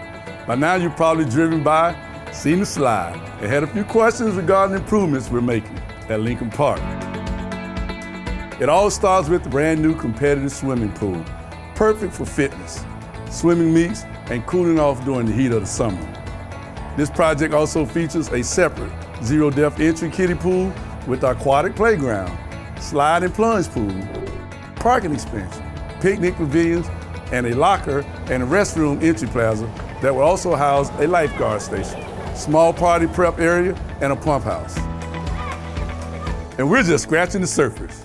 Right around the time we're wrapping up the pool project, we'll begin work on a 2-story press box that will stand tall over our additional bleacher upgrades on the home and away side of the football field. In addition to a new scoreboard and fencing, we'll also be adding restrooms to accommodate our athletes and spectators. Friday night lights at Lincoln Park will never look better. To make way for the aquatic center, we'll be constructing 2 brand new basketball courts near the football field. These slip-resistant surface courts will feature regulation lighting and fencing, and will also include little touches like benches and a chilled water fountain, trash cans, and more. With all the enhancements we're making at Lincoln Park, accessibility is paramount. That's why we're building a pedestrian bridge to connect Sylvan Oaks with Lincoln Park. And that's what this project is about, building bridges so future generations can enjoy the safety, accessibility, and recreation that this facility will bring to all Manatee County. I'm ready to go. Are you? Hello, I'm Kevin Van Ostenbridge. As chairman of the Manatee County Board of County Commissioners, I would like to thank you for your availability and support as we share our priorities for the upcoming legislative session. For the sake of transparency, this video will also be made widely available to the public. So, if you're a taxpayer of Manatee County and you happen to be viewing this, we welcome you too. Joining me will be my colleagues, James Satcher from District 1, Reggie Bellamy from District 2, Misty Servia from District 4, Vanessa Baugh representing District 5, and at-large commissioners Carol Whitmore and George Cruz. Now let's get to work. Thank you, Kevin. And thank you. To reduce the potential for future degradation of water quality and the ecological and economic viability of the Tampa Bay region, we have made the closure of the Piney Point facility our top continued focus. And I would love to thank Governor DeSantis for including it in his proposed budget this year. This really is a quality of life issue to ensure the safe and efficient closure of the Piney Point facility once and for all, to permanently eliminate the threat to the environment and to our community. It's no secret, Manatee County is growing. And while we're excited for this growth, we know that it comes with hardships like increased traffic. That's why we're requesting a non-recurring state legislative appropriation of $7.5 million to match local funding to widen Moccasin Wallow Road between I-75 and US 301 in one of the county's fastest growing areas. This funding will allow us to widen the road from 2 lanes to 4 and add bicycle lanes and sidewalks. It's going to result in more time with family, less time sitting in traffic, and a safer road for all of us. And that's something all the hardworking taxpayers of Manatee County can get behind. Manatee County ranked in the top 4 counties in Florida for child removals in 2018 and 2019, yet ranked near the bottom in terms of funding, receiving over $14,000 less per child entering foster care than the statewide average.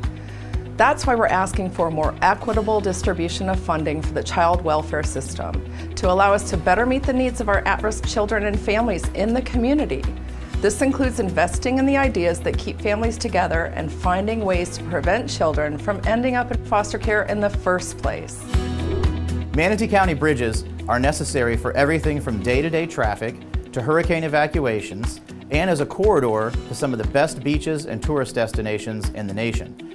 That's why we support the expeditious replacement of the bridges leading to Anna Maria Island, via Cortez Road, Manatee Avenue, and over the Longboat Pass, as well as the expansion of the Fort Hamer Bridge.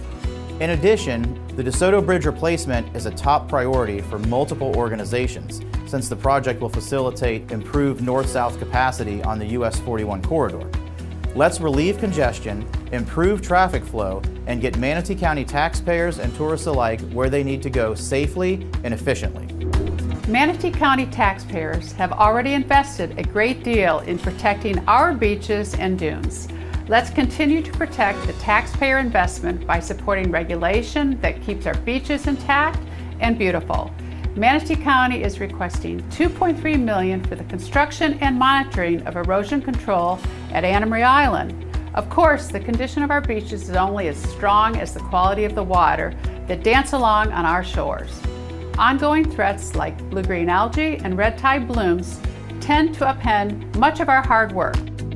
That's why we're requesting $950,000 in state assistance for an oyster and clam research and restoration pilot project that will quantify the roles oysters and clams play in improving water quality in the coastal waters of Manatee County and Tampa and Sarasota Bay. Manatee County supports measures that increase broadband accessibility. This includes encouraging private investment in the deployment of infrastructure in the rural and underserved areas and beyond. It's time to give these citizens the same quality access to the world that much of our urban areas already enjoy. You know, quality of life is about connections, and connecting people to ideas and information is just as vital as connecting potential workers to local businesses. Business leaders in Manatee County point to the shortage of workforce housing as a significant reason they have trouble attracting and retaining talent. As Manatee County's population continues to grow, so does our shortage of affordable housing.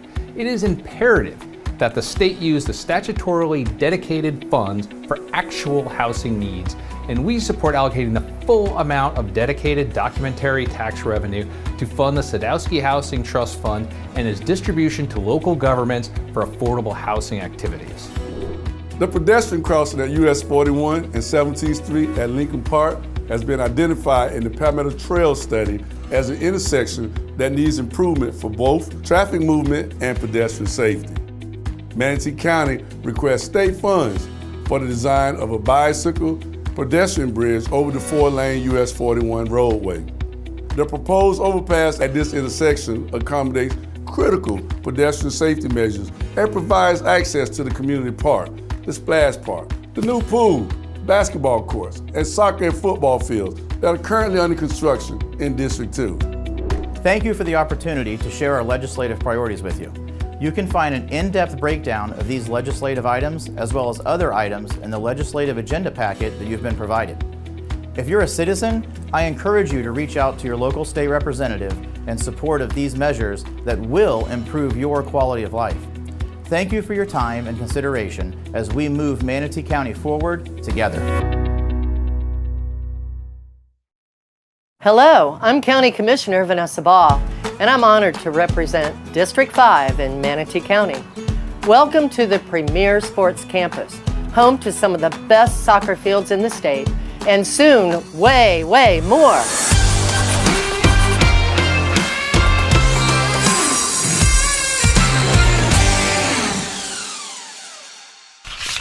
Because of easy access to I-75, the mall at UTC, our charming Main Street, and thriving neighborhood communities, Lakewood Ranch has quickly become the most populated area of Manatee County, and soon we'll be offering even more to our citizens through new developments taking place at Premier Sports Campus and the land just to the north.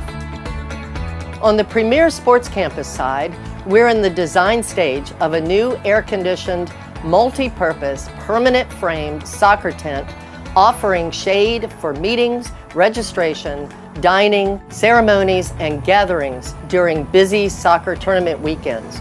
This project also includes climate-controlled restrooms, new stadium lights, locker rooms for the stadium, parking lot improvements, and a stadium scoreboard. Moving north, our East County General Development Plan calls for a new racket complex scheduled for completion in the spring of 2023. This project features 24 pickleball courts, a small administration office, restrooms, water fountains, lighting, and shade. The new 50,000 square foot East County Library complex is set to break ground at the end of January, offering modernized access to a world of knowledge for our citizens, visitors, and families. Complete with a rooftop terrace, the East County Library will provide a picturesque view of the premier park campus as well as a serene pond. A 25-yard, 10-lane competitive swimming pool will be the heart of our new aquatic center. Swim a few laps, take a fitness class, or catch some shade or sun while the kids take swimming lessons. And we're not stopping there. Future proposed projects on this site could include additional ponds, an amphitheater, gymnasium, a baseball and softball complex, dog park, a playground, BMX track, basketball and volleyball courts, clay tennis courts, a Manatee County Sheriff's District office and fleet facility, additional green space, and a skate park. By the way, our new East County General Development Plan calls for approximately 280 additional parking spaces in Phase 1, with up to 500 spaces included in future phases. So everyone has a chance to realize what I've known for a long, long time, that District 5, Lakewood Ranch in Manatee County is a great place to live, work, and play.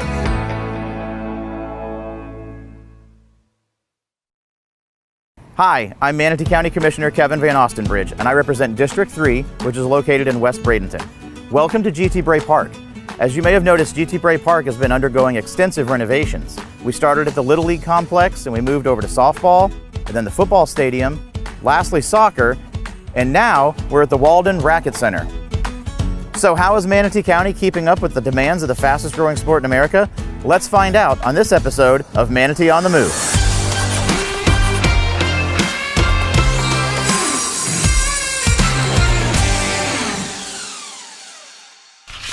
Racket centers aren't what they used to be. They aren't just tennis anymore. Pickleball is one of the fastest growing sports in America, and here in Manatee County is no exception. That's why we're adding 8 additional pickleball courts to GT Bray Park for a total of 20.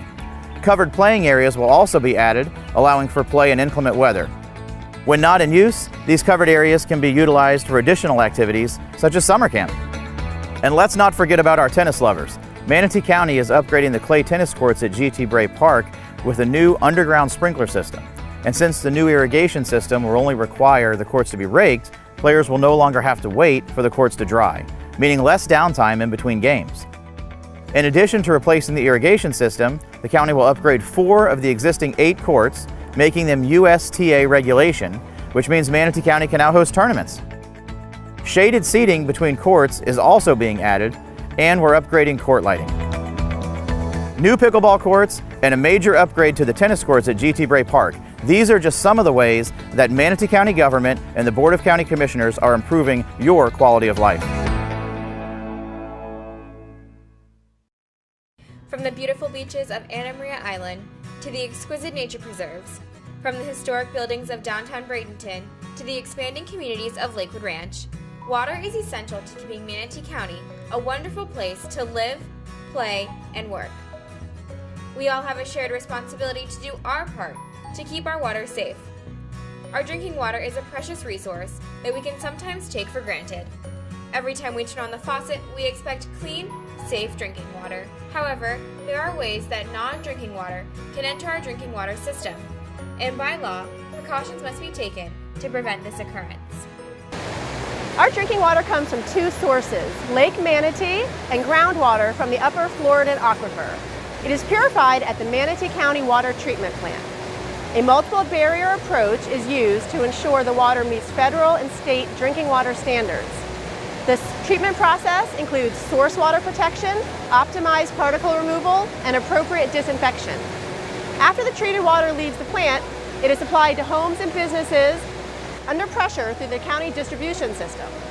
When the water passes through the customer's meter, it leaves the county system and becomes part of the customer's private system. After the water passes through the meter, Manatee County can no longer control the quality of water and thus does not want any of the water to flow back into the distribution system. The Manatee County Cross-Connection Control Program safeguards the public drinking water supply from unintentional contamination. To preserve safe drinking water in our community, we all have a shared responsibility to prevent backflow of water into the county's water distribution system from our homes and businesses.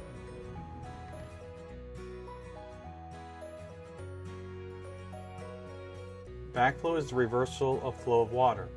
This happens when water in a homeowner's plumbing flows back into the community water system where it originated. Backflow can occur when either the supply pressure drops or the pressure on the customer side becomes greater than the supply pressure.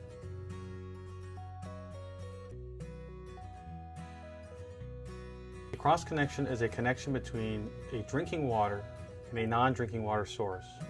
For example, between a garden hose and a swimming pool. If a hose outlet is submerged in a pool, you would have created a cross connection. If there was a drop in pressure in the county system, the pool water could backflow or back siphon through the hose, through your house water lines, and into the county distribution system.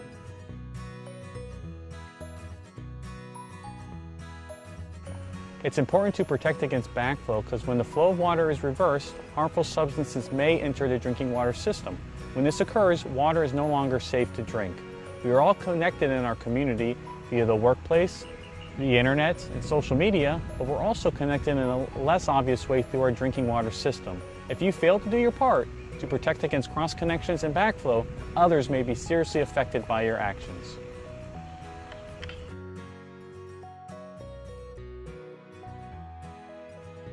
Backflow preventers are required for properties with an in-ground irrigation system, a secondary source of water such as reclaimed water or a well, a swimming pool, properties that are adjacent to a body of water including a river, bay, lake, or pond, has a solar water heating system, has a fire sprinkler system, a commercial or industrial building, multi-story or multi-family residential buildings, or if a cross connection is ever discovered.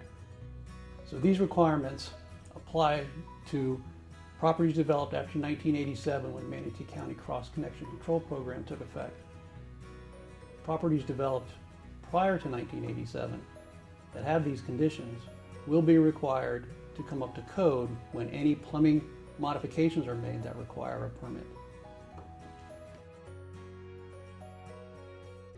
A backflow preventer allows water to flow in one direction to the customer, but not in the opposite direction back into the water supply. The backflow preventer is a key component in stopping unwanted substances from entering the drinking water system. Backflow preventers have to be tested annually to make sure that they are working properly to adequately protect the drinking water system.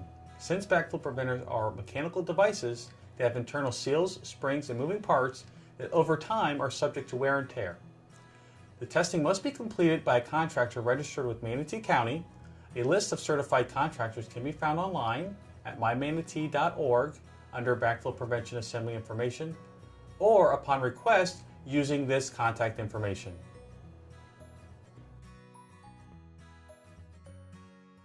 If your backflow preventer fails the annual test, the property owner is required to have it repaired or replaced. The owner can refer to the same list of certified contractors for repair or replacement as they did for the testing. We recommend getting at least 3 quotes before hiring a contractor. The property owner has 30 days to bring the backflow preventer into proper working order to avoid water service interruption.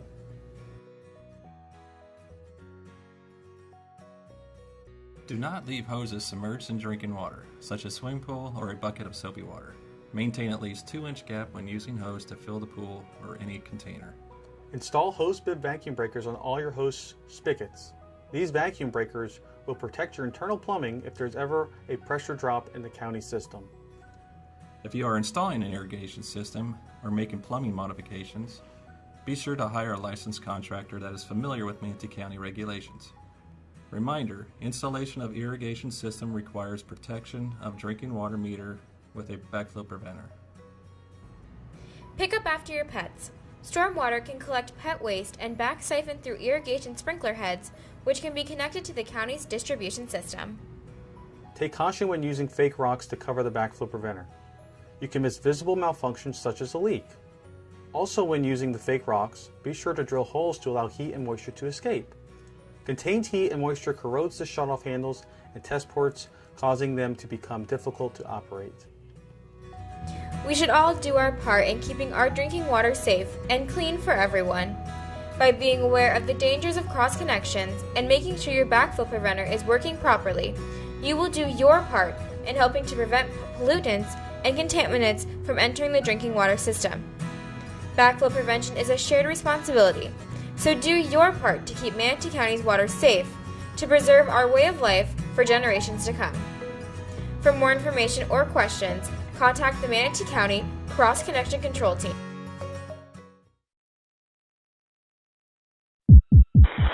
District 12 and Medic 1, respond on Tech 12 for a auto versus pedestrian accident, 2101 47th Terrace East. Reported one patient down in the roadway, 1553.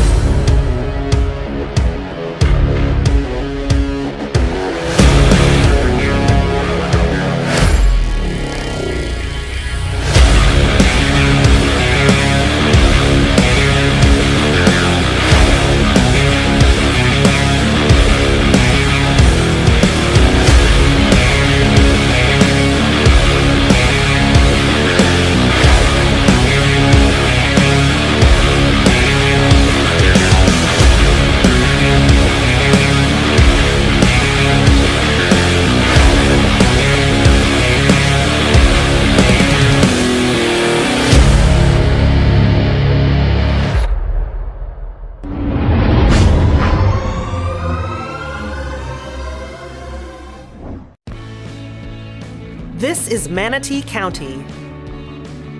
These are the employees of Manatee County. The people behind the scenes. The people who dedicate their career every day to more than just a job. These talented people make up the team that build beyond buildings. They build our community.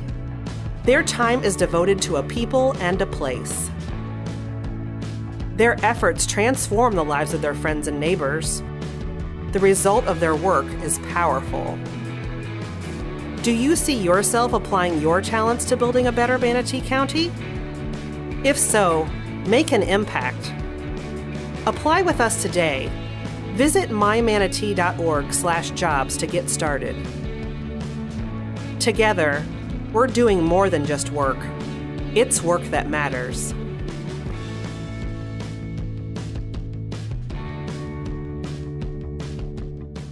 Working with Manatee County government means you'll join the team that contributes to our many beautiful parks and recreation centers. Stroll through a peaceful nature trail. Observe incredible wildlife. Become an expert at a learning center. Or enroll your little one in a summer camp. Take in the scenery. Watch a stunning sunset. Go camping. Row along the Manatee River, and much more. Work and play with us at Manatee County. Visit mymanatee.org/jobs to get started. When you work with us at Manatee County government, you'll be doing more than making a difference in your community. Our full-time employees are offered an exceptional benefits package, including a unique wellness plan, generous paid time off, pension, tuition reimbursement, and more. Working with us in public service also may qualify you for PSLF, a federal program that can forgive the remaining balance on your direct student loans. Imagine a career that transforms your future, family, and community. Begin with us by visiting mymanatee.org/jobs and explore our career opportunities. Together, we're doing more than just work. It's work that matters. At Manatee County Government, we're dedicated to the professional development and growth of our employees. We support our team through live instructor-led workshops, online training through the Manatee County Learning Management System, as well as a leadership academy, which helps our staff recognize their fullest potential. You'll gain a better understanding of your strengths, build confidence to succeed in your position, and acquire new skills for the future when you work with us. Grow into your career with Manatee County Government. See our available opportunities at mymanatee.org/job.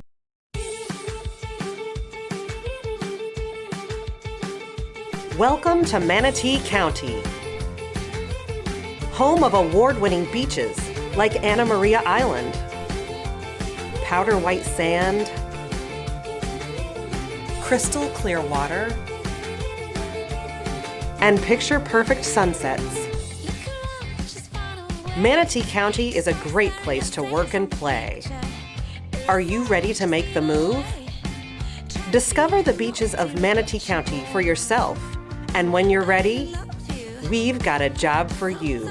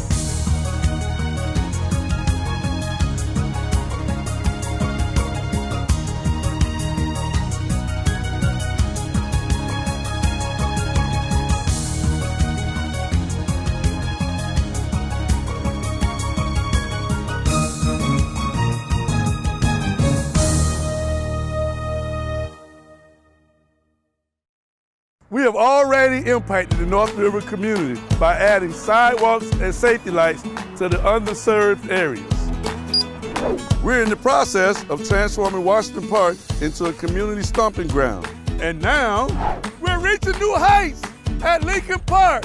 Let's dive into the deep end on this episode of Manatee on the Move!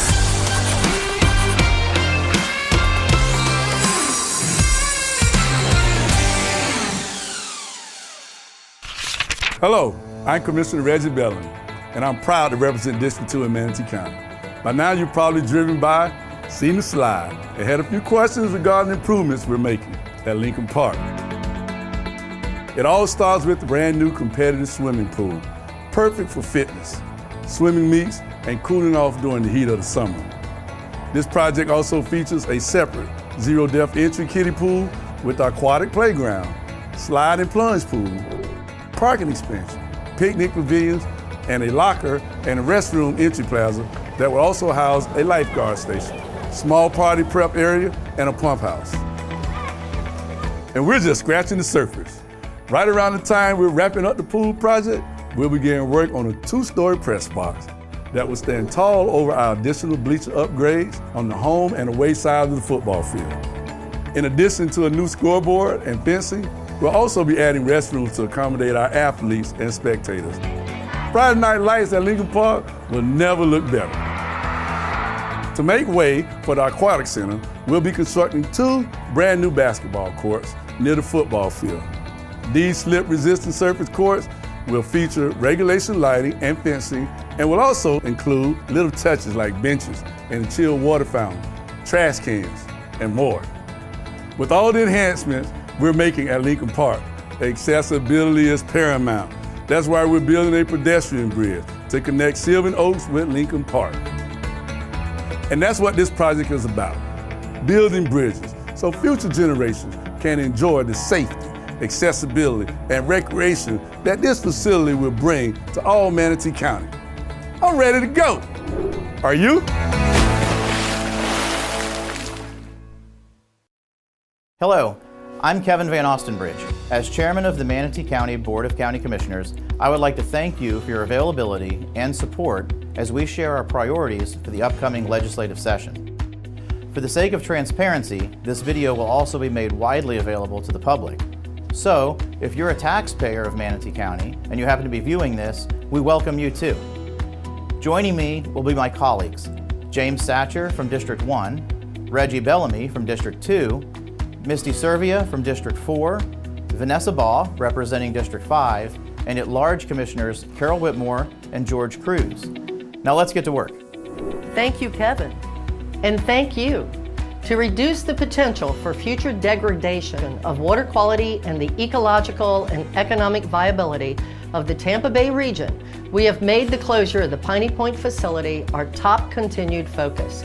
And I would love to thank Governor DeSantis for including it in his proposed budget this year.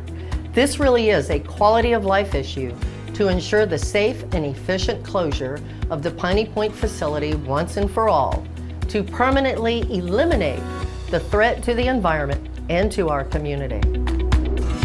It's no secret, Manatee County is growing. And while we're excited for this growth, we know that it comes with hardships like increased traffic. That's why we're requesting a non-recurring state legislative appropriation of $7.5 million to match local funding to widen Moccasin Wallow Road between I-75 and US 301 in one of the county's fastest growing areas. This funding will allow us to widen the road from 2 lanes to 4 and add bicycle lanes and sidewalks. It's going to result in more time with family, less time sitting in traffic, and a safer road for all of us. And that's something all the hardworking taxpayers of Manatee County can get behind. Manatee County ranked in the top 4 counties in Florida for child removals in 2018 and 2019, yet ranked near the bottom in terms of funding, receiving over $14,000 less per child entering foster care than the statewide average. That's why we're asking for a more equitable distribution of funding for the child welfare system to allow us to better meet the needs of our at-risk children and families in the community. This includes investing in the ideas that keep families together and finding ways to prevent children from ending up in foster care in the first place. Manatee County bridges are necessary for everything from day-to-day traffic to hurricane evacuations, and as a corridor to some of the best beaches and tourist destinations in the nation. That's why we support the expeditious replacement of the bridges leading to Anna Maria Island, via Cortez Road, Manatee Avenue, and over the Longboat Pass, as well as the expansion of the Fort Hamer Bridge. In addition, the DeSoto Bridge replacement is a top priority for multiple organizations, since the project will facilitate improved north-south capacity on the US 41 corridor. Let's relieve congestion, improve traffic flow, and get Manatee County taxpayers and tourists alike where they need to go safely and efficiently. Manatee County taxpayers have already invested a great deal in protecting our beaches and dunes. Let's continue to protect the taxpayer investment by supporting regulation that keeps our beaches intact and beautiful. Manatee County is requesting $2.3 million for the construction and monitoring of erosion control at Anna Maria Island. Of course, the condition of our beaches is only as strong as the quality of the water that dance along on our shores. Ongoing threats like blue-green algae and red tide blooms tend to upend much of our hard work. That's why we're requesting $950,000 in state assistance for an oyster and clam research and restoration pilot project that will quantify the roles oysters and clams play in improving water quality in the coastal waters of Manatee County and Tampa and Sarasota Bay. Manatee County supports measures that increase broadband accessibility. This includes encouraging private investment in the deployment of infrastructure in the rural and underserved areas and beyond. It's time to give these citizens the same quality access to the world that much of our urban areas already enjoy. You know, quality of life is about connections, and connecting people to ideas and information is just as vital as connecting potential workers to local businesses. Business leaders in Manatee County point to the shortage of workforce housing as a significant reason they have trouble attracting and retaining talent. As Manatee County's population continues to grow, so does our shortage of affordable housing. It is imperative that the state use the statutorily dedicated funds for actual housing needs, and we support allocating the full amount of dedicated documentary tax revenue to fund the Sadowski Housing Trust Fund and its distribution to local governments for affordable housing activities.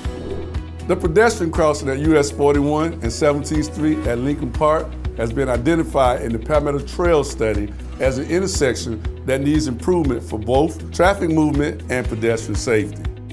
Manatee County requests state funds for the design of a bicycle pedestrian bridge over the 4-lane US 41 roadway. The proposed overpass at this intersection accommodates critical pedestrian safety measures and provides access to the community park, the splash park, the new pool, basketball courts, and soccer and football fields that are currently under construction in District 2. Thank you for the opportunity to share our legislative priorities with you.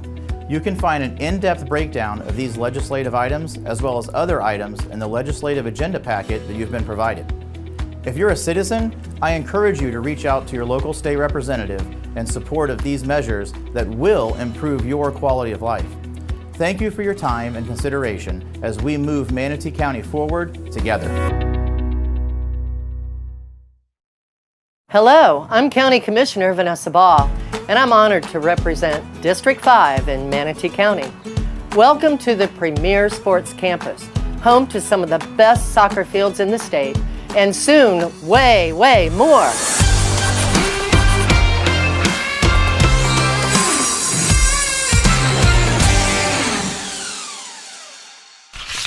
Because of easy access to I-75, the mall at UTC, our charming Main Street, and thriving neighborhood communities, Lakewood Ranch has quickly become the most populated area of Manatee County, and soon we'll be offering even more to our citizens through new developments taking place at Premier Sports Campus and the land just to the north.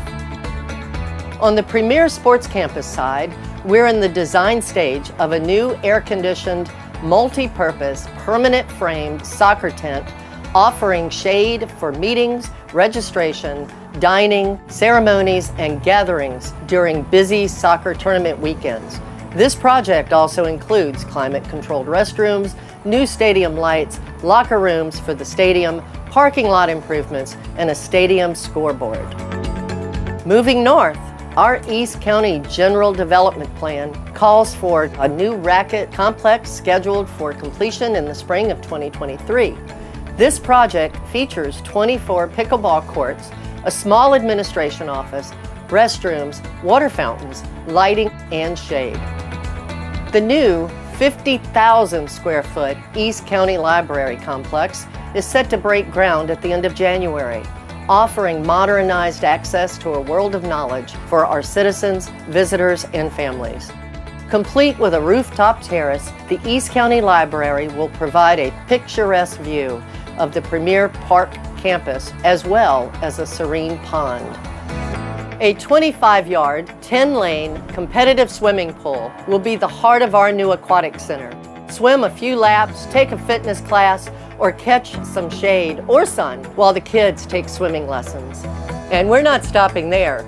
Future proposed projects on this site could include additional ponds, an amphitheater, gymnasium, a baseball and softball complex, dog park, a playground, BMX track, basketball and volleyball courts, clay tennis courts, a Manatee County Sheriff's District office and fleet facility, additional green space, and a skate park.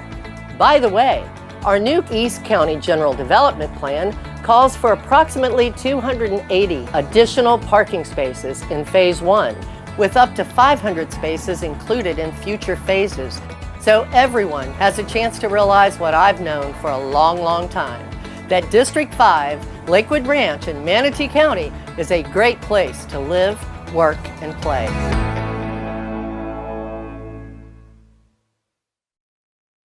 Hi, I'm Manatee County Commissioner Kevin Van Ostenbridge, and I represent District 3, which is located in West Bradenton.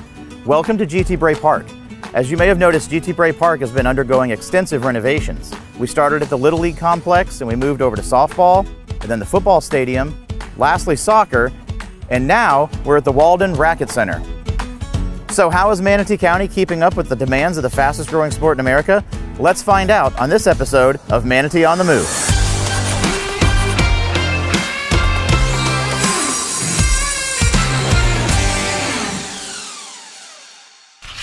Racket centers aren't what they used to be. They aren't just tennis anymore.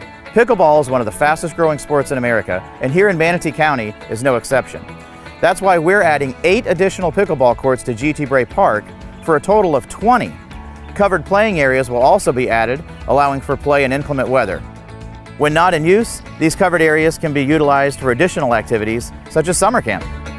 And let's not forget about our tennis lovers. Manatee County is upgrading the clay tennis courts at GT Bray Park with a new underground sprinkler system.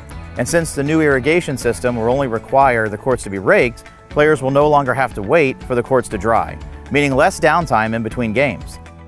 In addition to replacing the irrigation system, the county will upgrade 4 of the existing 8 courts, making them USTA regulation, which means Manatee County can now host tournaments. Shaded seating between courts is also being added, and we're upgrading court lighting.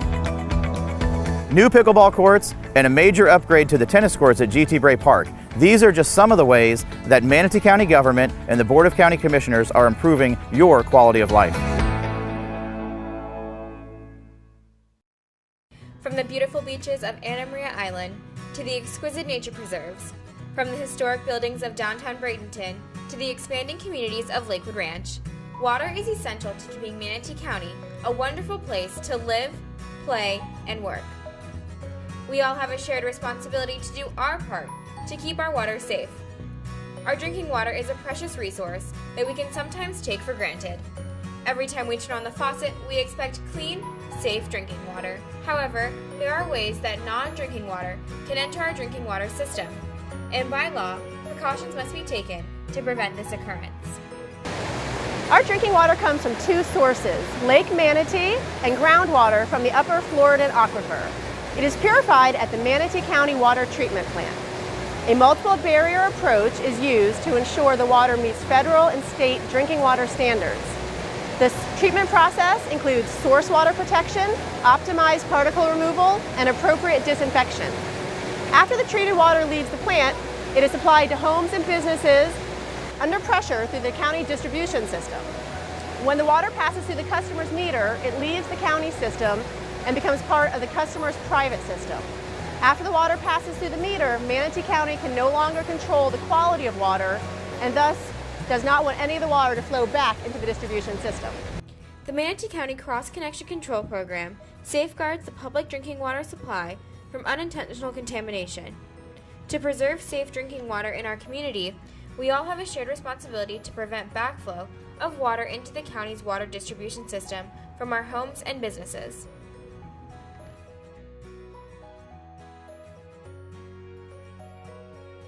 Backflow is the reversal of flow of water. This happens when water in a homeowner's plumbing flows back into the community water system where it originated. Backflow can occur when either the supply pressure drops or the pressure on the customer side becomes greater than the supply pressure.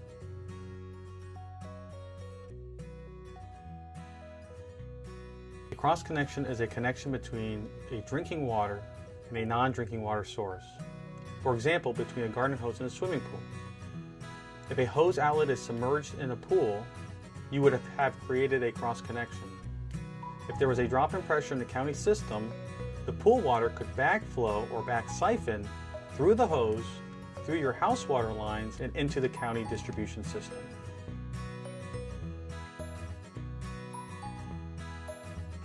It's important to protect against backflow because when the flow of water is reversed, harmful substances may enter the drinking water system. When this occurs, water is no longer safe to drink. We are all connected in our community via the workplace, the internet, and social media, but we're also connected in a less obvious way through our drinking water system. If you fail to do your part to protect against cross connections and backflow, others may be seriously affected by your actions.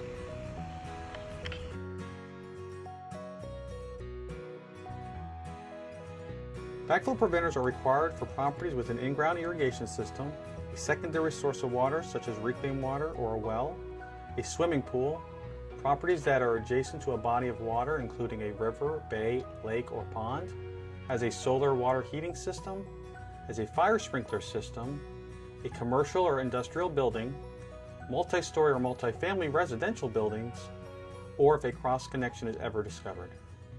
So these requirements apply to properties developed after 1987 when Manatee County Cross Connection Control Program took effect. Properties developed prior to 1987 that have these conditions will be required to come up to code when any plumbing modifications are made that require a permit. A backflow preventer allows water to flow in one direction to the customer, but not in the opposite direction back into the water supply. The backflow preventer is a key component in stopping unwanted substances from entering the drinking water system. Backflow preventers have to be tested annually to make sure that they are working properly to adequately protect the drinking water system. Since backflow preventers are mechanical devices, they have internal seals, springs, and moving parts that over time are subject to wear and tear. The testing must be completed by a contractor registered with Manatee County. A list of certified contractors can be found online at mymanatee.org under Backflow Prevention Assembly Information, or upon request using this contact information.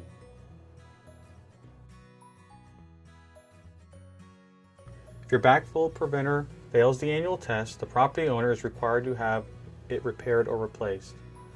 The owner can refer to the same list of certified contractors for repair or replacement as they did for the testing. We recommend getting at least 3 quotes before hiring a contractor.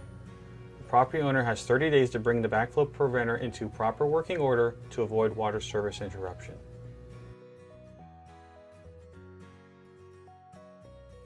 Do not leave hoses submerged in drinking water, such as swimming pool or a bucket of soapy water. Maintain at least 2-inch gap when using hose to fill the pool or any container. Install hose bib vacuum breakers on all your hose spigots. These vacuum breakers will protect your internal plumbing if there's ever a pressure drop in the county system. If you are installing an irrigation system or making plumbing modifications, be sure to hire a licensed contractor that is familiar with Manatee County regulations. Reminder, installation of irrigation system requires protection of drinking water meter with a backflow preventer. Pick up after your pets. Stormwater can collect pet waste and back siphon through irrigation sprinkler heads, which can be connected to the county's distribution system. Take caution when using fake rocks to cover the backflow preventer. You can miss visible malfunctions such as a leak. Also, when using the fake rocks, be sure to drill holes to allow heat and moisture to escape. Contained heat and moisture corrodes the shutoff handles and test ports, causing them to become difficult to operate. We should all do our part in keeping our drinking water safe and clean for everyone. By being aware of the dangers of cross connections and making sure your backflow preventer is working properly, you will do your part in helping to prevent pollutants and contaminants from entering the drinking water system. Backflow prevention is a shared responsibility, so do your part to keep Manatee County's water safe, to preserve our way of life for generations to come. For more information or questions, contact the Manatee County Cross Connection Control Team.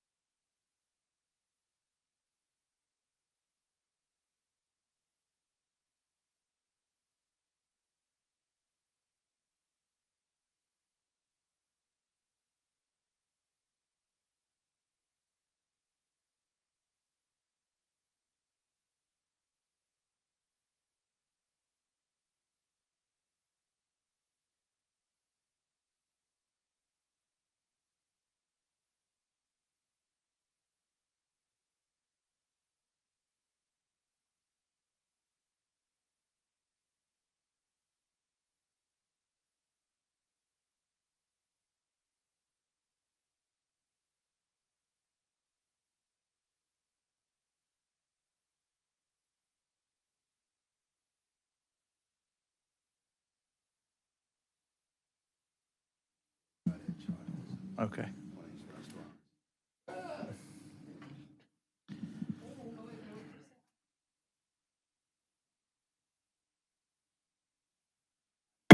Welcome back to the special meeting of the Manatee County Commission on February 1st, 2022.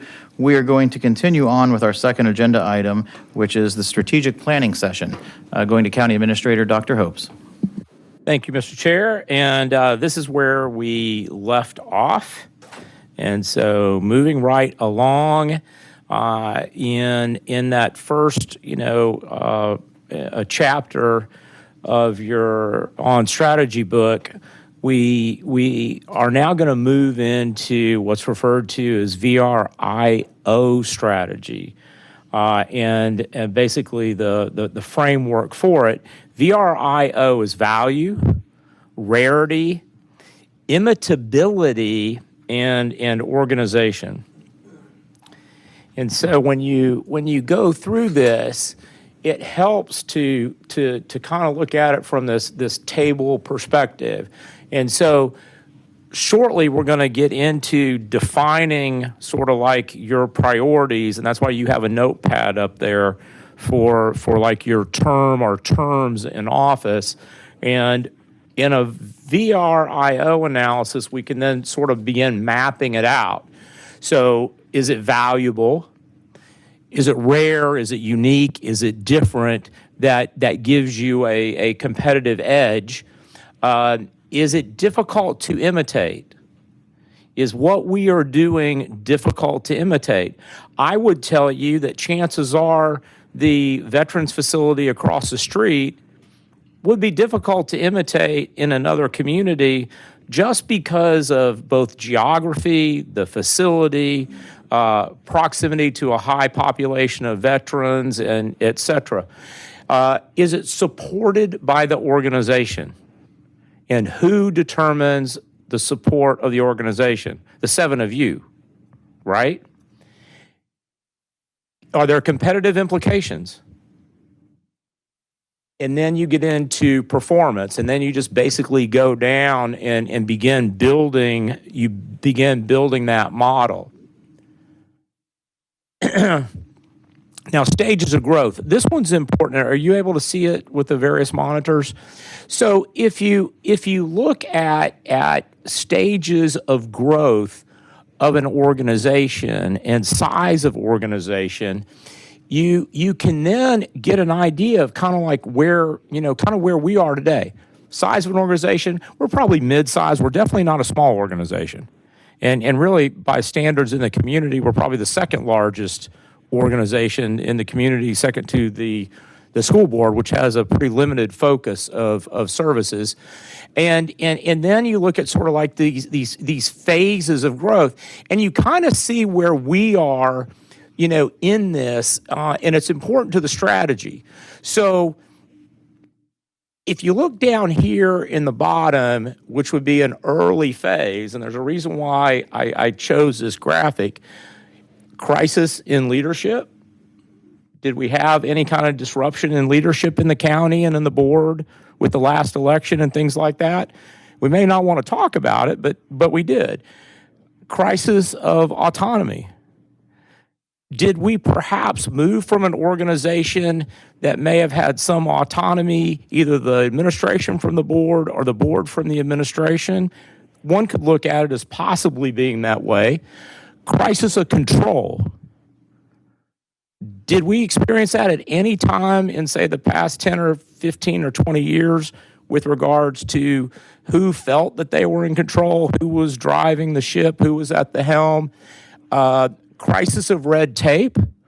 Most government bureaucracies run into a crisis of red tape at some point. I mean, one of the things that we've been working on for the past 6 months is shortening the time it takes to get plat approval. And that was red tape. You had barriers to getting it done, in a quicker workflow. And then crisis of, and we can go down a whole list. But here's what's promising about where we are on this curve. And even this is from 1983, but it was a great article and research paper that resulted in this. So growth through creativity. Have you seen creativity since you've been on the board? Commissioner Whitmore, you've been on the board longest. So have you, I mean, you can tell we are growing through creativity, growth through direction, concise, clear direction, where we want to go. What are your priorities? How do they get incorporated in the CIP for the next 5 years? What are your priorities? How do they get embedded into the budget? So it's clear direction. Growth through delegation.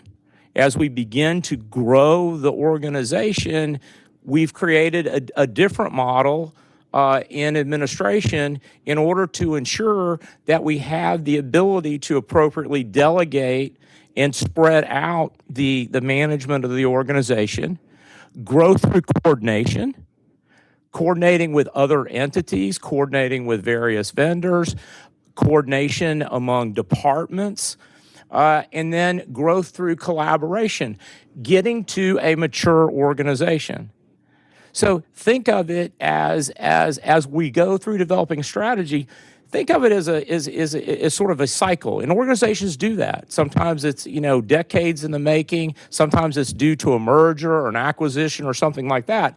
So it's not unusual that a once mature organization in one environment, one competitive environment, finds itself regressing back to look like a small, immature organization and goes through those stages again. And that's one way that organizations sort of recreate themselves. They rebrand themselves. They get in alignment with new opportunities, new product lines, new service lines. Any questions with that? I mean, can you see some of the similarities? And this it goes back to 1983. I'll figure this out. This is to help, sometimes it helps to correlate IT to it. I'm not going to go through it in depth, but as you look at competitive advantages with information, with data, as you've probably picked up on, I can tell you the directors picked up on it. I make decisions, I make competitive decisions, I make strategic decisions based on data. I mean, I listen to what a lot of people say, but we sit down and we go through analyses and we collect data, and that's why the IT is so important to that. Collaborative systems. You'll see as our new director begins to implement changes and modifications to IT, the important area is to come up with collaborative systems.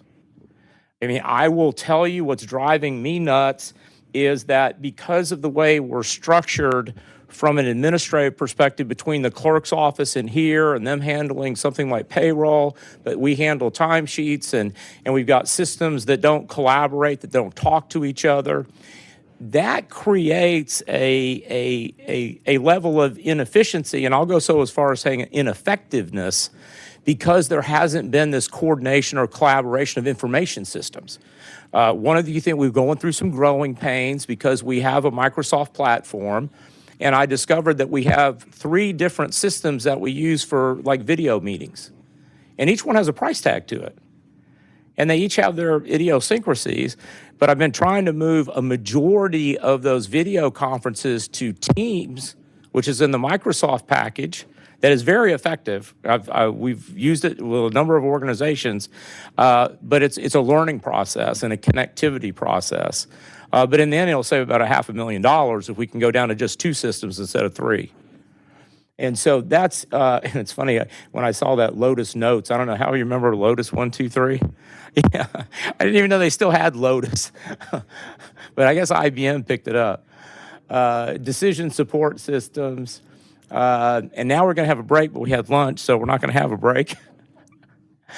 All right, so here's where you get to move around. All right, so early on in the budgeting process, we had conversations about your priorities, and then we put it into your top priorities, 1, 2, 3, et cetera.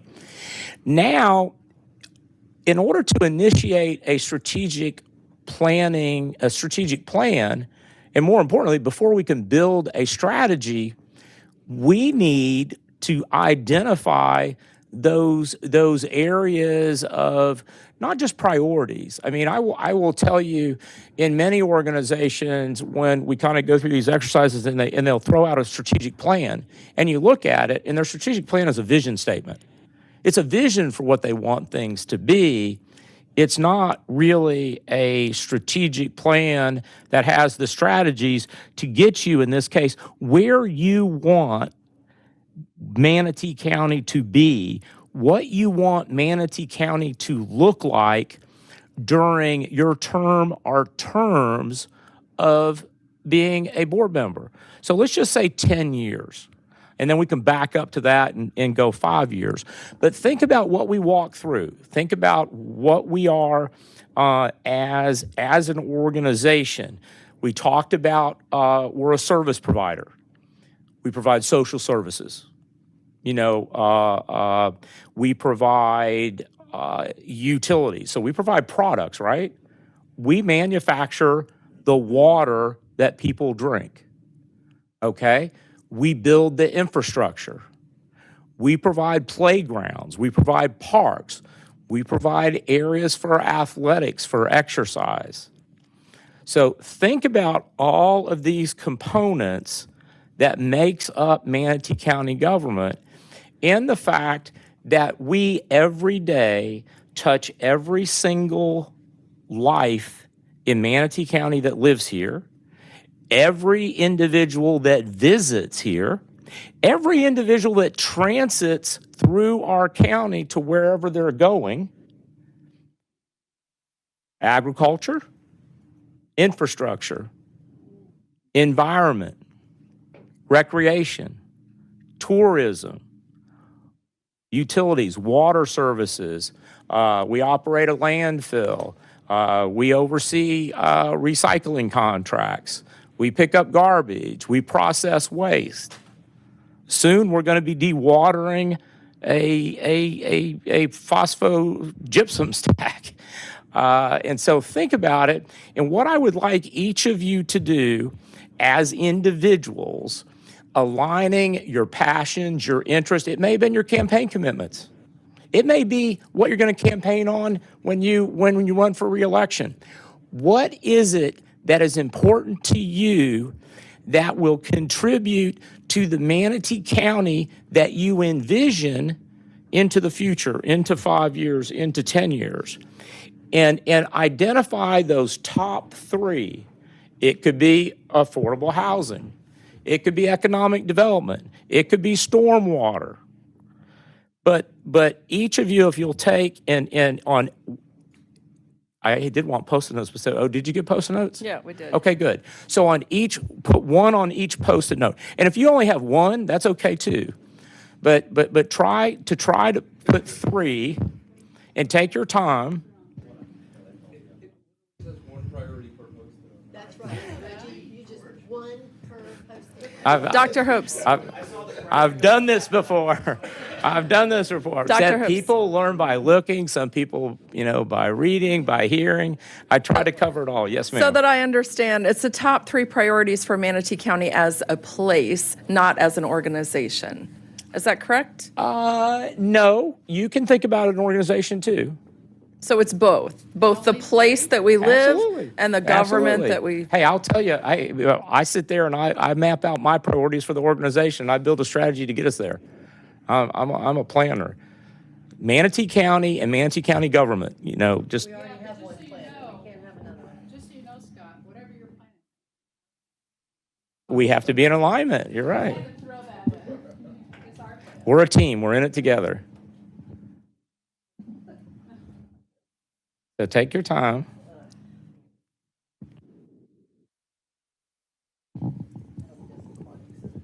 You have an opportunity here. You have an opportunity here to actively contribute to building the plan to create the Manatee County. It could be you could be an organizational specialist. You might be interested in the organization. But it all contributes to what Manatee County will be into the future as you see the future, whether it's 5 years, whether it's 10 years.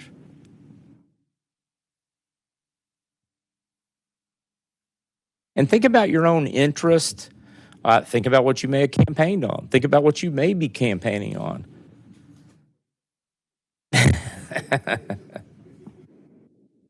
There are no wrong answers, and there are no wrong ideas or bad ideas. I don't think. You will be the judge of your colleagues' list.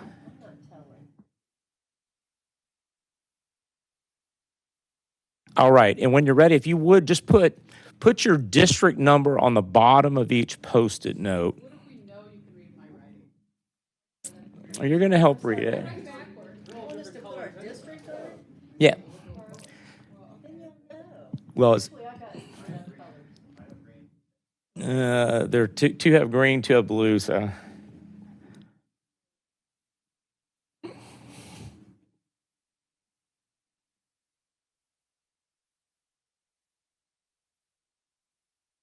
All right, Mr. Chair, you can choose who comes up here first and puts up their Post-it notes. So the first one who puts up your Post-it notes, since I'm assuming you have 3 different ones, go ahead and there should be enough room. We'll go backwards by Should be district. enough So we'll room to start have with seven across. We'll go backwards by district count down. So we'll start with 7. Okay. Do the 2 at larges first.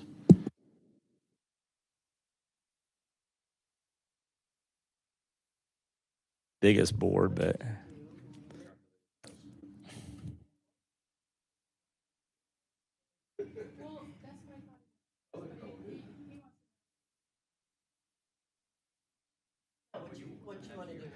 But it could be the priorities you've had ever since you've been in office. It doesn't matter.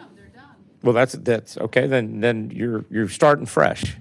Am I supposed to say what they are, or just put them up here? No, they're going to read it when they bring them up here.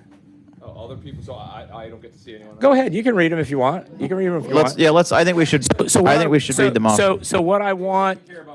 What I want go ahead. Here, you need a mic.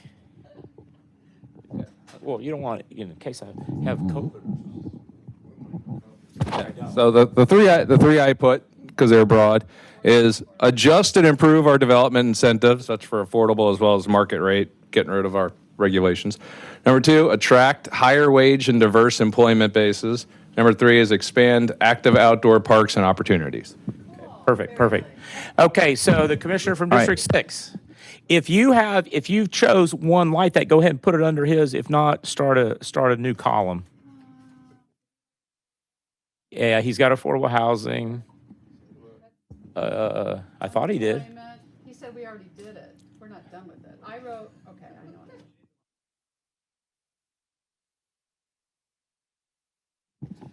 it. Okay, mine's homeless and affordable housing. We still got more to do, not just one. Oh, that's new. Next is quality of life issues, meaning parks, elder, animal welfare, community services. And then transportation, roads, transit, and bridges. Okay, good. So that's okay. That's okay. I'm hoping I'm hoping that some of you have some crossover here. Otherwise, it's going to be a real tough strategic plan.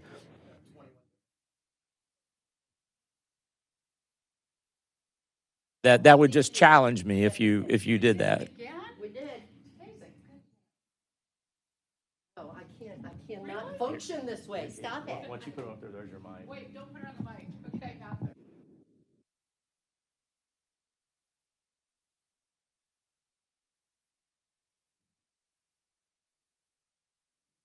Well, workforce housing and affordable housing. You gotta use the mic. It's right there. It's on. Oh, okay. Gotta hold it. Well, you used me to get too close to the mic. You were too far from the mic. I try to do that. So if we blend it, we'll be just right. Okay, homeless, affordable housing. I'm going to put workforce housing underneath. Infrastructure, transportation, roads, bridges. That's 2, We're Carol. not buying off-brand Post-it notes, are we? Is that why they're not sticking? Then I put economic development, which encompasses some of these others that are up here. Let's go down. We're going to have to, we'll go down and start a new. Okay. It is under George's. Man, I'll get it. I'll get it, Scott. We have a 3M Post-it thing, and the Post-its aren't sticking to it. Well, clearly the manufacturer, that company was looking at cost effectiveness first. Yeah, low-cost provider. Okay, the commissioner from District 4.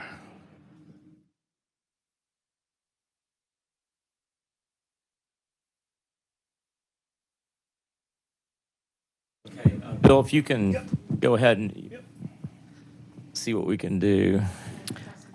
Okay, so my three are remove barriers to housing for all. Tape or something? We're going to be transferring this onto another page in a minute anyways. Okay, I'm sorry. So remove barriers to housing for all, promoting strong and diverse economic development, and continue to promote quality of life issues.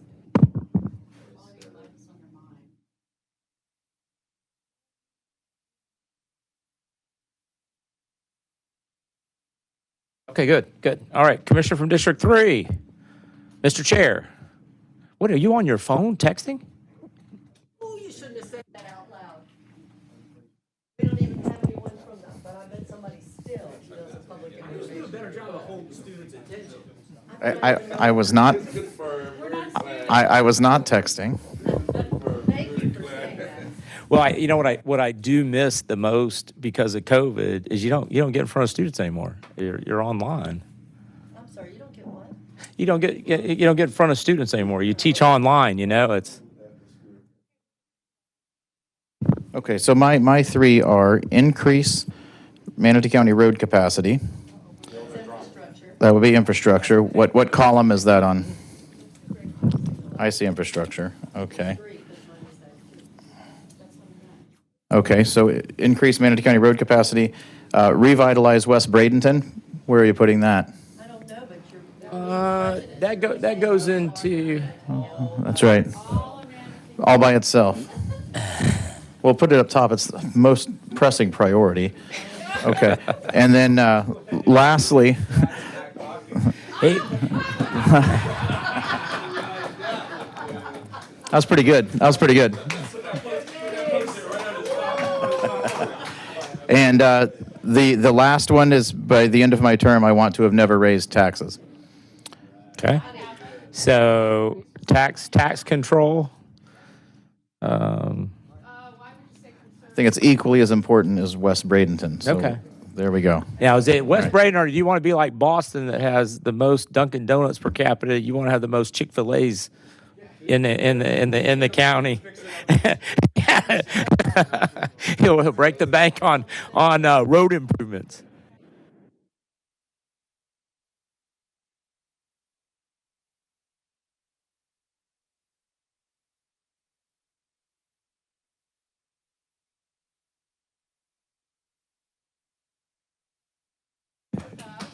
That's my first one, and I really you want me to talk in the mic? Close enough so they can get the recording. Oh, it'll project. My voice will project. It does project. Yeah. Just picking it up on the table. One is my number one is affordable housing, and obviously, hopefully, we know where we're going now.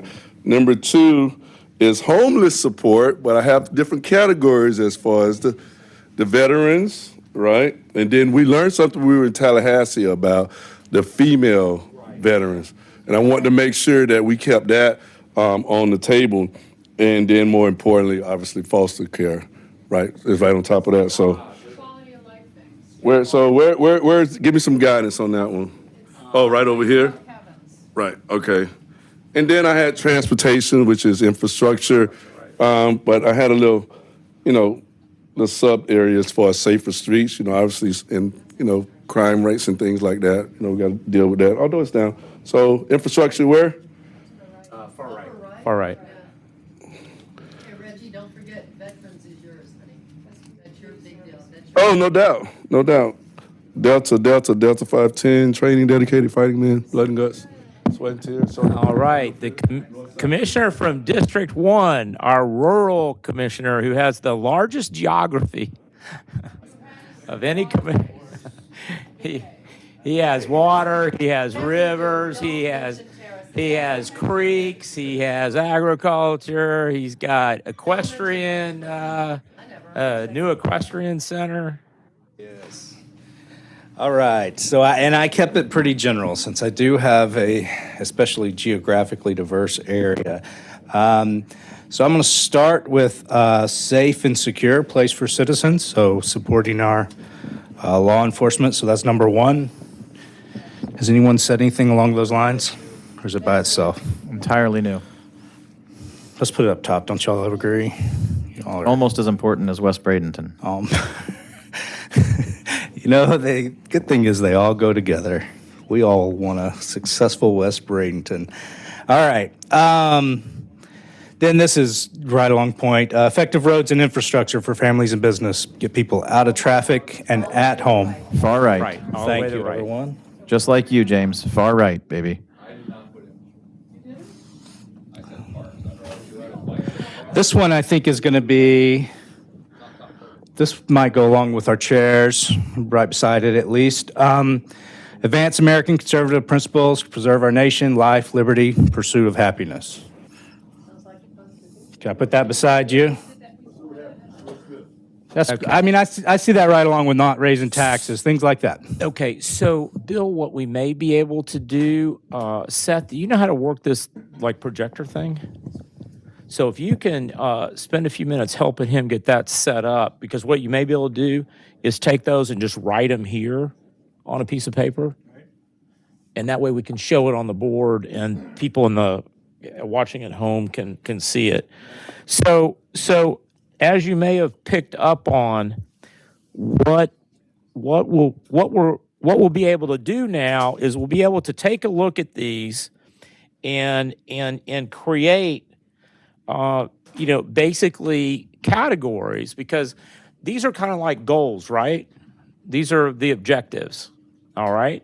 So when you go about building a strategy and thinking about what you may or may not have read in On Strategy about like Southwest and some of the others, now what we have to do is we've got to figure out how we're going to get there, but it needs to be in the form of a strategy and something that we can follow. And one thing that I didn't have in this thing, because I didn't think we had enough time, was to get into the difference between operational effectiveness versus strategy and things like that. But it's in the book. Yes, sir. Unrelated, but it's something we talked about.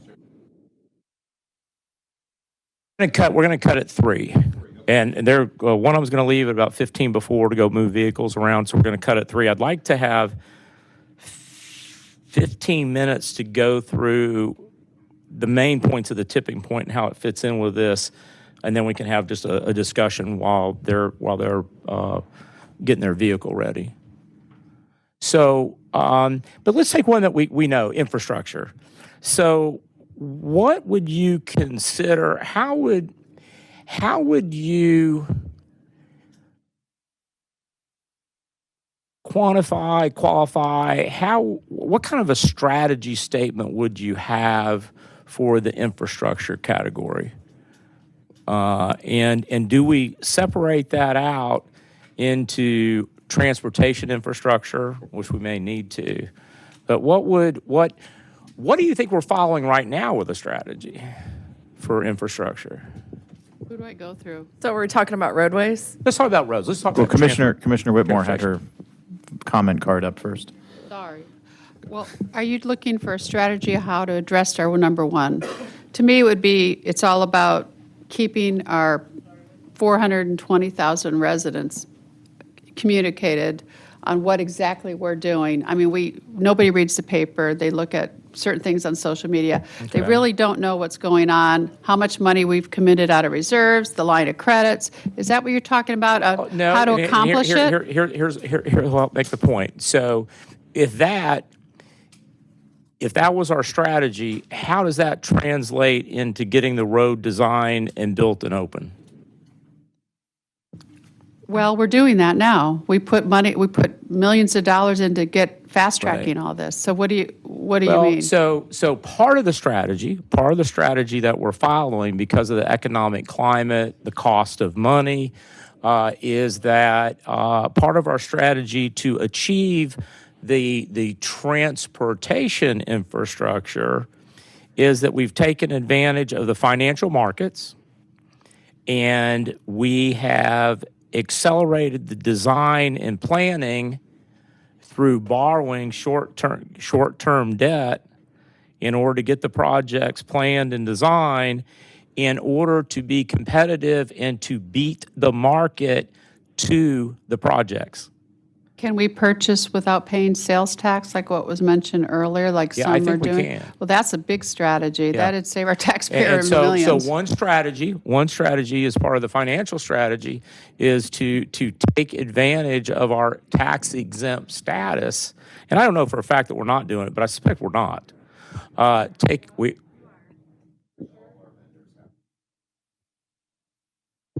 All their stuff, so all the concrete and everything. We're not supposed to pay sales tax. It's a state law. So we Okay. make our vendors use our tax ID number to. They use a tax ID number because the way they had to work around it down the street is they actually do the purchase under it, and then. But anyway, that's good that we're doing that. The contracts I've seen, they're supposed to use the number and not pay sales tax. So we need to verify compliance. You're right, Yeah, right, verify exactly. compliance. So that's one of our strategies. One of the strategies that you employed early on is to take advantage of low-cost money to get the money in the bank, because remember, the clerk doesn't allow us to start anything until the money is there. So we had to secure the lines of credit. So that's one strategy. And what are some other strategies? Well, we have Servia and Cruz on the board next. So I would say an important strategy is to understand. You didn't tell them. Oh, yeah. So we'll go ahead and start the one column for the transportation infrastructure. So he's got you set up here, but he needs paper. All right. It needs to project up there, however that works. Okay. Okay, go ahead. To be very in tune with if we're talking about roadways, which roadways are being built at the state level and funded by the state, so we can, again, leverage our dollars to do things that are not duplicating the state, but are adding to the things that we need locally. So coordination with state jurisdiction and county. How else would you describe that from a strategic statement? So we already do that by being members of the MPO, right? And coordinating with DOT. I mean, that's how we do that. By leveraging other transportation organizations like the MPO, is it the Tampa Bay Transit? T-BART. T-BART, okay. I would just add public. So we can improve those coordinations if And I would just add public-private partnerships where possible to that. Public-private partnerships is a big one. And We're going to Commissioner Cruz and then Baugh. Here's my thing with this question. I'm going to go off on a little bit of a tangent. We've all put these papers. Look, I'll just try to have an honest discussion to make this move somewhere. We're having a discussion now. Everyone put this up here, and for the most part, there was 4 or 5 columns that got 3 or more votes. I mean, so clearly, collectively, we see, because we're all commissioners of the same county, where the main priorities are. I did not put infrastructure as one of my top 3. I'm not saying it's not important, but we asked for top 3. The issue with strategy at any point in time is it's a top-down look.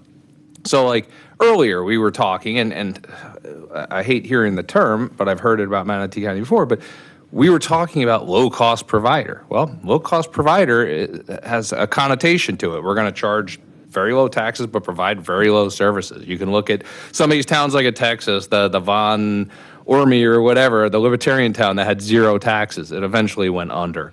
So where's the threshold? Because what you're going to do from a strategy standpoint, what you're going to provide you have to look at first and foremost, do we care more about providing services or saving money? Which is our top priority before we get to this? And to look at just infrastructure, it's not as simple as how are we going to build a road?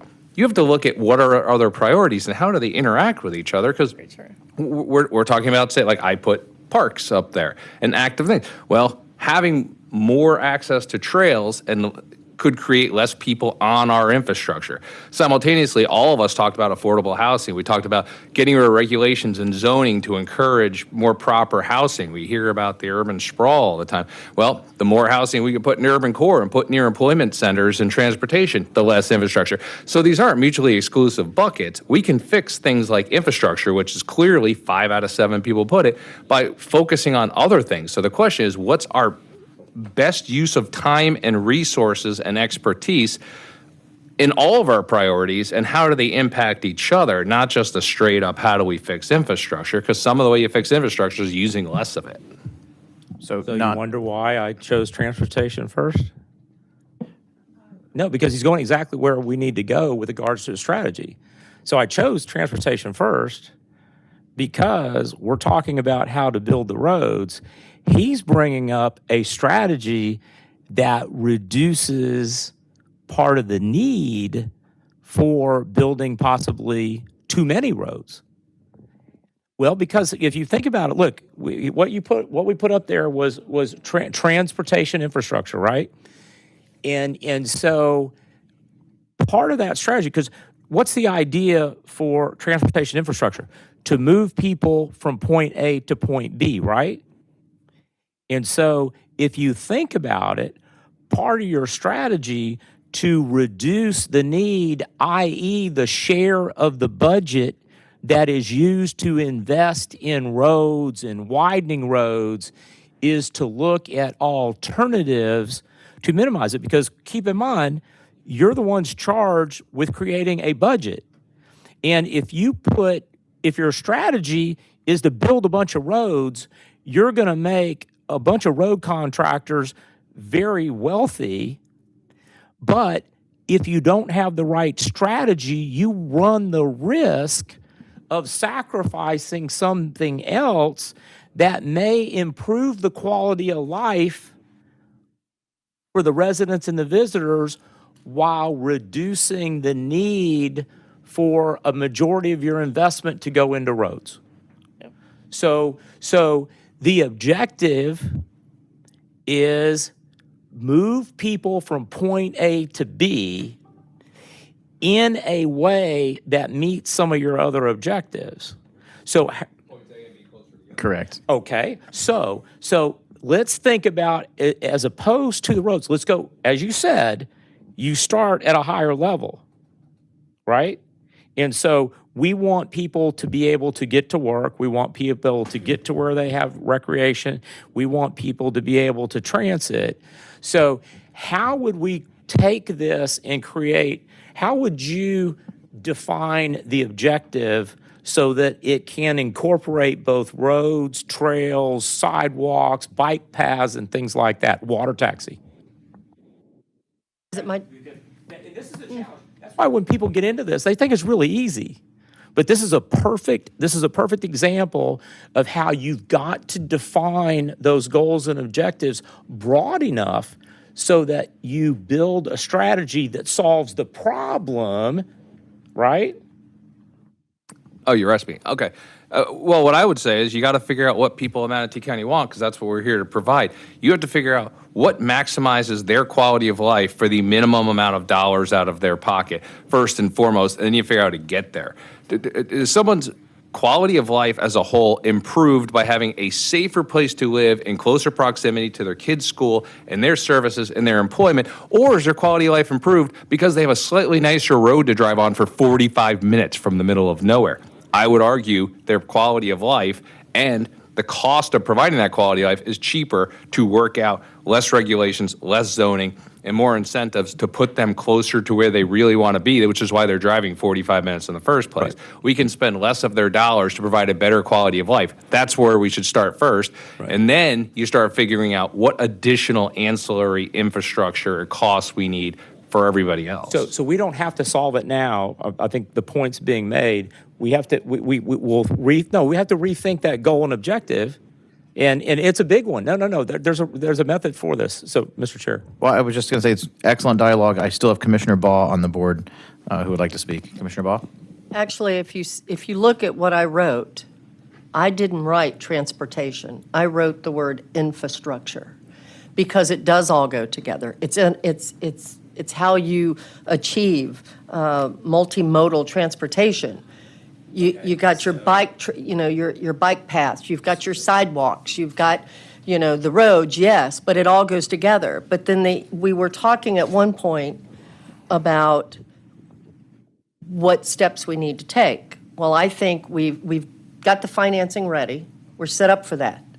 It seems to me the next thing we need to do, we need to make sure that we have the staff that we need to prepare this to get it ready to go. I think that's where we are right now, if I'm not mistaken. So maybe we can broaden it by create a multimodal infrastructure in Manatee County to accomplish X.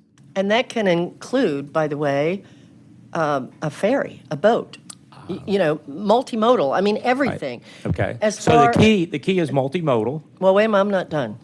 Well, That can also encompass trails.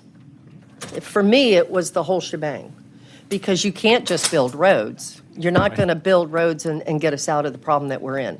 You can't do it. Whether you call it a trail or a sidewalk, I drive up and down 14th Street every day, and there's sections, especially on the east side, that don't have a sidewalk, and I see people walking, and so and they're getting to from point A to point B. We haven't made it easy and safe for them yet. Right. So Right. no, that's a very good point. Multimodal, and the goal is to get people to where they work, to where they play, in a variety of fashions. So Thank you. Commissioner Servia? Yeah, great discussion. And just to add on to what Commissioner Cruz said, we want to remove unnecessary regulations, but not so hard on the zoning.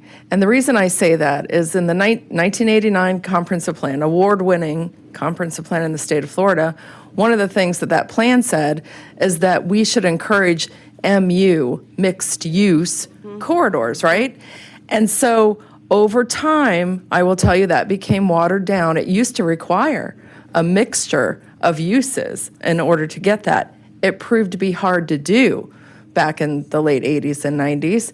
And so there was relief given to that procedurally. But I think through zoning, you can incentivize that mixture of uses. And, I've always said when I was originally campaigning, why not have the school board give incentives for teachers to work near where they live instead of driving from Parish to the island to teach? Why not incentivize people to live, work, and play in their areas and incentivize development to have all those components? Thank you, Commissioner Servia. it's almost another category. Commissioner Satcher? Thank you, Mr. Chair. Yeah, I just wanted to, I like the overhead view and the moving forward. I want to just put out the view point that, we have already, with the people we have living where they live, we already need more bridges, or more lanes, and we already need more east-west connectivity.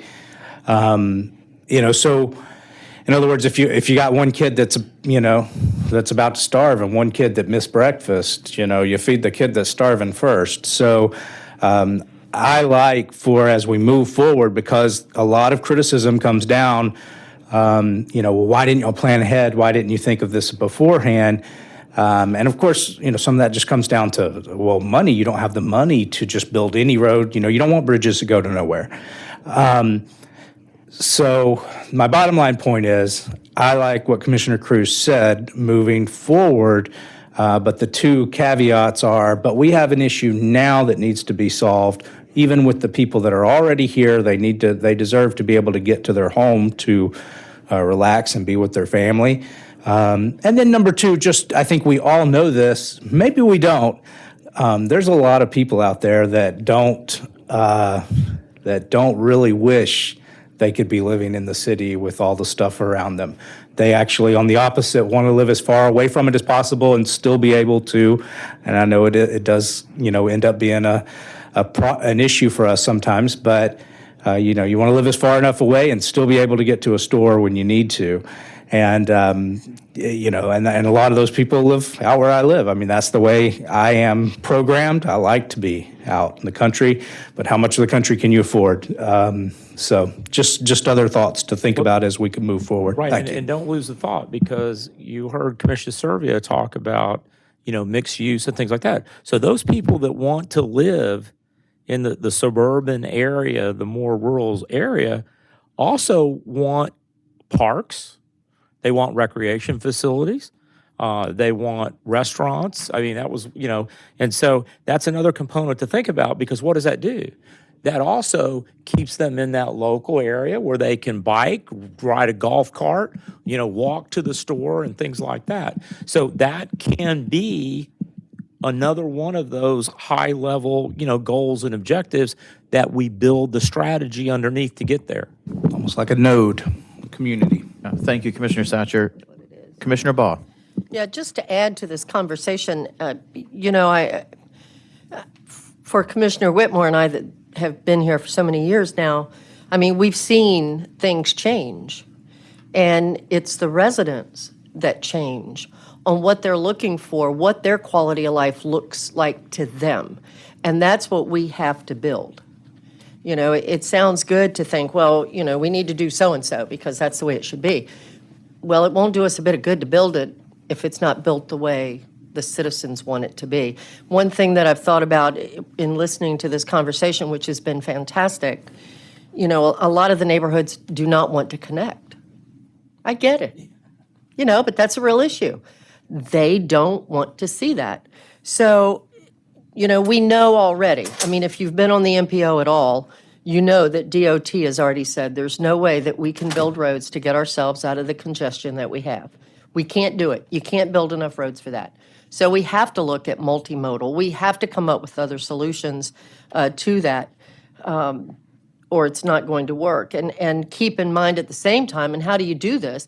You got to keep in mind at the same time that what you're building has to be in touch with your citizens. Because I can tell you, I think it was Commissioner Satcher or maybe Commissioner Cruz that mentioned it, what some people might want to be around and live around isn't what others. Some people like to be in downtown. Some people like to be in Lakewood Ranch, because it's further away. It's not quite as congested. So with that, I mean, do you think that we can possibly, in this room, develop an effective strategic plan for the county without that kind of input? So this is the beginning. This is a living process. And so the next steps will be to continue these meetings with you, but also to begin building this entire social network, stakeholders network, to be able to provide that input, that dialogue, that community buy-in, so that we're in touch with it. Because these communities are changing, aren't they? I mean, we've got people coming here from, all over the country, and we may not yet be in touch with what they see their needs or what their ideas are. Some people are coming from New York where they do walk to work, right? They do use public transportation to get to work. And so that's, it starts here, but then we've got the outreach and the other planning for the process. All right. Thank you. Thank you, Dr. Hopes.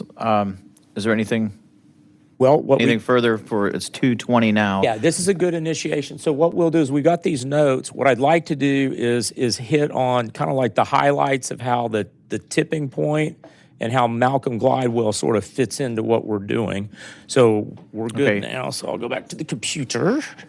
I do have something that I need to read into the record before the meeting is over, and we also have constituent comments as well, public comment that we have to do as well. Okay. So it's 2:20 now. I'm just, Well, giving you a Commissioner frame of comments. whatever your pleasure And is. I mean, commissioner I comments. can. Commissioner comments are not on the agenda, and it's a special meeting. I was not holding commissioner comments Well, today. Mr. Chairman, may I have an opportunity after you read your item into the record to say something?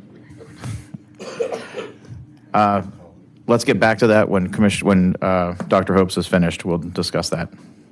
Go ahead, Dr. Hopes. I'm trying to figure out why my slides aren't moving. That's strange. There we go. Discussion. Okay, the tipping point. And you know what? Probably what I can do is just go through a couple of these, and then we can go ahead and move the rest of the agenda. So, in the tipping point, how many of you read the tipping point or reread it? Okay, and it's an incredible read, and each time you read it, you'll look at it from a different perspective. So what I really wanted to do is I wanted to tie in the high points of how this would all get connected as we go about building this. And one of the quotes out of the book is the tipping point is that magic moment when an idea, a trend, or social behavior crosses a threshold, tips, and spreads like wildfire. And that, that kind of, really puts it all together. And another quote that really is there that sticks is emotion is contagious. And so the emotion, the excitement of the direction the county commission is taking Manatee County can and will be contagious. If you want to bring a fundamental change in people's beliefs and behavior, you need to create a community around them where those beliefs can be practiced and expressed and nurtured. Is that what we're talking about?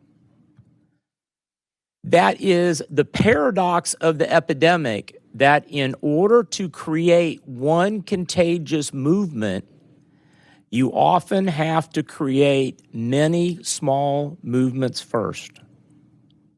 And then he gets into the three laws, the law of the few, the stickiness factor, the law of context. And so with that, let me give you an idea of why it's important to recognize the tipping point. We had a situation that some of you were informed of, and you'll be better informed. There began a trend, a social trend, a social networking trend, communications around transportation operators. And it reached a tipping point last Thursday when I was made aware of the most recent letter of resignation by a transportation operator that very eloquently spelled out the problems. And it was at the verge of a tipping point which would have created a cascade effect.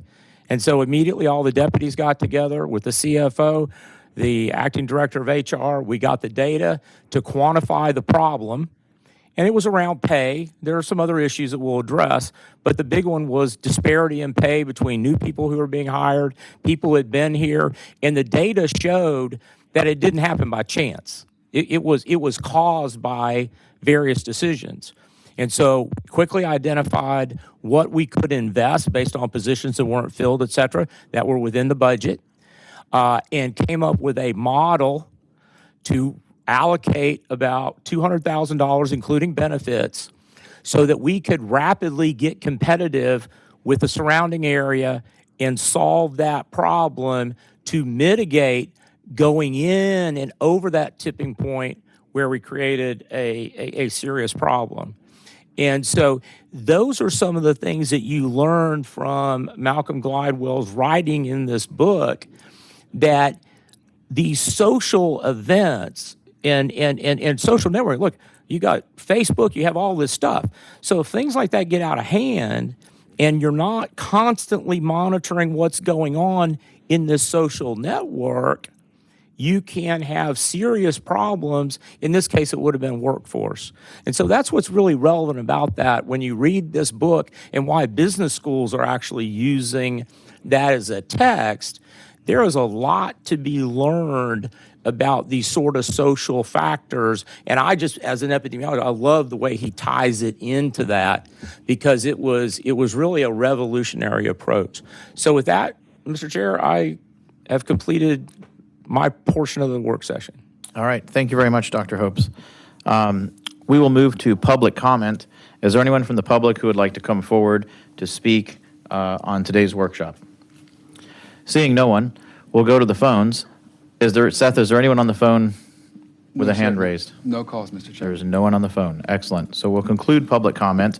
I'm going to read something into the record. We are voting at our next regular meeting, which I believe is February 8th, on an item that would name one of the softball fields at GT Bray Field 1 after Lloyd Grantham Jr. I wanted to read something into the record today. So Lloyd created the Bradenton Senior Softball League in 1990 out of GT Bray. He had just turned 60 years old at that time. He realized that there was a need for he and fellow seniors to get out and play ball and be active, and so the softball, he decided, was a good venue to do that.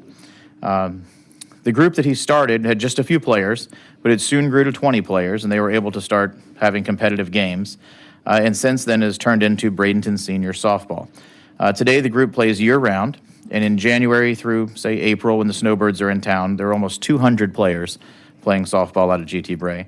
They have a competitive league, which plays doubleheaders on Tuesdays and Thursdays, and a recreational league that plays doubleheaders on Mondays and Thursdays. And on Thursdays, they tend to overflow GT Bray. They fill all 4 fields, and they end up doing overflow games at Palmasola Park. The league is limited to players over the age of 60, and amazingly, they have some players that are playing until the age of 80. And Mr. Grantham himself played until last year when he turned 91. So at any rate, he's brought a lot of joy and a lot of fun and a lot of great exercise to our seniors in this county. And so on the 8th, we are going to vote to name Field 1 after Lloyd Grantham. And I wanted to be sure to read that today so that he could hear it and he would know that that is the intent of this board, and to know that our next regular meeting is February 8th and we'll be voting at that time. So that is all that I have to add. Yes. So it's a special meeting, and we had one agenda item, so we're going to stay on the agenda. But I just wanted Mr. Grantham to know how much the county appreciates all that he did for recreation in our county and for seniors in our county as well, and sort of give our thank you to him. He is. He's somebody who makes Manatee County great. Commissioner Bellamy. Yes, I just want to know, do we have to wait till February the 8th to vote on that now? Well, actually, Coming out of a meeting on rules and procedures of the board. but I can address it, Mr. Chair. Okay. And look, the rule currently says matters that do not require separate public notice may, with the consent of a majority of the commissioners present, be considered and acted upon at any regular or special board meeting. That's what it currently says. So you could vote on it today. I would like us to move away from that practice based upon the AGO's opinions, but there's no harm if you want to do it today. I think that's a more of a long-term how we handle things, but if you want to vote on it today, you can. Well, I would like to make a motion for us to be able to vote on it. Do we have to do that? Not necessarily. So you're making a motion requesting that the board vote to name the field? Yes, today. And here's where I'm going with that. Well, I'll be quiet until I get a second. Second. Okay. I do need to clarify, we have a board resolution that says to name any county facility, you have to go through a noticed public hearing and you have to do it by resolution.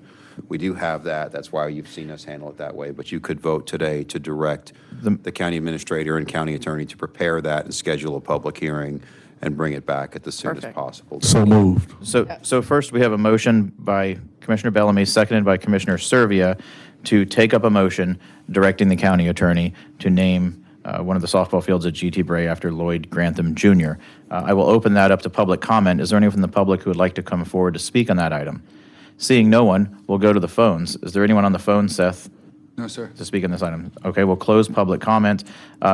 No further debate on it, then no one's on the board. We will vote on that. All in favor, say aye. Aye. All opposed? So it passes unanimously. So then I need a motion to direct the county attorney to name Field 1 after Lloyd Grantham Jr. Field. He made a on whether or not. Correct. We voted on whether or not to vote on it. Right. Right. Okay, so passing the gavel to Vice Chair Satcher, I would like to make a motion to direct the county attorney to name Field 1 at GT Bray, Lloyd D. Grantham Jr. Field. Second.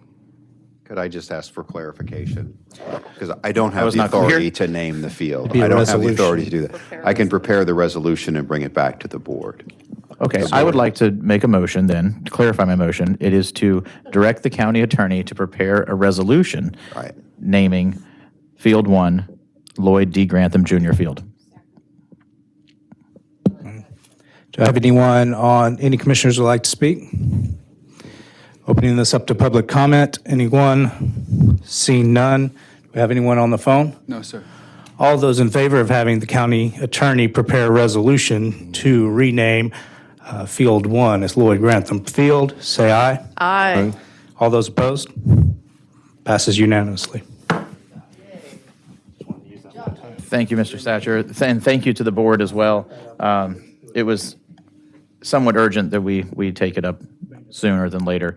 So next, do we want to go into commissioner comments during a special meeting is my next question for the board. I have all yeses. So we'll start with, I think we're supposed to start with 3 this time. I don't have any comments other than thank you. So we'll go to District 4. Okay, thank you for an excellent meeting today and very well run, Mr. Chairman. I appreciate that and all the work, Dr. Hopes. I just have one request, and I'll bring it back forward on an agenda item if that's the best way. But there was press coverage over the weekend about salaries, and I want to clarify all of that in the public so that it's clear what happened. So I tried to do that over the weekend with emails. I was unable to get clarification, but I think it's, whenever there's something reported in the press and people are calling me about it, I want to make sure that that's clarified. So I can bring it forward on an agenda if you like, but I will be talking with administration about that. I'm not sure what it is you're trying to clarify. I'm confused. I mean, I heard about the tabloid article about Dr. Hopes' salary, but from what I understood, everybody got a 4% cost of living increase. Yeah. 3.9. Mr. Chairman, I think because of the number of people who've contacted me, that it warrants clarification. That's all. So I will be bringing it forward to ask for a report to clarify that. Because I don't know what is fact and what is not fact, but there were some things raised that I think we need to clarify. And people are asking me why it happened, so. Should we just clarify them now? I think it's pretty cut and dry I think we need stuff. Jan Brewer. I think 30, but It's easy to clarify, and I have the information from. Sure. Dr. Hopes, go ahead. So as you recall in the budget, the recommendations that were made to you, the cost of living index for 2022 was 5.9%. We, in the budget process, according to the CFO and the analysis, we could come up with enough money for a 3.9% increase. There was a discussion about whether we followed the prior trends of 2.9, 1.9 for cost of living and 2% for pay for performance or vice versa. And the decision made with the director of HR, the CFO, and with me was that given the fact that we had the COVID situation, there was a cost of living increase at 5.9%. We could build in 3.9%. The decision was made by me in consultation with the finance team and the director of HR that we gave every employee a flat 3.9% increase and forgoed the pattern of a pay for performance. In fact, I even told the directors, look, do performance evaluations, but in this climate, I did not believe that someone's compensation, when we were looking at the rate of inflation, should be tied to performance during a pandemic. And so all employees, except there was a caveat, the month before, we went through the annual process based on the salary surveys and competitive analysis, and over 500 employees saw their pay grades go up 1 or 2 levels. And any employee that when the grades were, the pay rates were changed, if they were at the top, if they got a compensation to bring them to the top of the new scale, they did not get the 3.9%. But all employees, a majority of employees that didn't get a prior raise the month before because of reclassifications and things, all employees got a 3.9% increase based on the cost of living. Okay, so did And did that was Mr. confirmed Clegg, with did you, HR did that you that- get one? Did you get a 3.9%? All employees got a 3.9%. He's got a different contract. I did not. Oh. So you did not get a 3? Did not. My Okay. contract provides that I get the same statutory raise that the other commissioners receive. Okay. And the paragraph for the public, the paragraph, I didn't write all that contract. The paragraph that ties the administrator's cost of living increase, or whenever there's across the board pay increase, the administrator, the prior administrator in his contract, the most recent administrator in her contract, that paragraph is exactly the same that's been there for 20 years. I did not write that. So the 3.9% is a cost of living increase. It has nothing to do with the minimum wage, as was reported, that is impending upon us.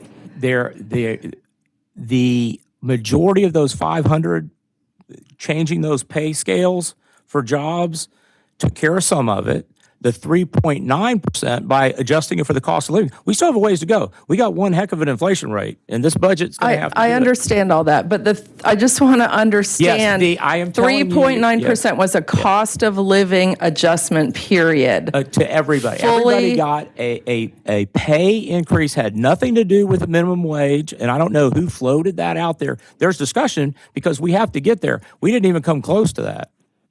Yeah, we would have had to have done like 16 point something. We did something like 16.8%. So yeah, it doesn't. And it was verified with HR that it wasn't split between everybody got a 1% performance increase. Not everybody. Everybody got a It is. 3.9% increase, which in essence is a cost of living increase. It did not match the cost of living increase of 5.9%, but it got as close as we could. I'm sorry, it's very disrespectful. I'm trying to listen. I'm trying. I'm talking with all of you. Hold on. And I apologize. What I will say to answer her Dr. Hopes, question- if Commissioner Servia has any final thoughts, we'll go to her now, and then I have Commissioner Cruz on the board next. Okay, so what I heard, and here's Jan, the 3.9% was given to everyone as a cost of living increase that was nothing to do for pay for performance or nothing to do because the minimum wage is going to increase over the next 5 years. It was strictly cost of living increase for all employees except Bill Clegg. Is that correct? Whose contract is written differently. Hi, good afternoon, Commissioners. Let me explain what has transpired. My name is Jan Brewer. I am one of the Deputy County Administrators and Chief Financial Officer. So when we started the budget process, we had in the budget message 2.9 to move up the scales for the minimum wage. The minimum wage went from like $8.62 to $10. That's a 16% increase in 1 year. We couldn't, and every year from that point to 2026, you have to add $1.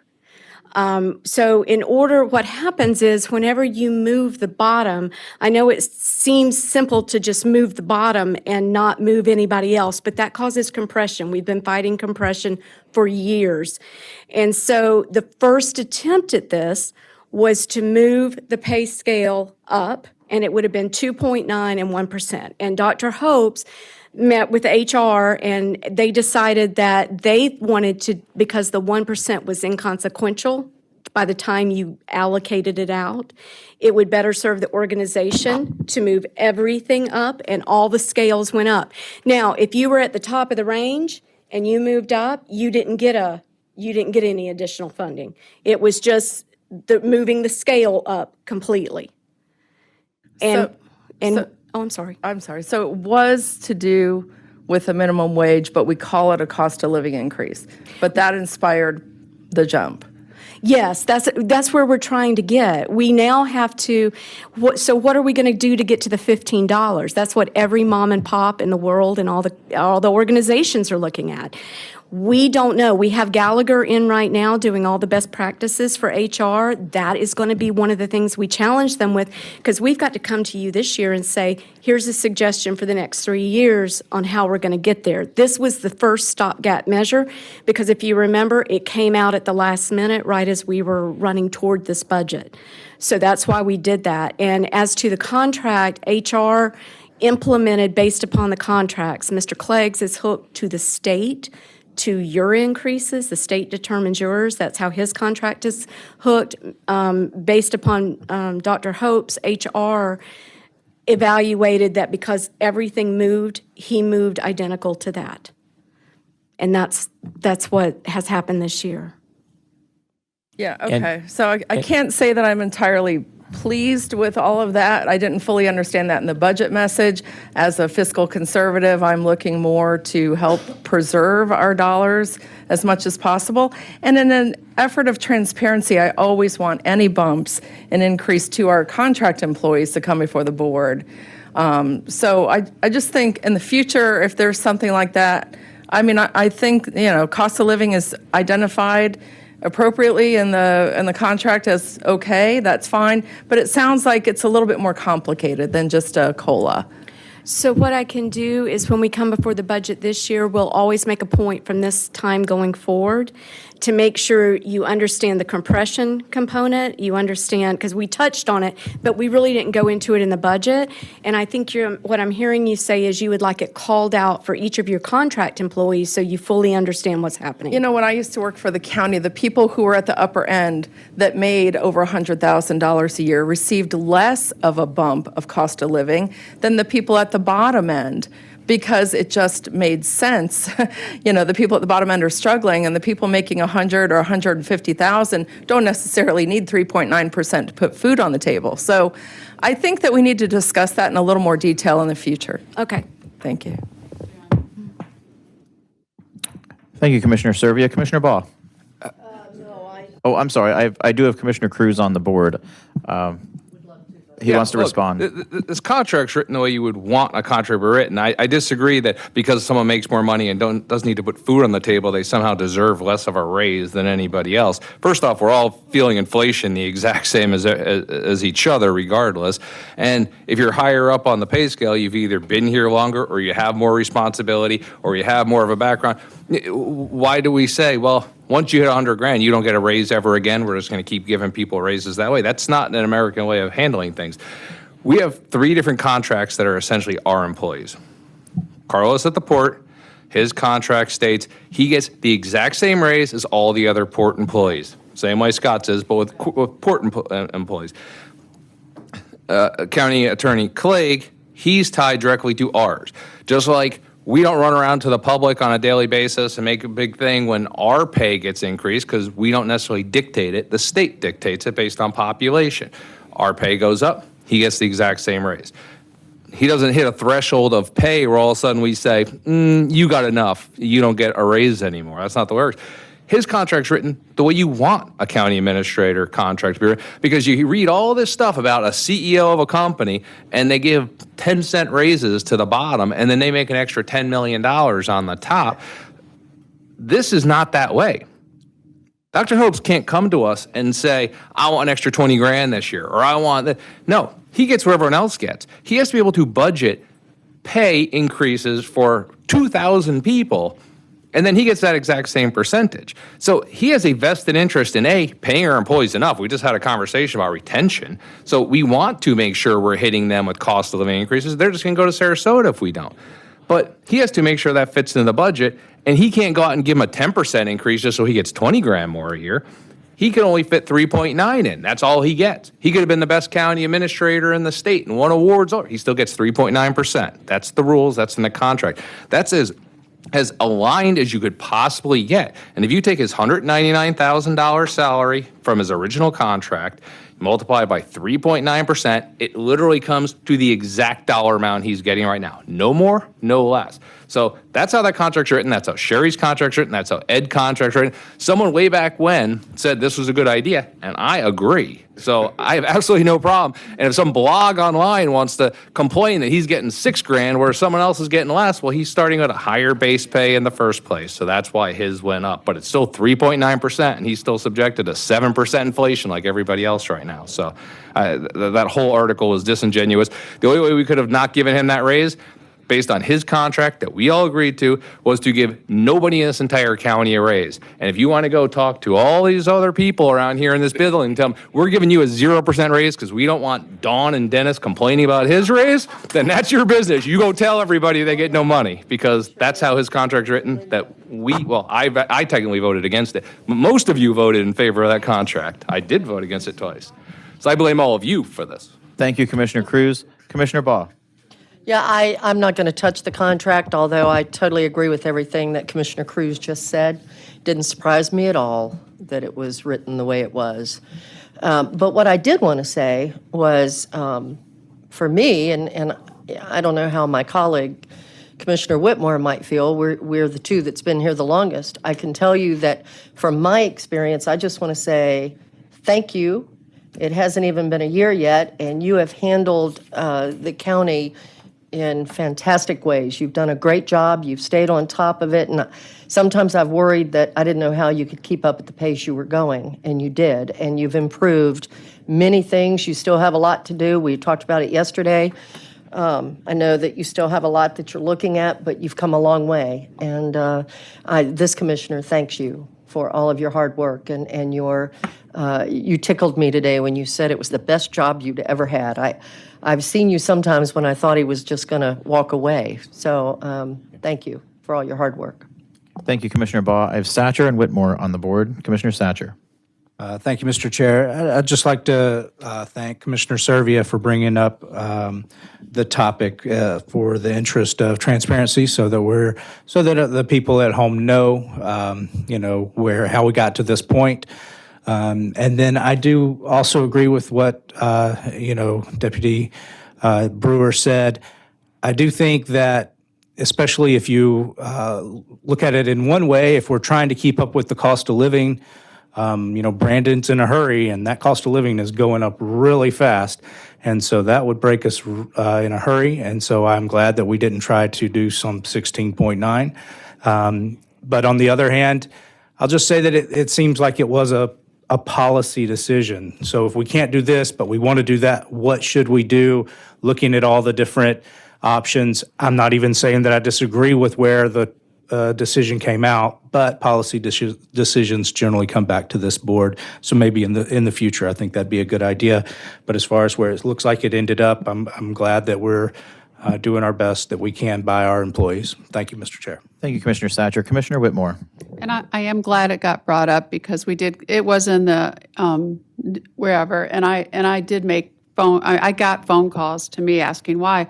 I had never had any heartburn because it had always been this way. And I do remember years ago during the recession, Ed didn't take any because we had layoffs, and I forego my salary for like 3 or 4 years. Any raises, I gave it back, and it affected my retirement, but I did it. But nothing changed, and I don't know if Sherry forewent hers, but. And the only thing I learned was I did not know that our attorney's contract was different than all the others. I didn't know it was tied to the county commission salary. But, we've been doing this for years. That's why I didn't have a heartburn for it. And when I got it explained to me by Jan, I called her this weekend. She explained it to me after I read it.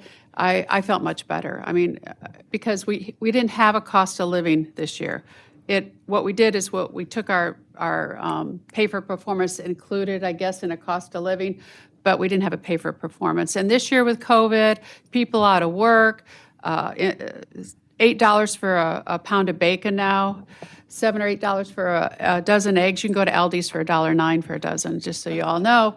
But I just want, we have to do something because we have to get up. I talked to Jan yesterday. We have to get up to that $15 an hour. So we are going to have a little heartburn on our next budget. And from what I've heard, they're looking at it now. So we may have to restrain ourselves just to keep our employees. Thank you, Commissioner Whitmore. And I would just sort of wrap this conversation up saying that I did have I guess my time is up. I did, thank you. So we're 10 minutes till 3. I did have someone reach out to me regarding this as well, and they told me, I asked, where did you get the information? And they explained it, and so I just quickly told them that that's a very unreliable, sort of sensationalistic tabloid site, and I recommended that they source their news from an actual news site and not a website that spreads, is known for spreading disinformation throughout the community that is ultimately detrimental to Manatee County. So, do you have anything else, Commissioner Servia? So we'll go to Commissioner Baugh, District 5, for comments. Okay, District 6, Commissioner Whitmore. I just want to thank everybody. Really good meeting. Now we've only talked about one thing, so I'm thinking we're going to continue. You're going to tell us what our priorities are, and we're going to start strategizing on the others. Correct? Because we didn't really finish up. Okay. Thank you. And District 7, Commissioner Cruz. I have nothing. Just I do want to remind everyone this Saturday, starting at 8:30 in the morning, is Superhero 5K. It's Bridge of Life's big 5K they do every year. It's their main fundraiser for their foster care program. You can still register on their website, so check it out. I've tweeted it and linked it a couple of times. I know my family will be out there volunteering, and I'll be out there running. So sure to come out on Saturday, either just to support everyone or to run to support one of our great foster care organizations. Thank you, Commissioner Cruz. Commissioner Cruz? It's at Benderson. At Benderson Park, okay. So we go to District 1, Commissioner Satcher. No comments, thank you. All right, thank you. And District 2, Commissioner Bellamy. February is always a good month. It's the month of love, Valentine's Day, but more importantly, on a more serious note, today starts the month of February, which is Black History Month, and it's always important that we keep the historic value of African Americans and things that they have done to impact this great country.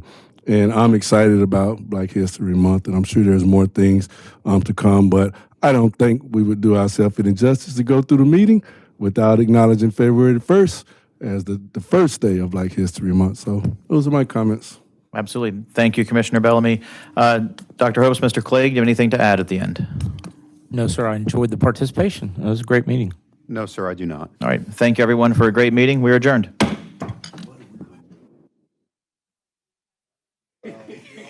I'm just kidding.